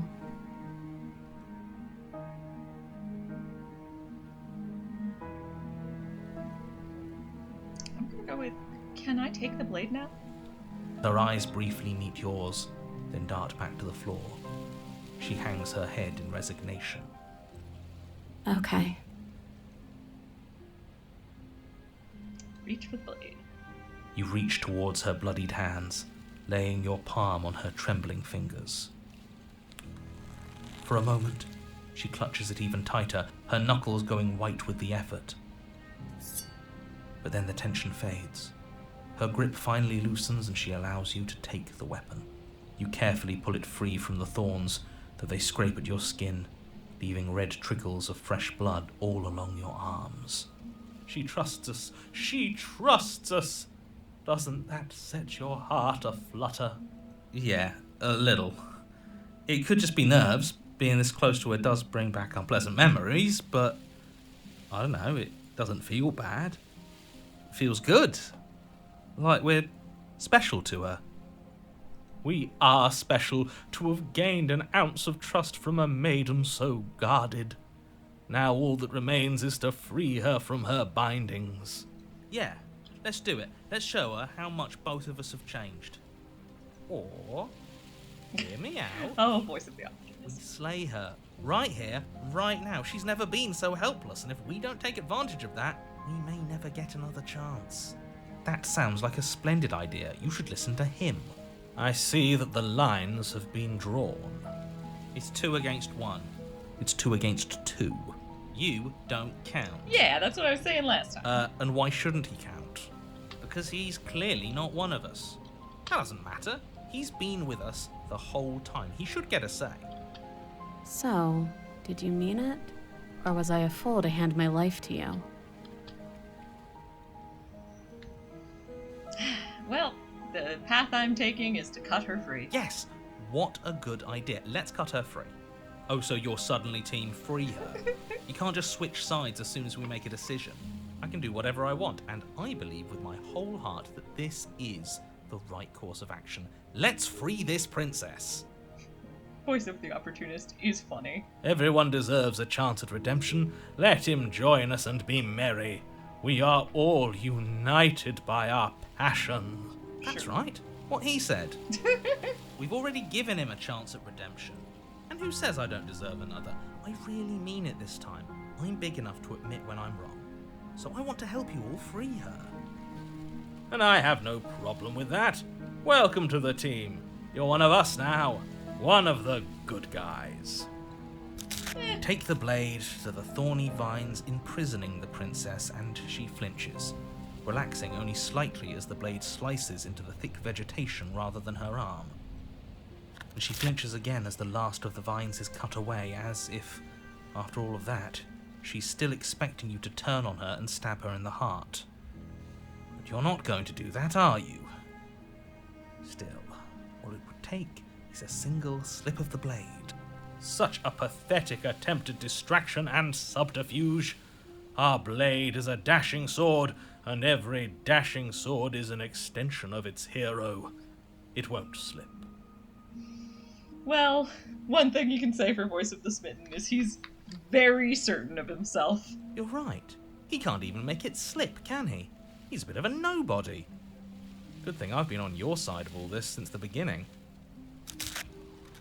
The princess falls into your arms, tears streaking down her cheeks. I can't believe you're making me describe this. I hate you.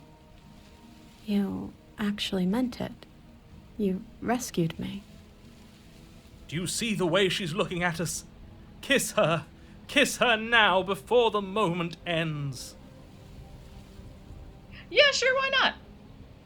Also because the narrator's reaction to this is so funny. Can we actually do that? No, you can't. Absolutely not. You know as well as I do that we can. And we wouldn't want to throw away a chance for a special moment, now would we? If I were only capable of throwing myself off a bridge. Well, are you going to describe our steamy, romantic kiss? You lean in and you kiss her. And she reciprocates enthusiastically. You kiss. It's done. Are you happy now? Come on now, this is the big moment! You can do better than that. I not so secretly kind of love tormenting the narrator. It's very funny. Ugh, fine. You and the princess lock eyes and stare deep into each other's souls with all the roaring emotion that comes from letting what once was hatred turn into pure, unbridled passion. Are you making fun of us? And then each of you close your eyes and kiss. Words can describe neither the nuclear fire nor the oceanic depth of your connection. Please. I think he actually likes romance.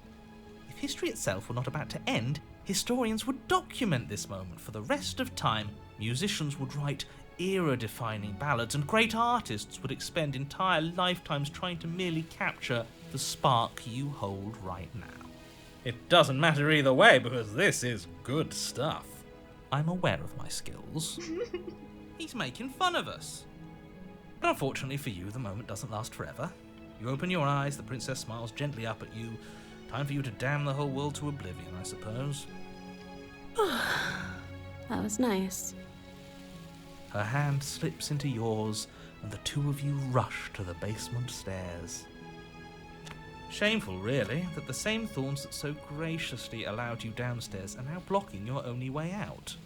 Please, after all the trials we've been through, do you really think a few measly thorns can stop us? Love is an even more powerful weapon than our blade. We cut through those other vines just fine. They're only thorns. I'm not afraid of getting a few scrapes. I'm not even sure we need to do any cutting. We can just move them out of the way. What a pathetic showing, really. A few pointy sticks can't keep us down here. We're both meant for so much more than this. Well, let's test that theory and step into the thorns. As you step into the thorns covering the basement stairs, they yield. Both you and the princess ascend the stairs without obstacle. This is unacceptable. The second you step out of this cabin with her, the world ends. Do you hear me? What did the world ever do to you to deserve this? Your nightmare is our dream. Whatever world would condemn star-crossed lovers like us to a cycle of violence and despair isn't a world worth saving. We'll weave something new together. Something better. You and the princess hesitate at the cabin door. This is your last chance. We've already made our decision. We're finally leaving here together, aren't we? And all we had to do was trust each other. It wasn't easy, but I'm glad we finally could. I like that there's not even an option to betray her anymore, because that's not what this route is about. Like, this is... I find this route very sweet.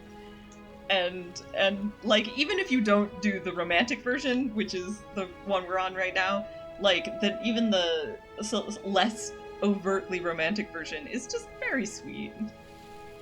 If you choose this route, if you choose to free her. Hands clasped, the two of you open the door and step out into a new day, you irredeemable murderers. What do we do now? Where's everything going? Why is it so cold?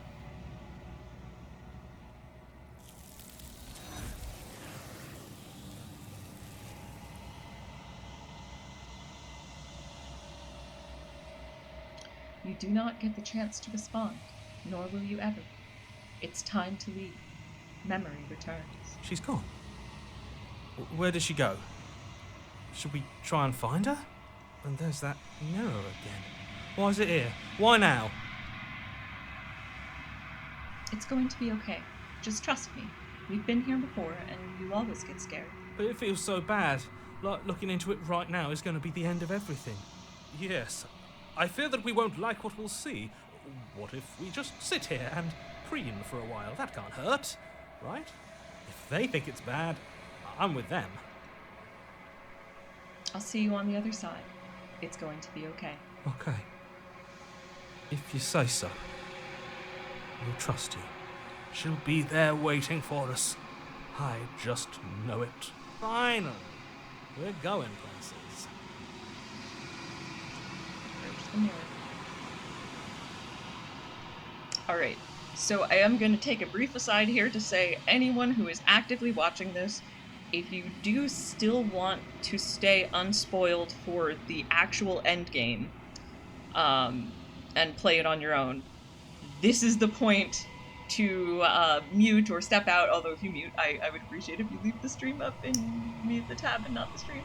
I appreciate your viewership, and I absolutely, but yes, this is the point of basically no return in terms of spoilers.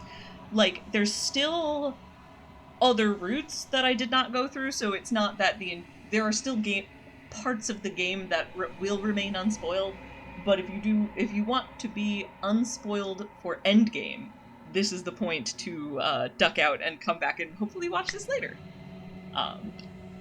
Because this bit is going, because we are launching straight into endgame, and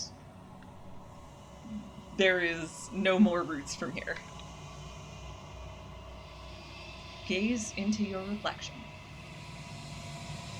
Silence as you reach forward. They're gone once again. The mirror always makes them leave, but you need to see what's in it. You are nothing at all. But that isn't right. You can't be nothing.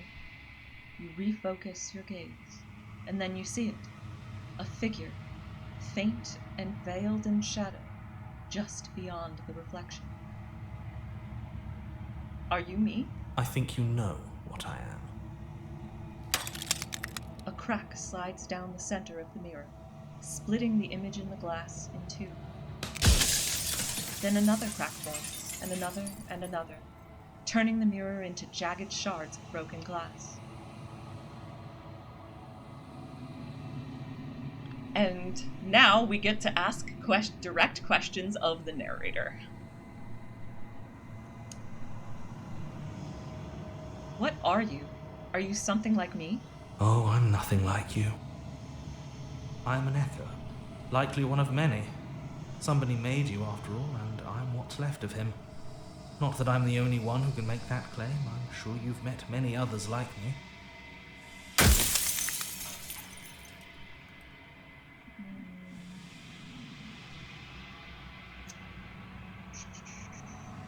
Yes, so there are many, many, many options of questions, but you do have to choose somewhat carefully because you do get a limited number.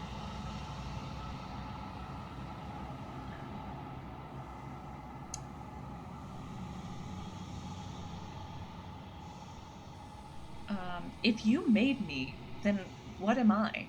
You're the long quiet, the god I made to rid the world of death. Isn't that interesting? You're the one who wanted me to slay the princess. Why? Because among other things, she is death itself. To rid the world of suffering, to save untold trillions from being lost forever to the cosmic wind, she must be destroyed. And despite how far you've fallen, you will still have a chance to fulfill your purpose once I'm gone.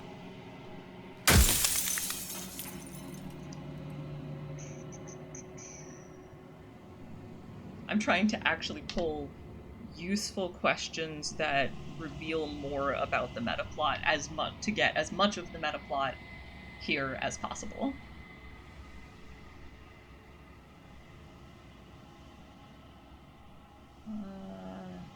You said she contains death. What is she? She is the shifting mound, the ebb and flow, the capacity to change. She is transformation, or most of it. Her nature is why I had to die, for she becomes that which others perceive her to be. But an echo can't perceive things, not in the way that people can.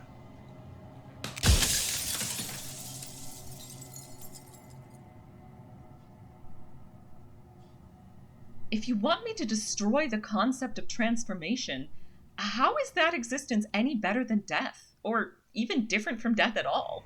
Honestly, it feels worse. When I broke the cycle, I made sure that the tear was rough. You carry a part of what should be her, and she carries a part of what should be you.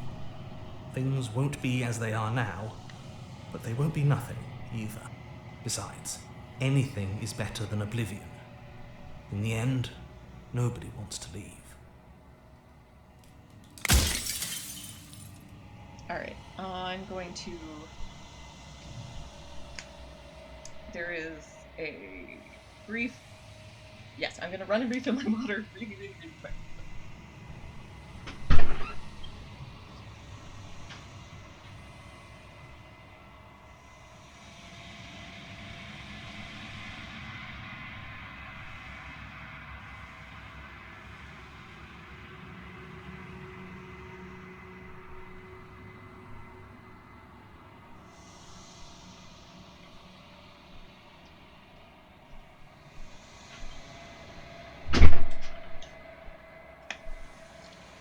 Alright.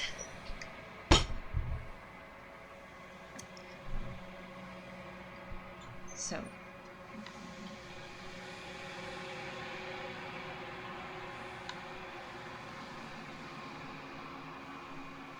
There's so many options.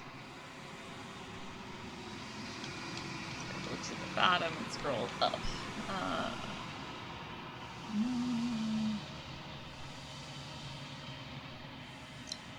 What is this place? Where are we? A construct. It was supposed to keep the two of you trapped here until the job was done, and it was supposed to guide your hand to help you see things through. The construct you're in exists in every world at once. Any time you failed, any time you thought yourself dead, it would restart and shunt both you and her into a new world.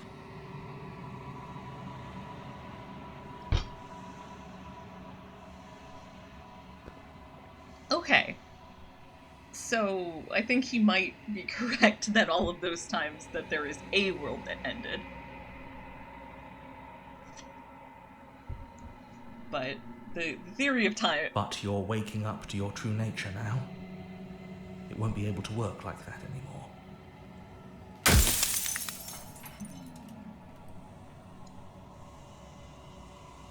No.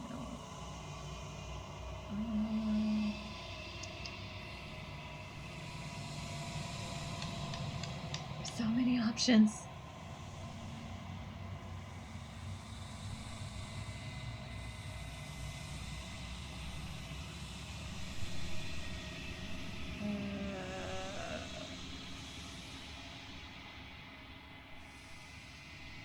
All right.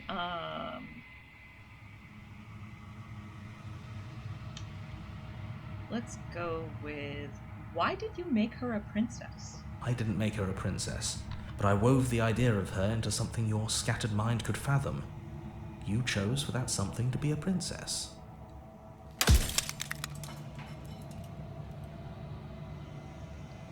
Alright. What would it be like to live in a world without her? Light.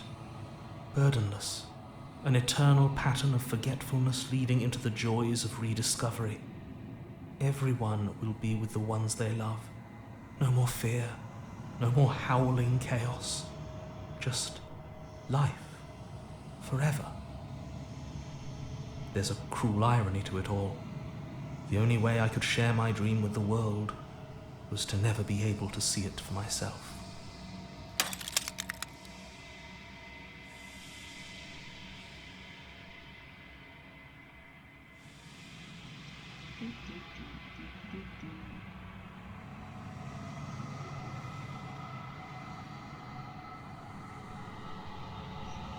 Some of these are already answered, even. Oh my gosh. My door just... If it is not 100% shut, it just flows open and closed and makes creepy creaking. Anyway, sorry. We are paying attention to the endgame exposition.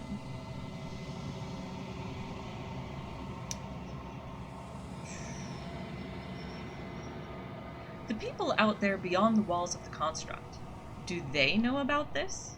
Do they know what you want me to do to them? Of course not. The only way this construct could function was if nobody knew what it was doing. but the bones of the universe are old. It's on the cusp of its dying breath, and the people out there are consumed with thoughts of oblivion. When the patterns are wiped from the sand, when the board is reset, who will remember them? All I've done is give them a chance to live outside of the shadow of the end. Alright, so I have one proper question left.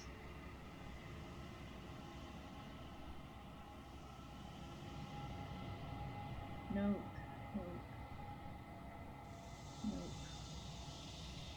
No.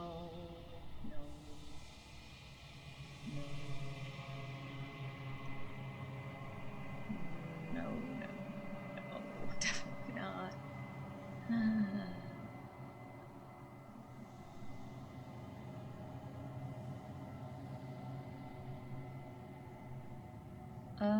Gosh. Okay, so I think I am going to either say, if I destroy her, won't I be alone? Or do you have...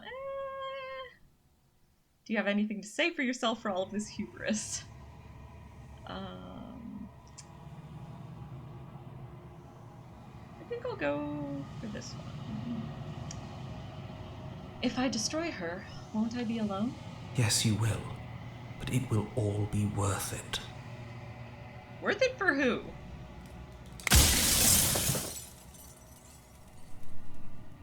Alright. I think you're out of time. So I am. It's like I said, I'm just an echo. And echoes always fade away. You know what you have to do.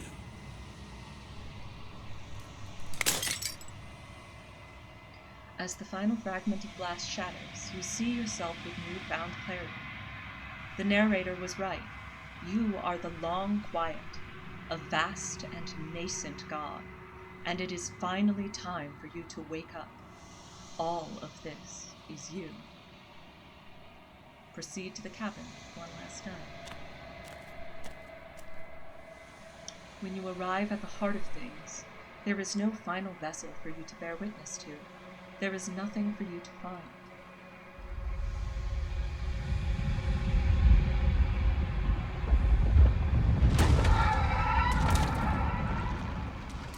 Some body horror content warning here, I think. Trippy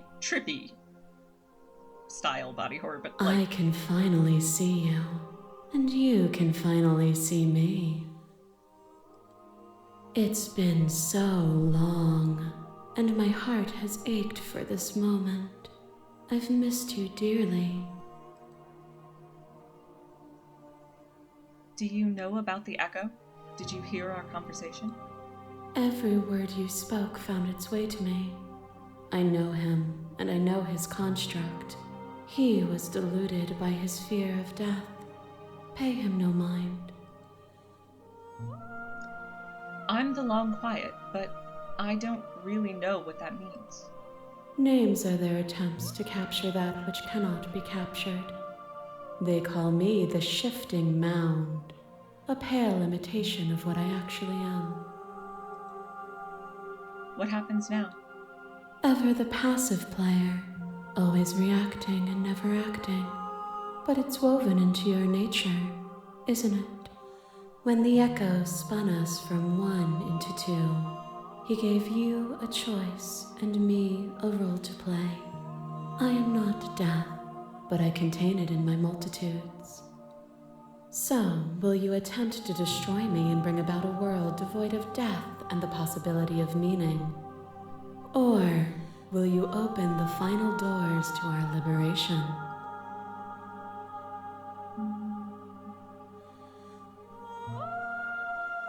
Let's see. There's so many stories we've left unfinished. Can we really just leave? Even as your eyes begin to open, you still hold on to the notions of is and is not, of beginning and end, pitch black islands in the blinding light of the infinite. There is nothing to resolve, nothing restraining us but us.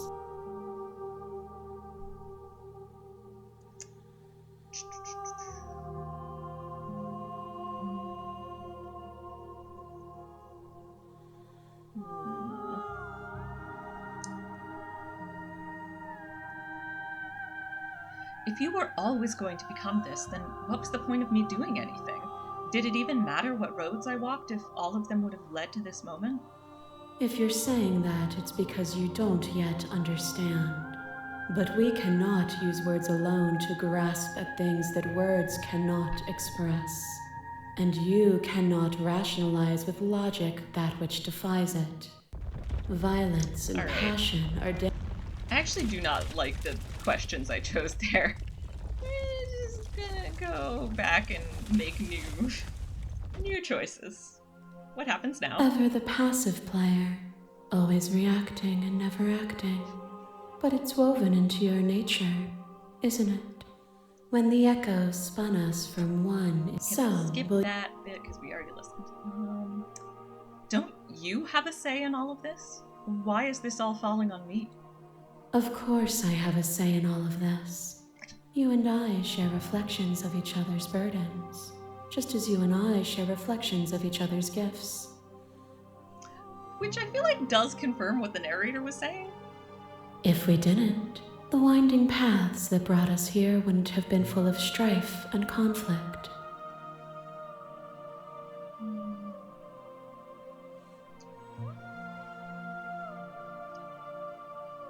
Yeah, alright, I'm gonna go with, if I let you out, an entire world ends for good. Well, apparently an entire, series of worlds. I can't do that. If you're saying that, it's because you don't yet understand.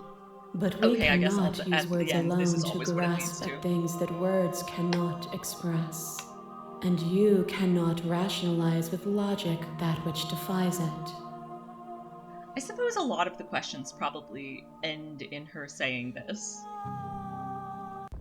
Violence and passion are dances that both of us know well. If this is what it takes to enlighten you, then so be it.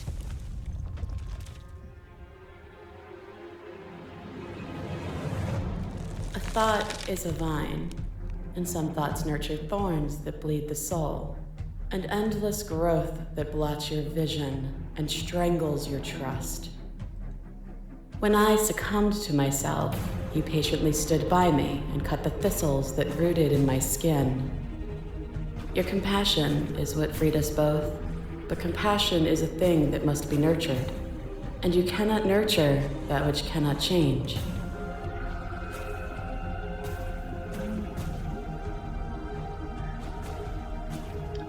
I'm gonna go with this answer because I think it is the closest I can come to implying, like, the narrator clarified that it's not that nothing will ever change ever again, because the long quiet has pieces of the shifting mound. Of course I helped you. I didn't want us to hate each other. Then help me again. We are each other's liberation. A boundless torrent of blades cut you from boundless angles. You are a body. You are gory ribbons. You are a body again. And you feel all of it. On and on it goes until your bodies are not your thoughts or not you. Alive, dead, alive, dead, alive, dead, then alive and dead all at once. Yeah, sorry about that. I failed to do a warning, but this is, as you can kind of tell, this is going backwards through the princesses, so there is potential for there to be more kind of gory scenes like that. You learned to put yourself away and to follow the flow of reality, and you used it to humble me, to show me how far I was from what I needed to be. You died countless steely deaths, and you lived countless short lives, and yet it is all so far behind you. Unjust impossibilities pushed you to become something you would never have been without them.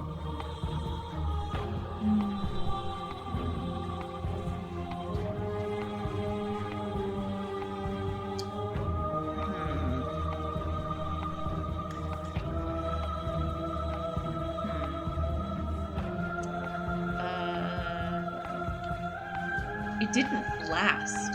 It wasn't worth it. And yet here we are, finally on the cusp of reaching something so much bigger than that little play. My masses mob you. There is no beginning to them, nor is there an end. There is only the flood of bodies. And every moment you hold every possible sensation at once, and then you hold them all again. And in the end, you returned it to me. For a brief moment, you were everything. A chaos that needed ordering.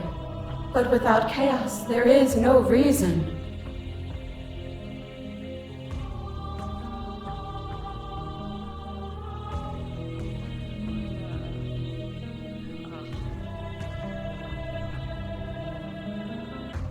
I couldn't understand you then, but I think I understand you now. You saw with a single pair of eyes what you needed dozens to comprehend. And now here we are, each with millions of eyes, and all of them opening to what we are.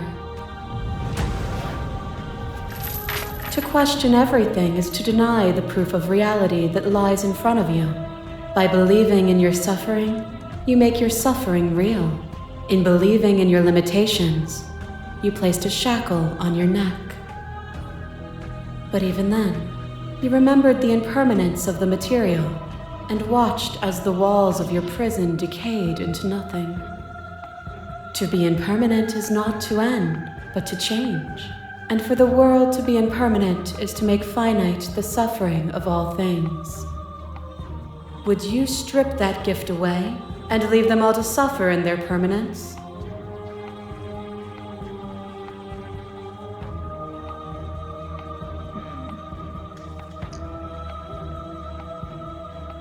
I'm not sure I agree with any of these statements precisely, so I'm gonna say I won't engage with this.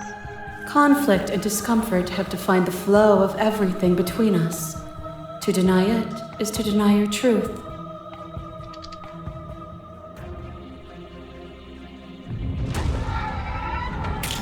Your lover drives a stake into your body, and another, and another, and another.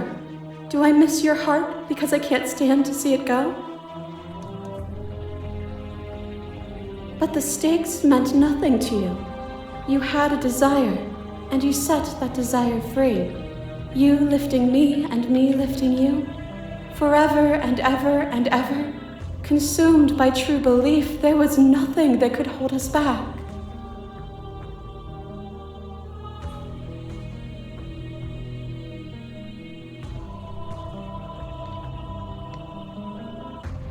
Yeah, no, this I actually kind of vibe with. It doesn't matter how I feel. Death, suffering, and oblivion shouldn't fall on others. If we are able to transcend death, then we are responsible for those it holds captive. The echo saw horrors because his eyes were closed. The majesty of being extends beyond any single perspective. As the clash between you abates, you begin to shake. Your will rapidly dissolve. Are you starting to see? Nothing is immutable. Everything that is exists only in relation to everything it isn't. There is no constant. There is no center. Open your eyes and accept what we are. We can leave this prison together. It's easy to believe in the things you believe in when you get to sit above it all. It is from my vantage point that I can see the totality of truth. What do you think happens when we leave here? This universe dies, and a new one is born. And that one dies, and a new one is born. And you and I get to witness it all, weaving a tapestry of life wherever we go. And this is perhaps one of the final 7 choices. There's several options for slaying her, which are basically you can decide what your motivation is in choosing to slay her.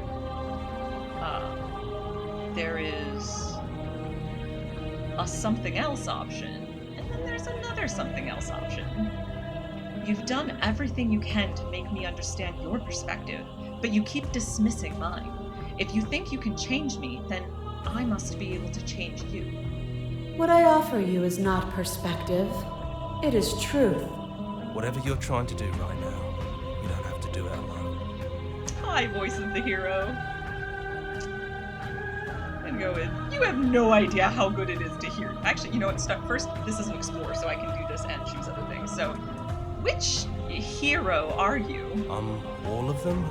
I assume in the same way that you're all of you. Yeah.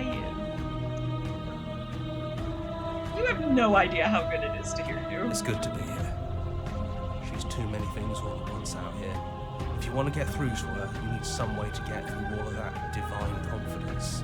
There's still a piece of me nestled close to where it all began. I can take you there.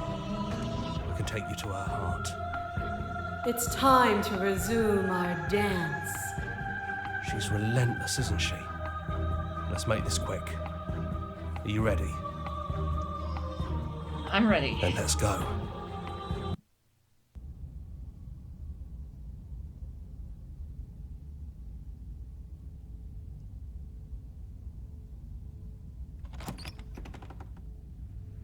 And here we are. I'd say we were back where it all started, but I guess it's a little after that, isn't it? Do you need me to describe things? Is it just you and me? Did anyone else make it to the cabin? It's just us. I think the rest of them are still out there, jumbled up in the rest of her. Is the narrator really gone? Yeah, it's dead silent in here. Whatever it was that was left of him, I don't think it could handle you waking up to godhood. Pretty sure he got obliterated. I don't actually know how to feel about him being gone. Yeah, it's complicated. He put us through hell, but he's been part of us since the very beginning, hasn't he?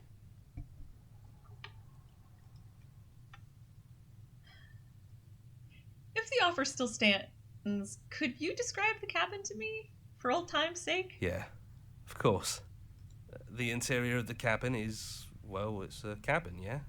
There isn't much here, just a table and a knife and a door. And some windows. You know, come to think of it, I don't think he ever really mentioned the windows, did he? There's no mirror, either. I think you broke it. And I know you're still trying to find some middle ground, but if things go south, we're going to need that blade. Nah. I'm not going to. I'm gonna enter the basement without it. No blade it is. I'm not sure what we'll be able to do without it, but your judgment has gotten us this far. The stairs. Do you remember the first time we were here? The first time we heard her voice? I don't know what you want for us. She sounded just like that. Timid and gentle. Only she didn't know us. And down we go. We shouldn't keep her waiting. There you are. You look just like you did when we first met. Let's talk for a bit. Maybe we can figure this out. Sit with her. Are you the same as you are out there?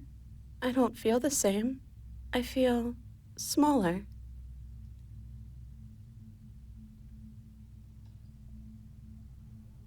I don't want to be a god. I don't think I want that either.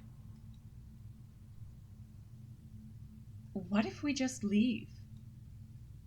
Can we actually do that? What would that even mean? Where would we go?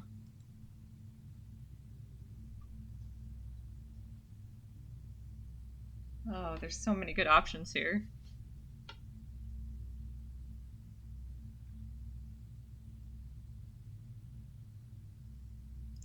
I don't know where we'd go, but as long as it's not here, and as long as I'm with you, that's all I want.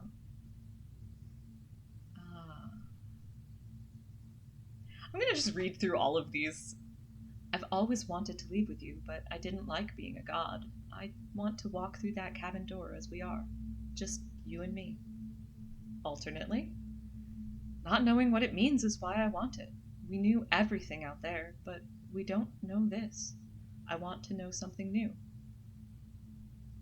Alternately, it doesn't matter what it means. what matters is that we're leaving together. That's all I want. But I think I actually am gonna go with the first one I read. I don't know where we'd go, but as long as it's not here, and as long as I'm with you, that's all I want. I want that too. I think I'm gonna stay right here. Whatever you're doing right now, wherever you're going, it feels like it's for just the two of you. Are you going to be okay alone? Yeah, I'm not sure I'll be alone for too long anyways. The others are still around here somewhere. I'll find them. The voices are gonna be okay. So, this is a choice that allows you to leave them, but I do like that the narrative confirms that the voices, they're all part of you, and they all still exist, even... So I think what this ending is meant to be is you... The voice of the hero has taken the heart of you, the character, to the heart of her, and here you're just... It's just her, and it's just you, and you are not... It's without the So basically, it is the heart of her and the heart of you are going somewhere else. This is not the same as freeing her as she is out there. This is just the core pieces of the both of you going somewhere new. And I like that ending, so it's the one I'm choosing for this streamed run. You lead, and the princess follows, and together you leave the basement behind for the last time. It's quiet as you ascend, a comfortable silence filling a space that used to be flooded with violence and words and noisy thoughts. But there is an energy in the silence, an electricity, the anticipation of the unknown. At the top of the stairs, the princess stalls, eyes fixed on the cabin door. You can see a tension seize her. She's unsure of herself for the first time in her long and short existence. She has no part to play anymore, and she knows this. Yet, she still is. And then she crosses the room to the door outside. You follow her confident steps. Come on, princess. It's just a door. Sorry, I'm just a little nervous. This is really it. Whatever happens next will be completely new.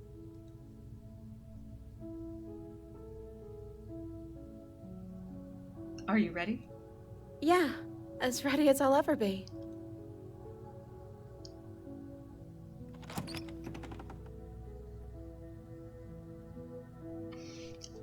I don't know. I think that ending is very sweet. The two of them just breaking free of what everything tells them to be, tells them that they are, wants them to be, and just leaving, just going somewhere else. Just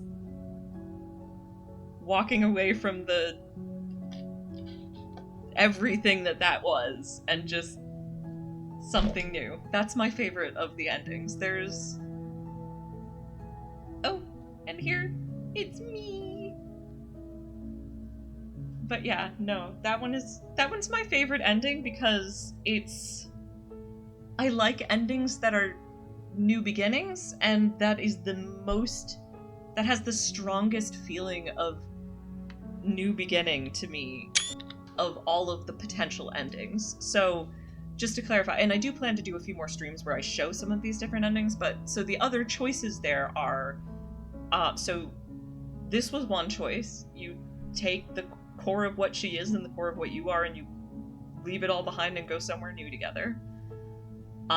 You can go back outside of the cabin and you can be with the shifty, the infinite version of her and just unleash you both upon the world to destroy and create forever.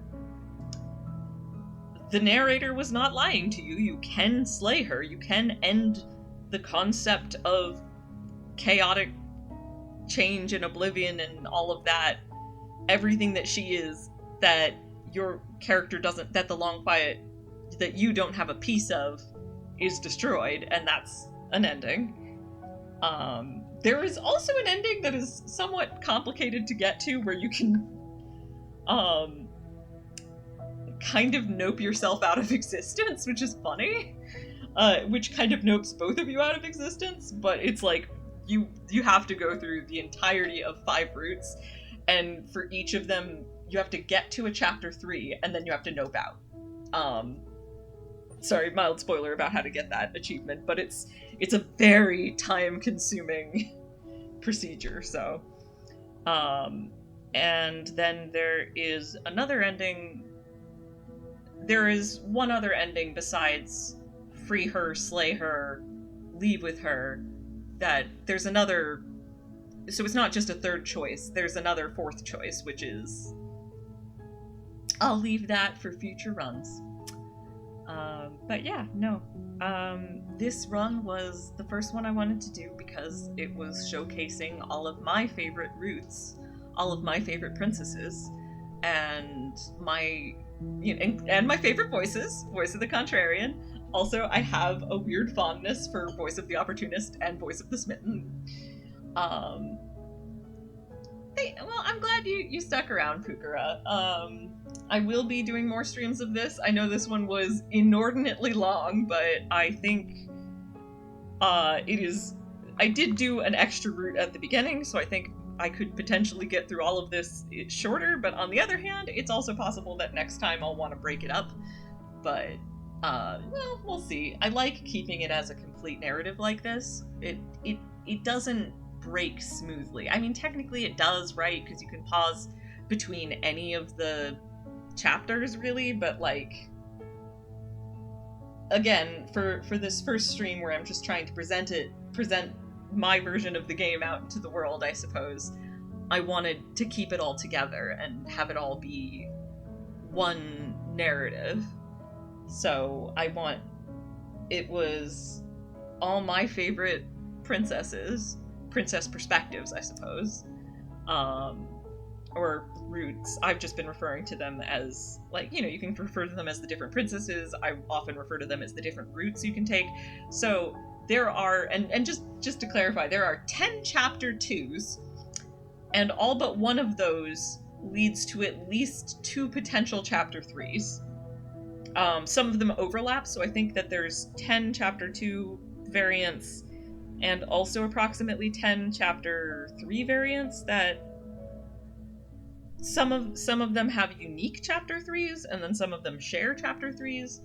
And there's also a lot of versions, like where I was saying with the Thorn, where you can have different versions of the same chapter 3, where it's like the princess is the same, but you get like a different voice or different context, so you get like different dialogue.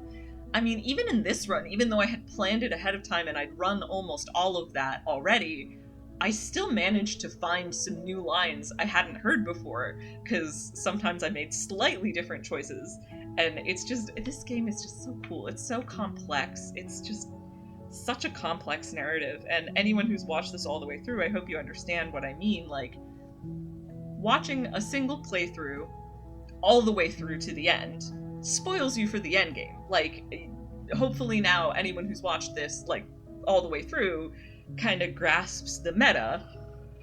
Like, I like that we get to ask the narrator a lot of questions to sort of understand what's going on, and then you also get to talk to the princess, as it were, the shifting mound, and get all of her opinions of what the truth is. And so once you make it to the end game, you kind of get the meta plot. So, like, but the thing is, I only went through 5 chapter 2s and like 2 chapter 3s. So there is a lot of narrative content that is unexplored from this run.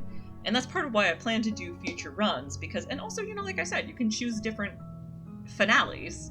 So I have 2 more runs planned.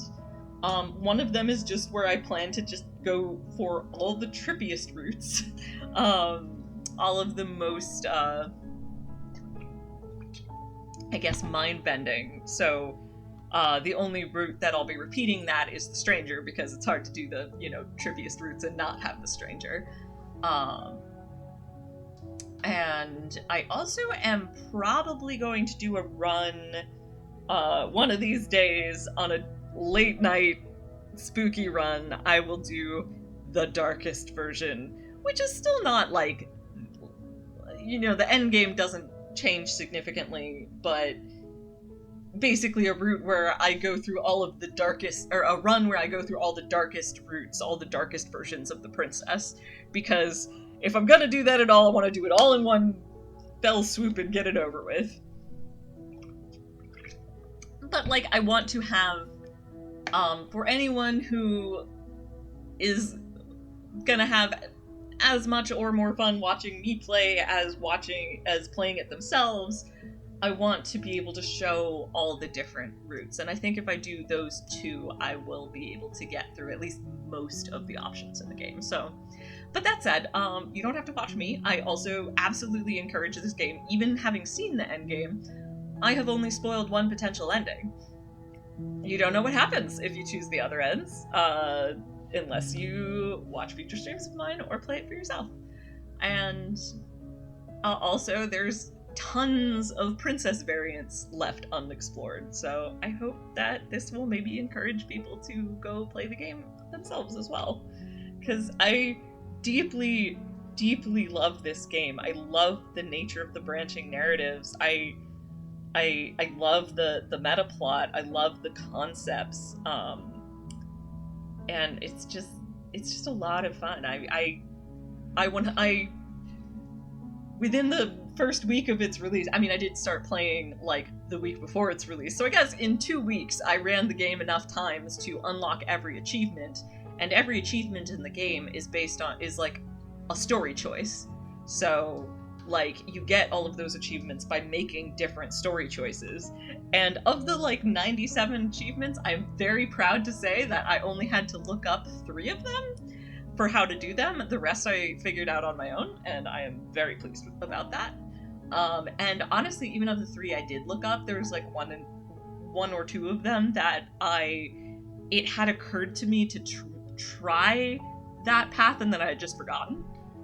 There was at least one where I was just, I would never have guessed how to get it, but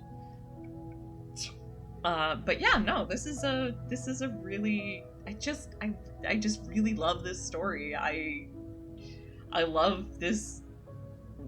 I love Black Tabby Games, and I love the content they produce, and I hope that anyone who has made it all the way to the end, whether you were watching it now or watching it later, has had nearly as much fun watching me as I have had playing this game.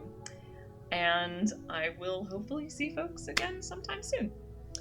I don't have a definitive next time that I'll be streaming, but I'm hoping to, at some point soon, set up a proper schedule again. And like I said, I have at least 2 runs left of Slay the Princess that I wanted to show off, so there will be more streams to come. And with that, and also, quick thanks at the end. Thank you, Pukara. Thank you, Artemisia. Thank you, Johnny, for lurking. Thank you to Pao for lurking and hopefully watching this later. And everyone else who has been lurking, and everyone else who is...